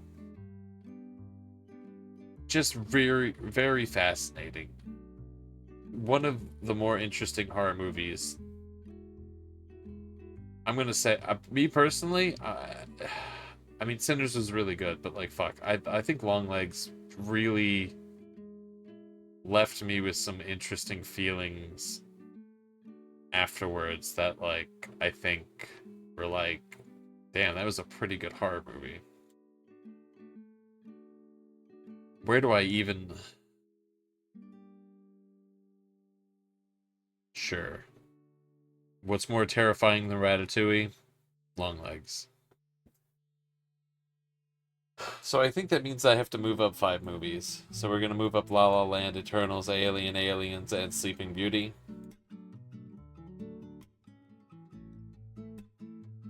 Which I feel okay with. I think if I had to pick 10 of my favorite movies, and those 5 were up there, I wouldn't be upset. So yeah, that's everything I watched in 2025. With barely some opinions, or too many opinions about some of them. What's the regret watching movies? Twilight, Breaking Dawn Part 2, and Nosferatu. Weird both of those have vampires. But also, like, I super talked up Sinners. And there's a lot of... I watched a lot of vampire stuff this year, huh? That's weird. It's kind of weird that Morbius is like the heart and soul of the vampire. Like it sits right in the middle. That's a weird one. Let's see if we can do some more vampires. A lot of animation, a ton of animation. A tremendous amount of I've never seen it or I've only seen part of it too. I think this year I need to somehow watch more than I did the year before to have watched more things and experienced more things, but simultaneously watch less so I don't have to do this for 4 hours again. 4.5 hours. It's been a half an hour. Morbing up into the good category. I got morbed. Oops, I got morbed. It's been 4.5 hours. Alright. Well, thank you everyone for joining me. I appreciate it. I'm gonna call it there. I didn't intend to stay up till 2 in the morning talking about Morbius. I kind of fucked that up. Whoops. But yeah, thank you everyone for joining me for the first stream of the year. Have a wonderful night. Thank you. Hope everyone has a good night. Hope everyone sleeps well. Takes care of yourself. Make sure you eat something. Stay warm, or stay cold. Whatever temperature is like more convenient to not be feeling, or be. I believe in everyone. Everyone got their business. You can handle it. Everyone handle the things you need to handle. Take care, everybody. Have a good night. See you around. Goodbye. I'm out of here. Watch movies, enjoy things, be kind to yourself and others. I say other stuff in the stream. I don't remember all of it. Do all those things. Alright. I'm out of here. Goodbye.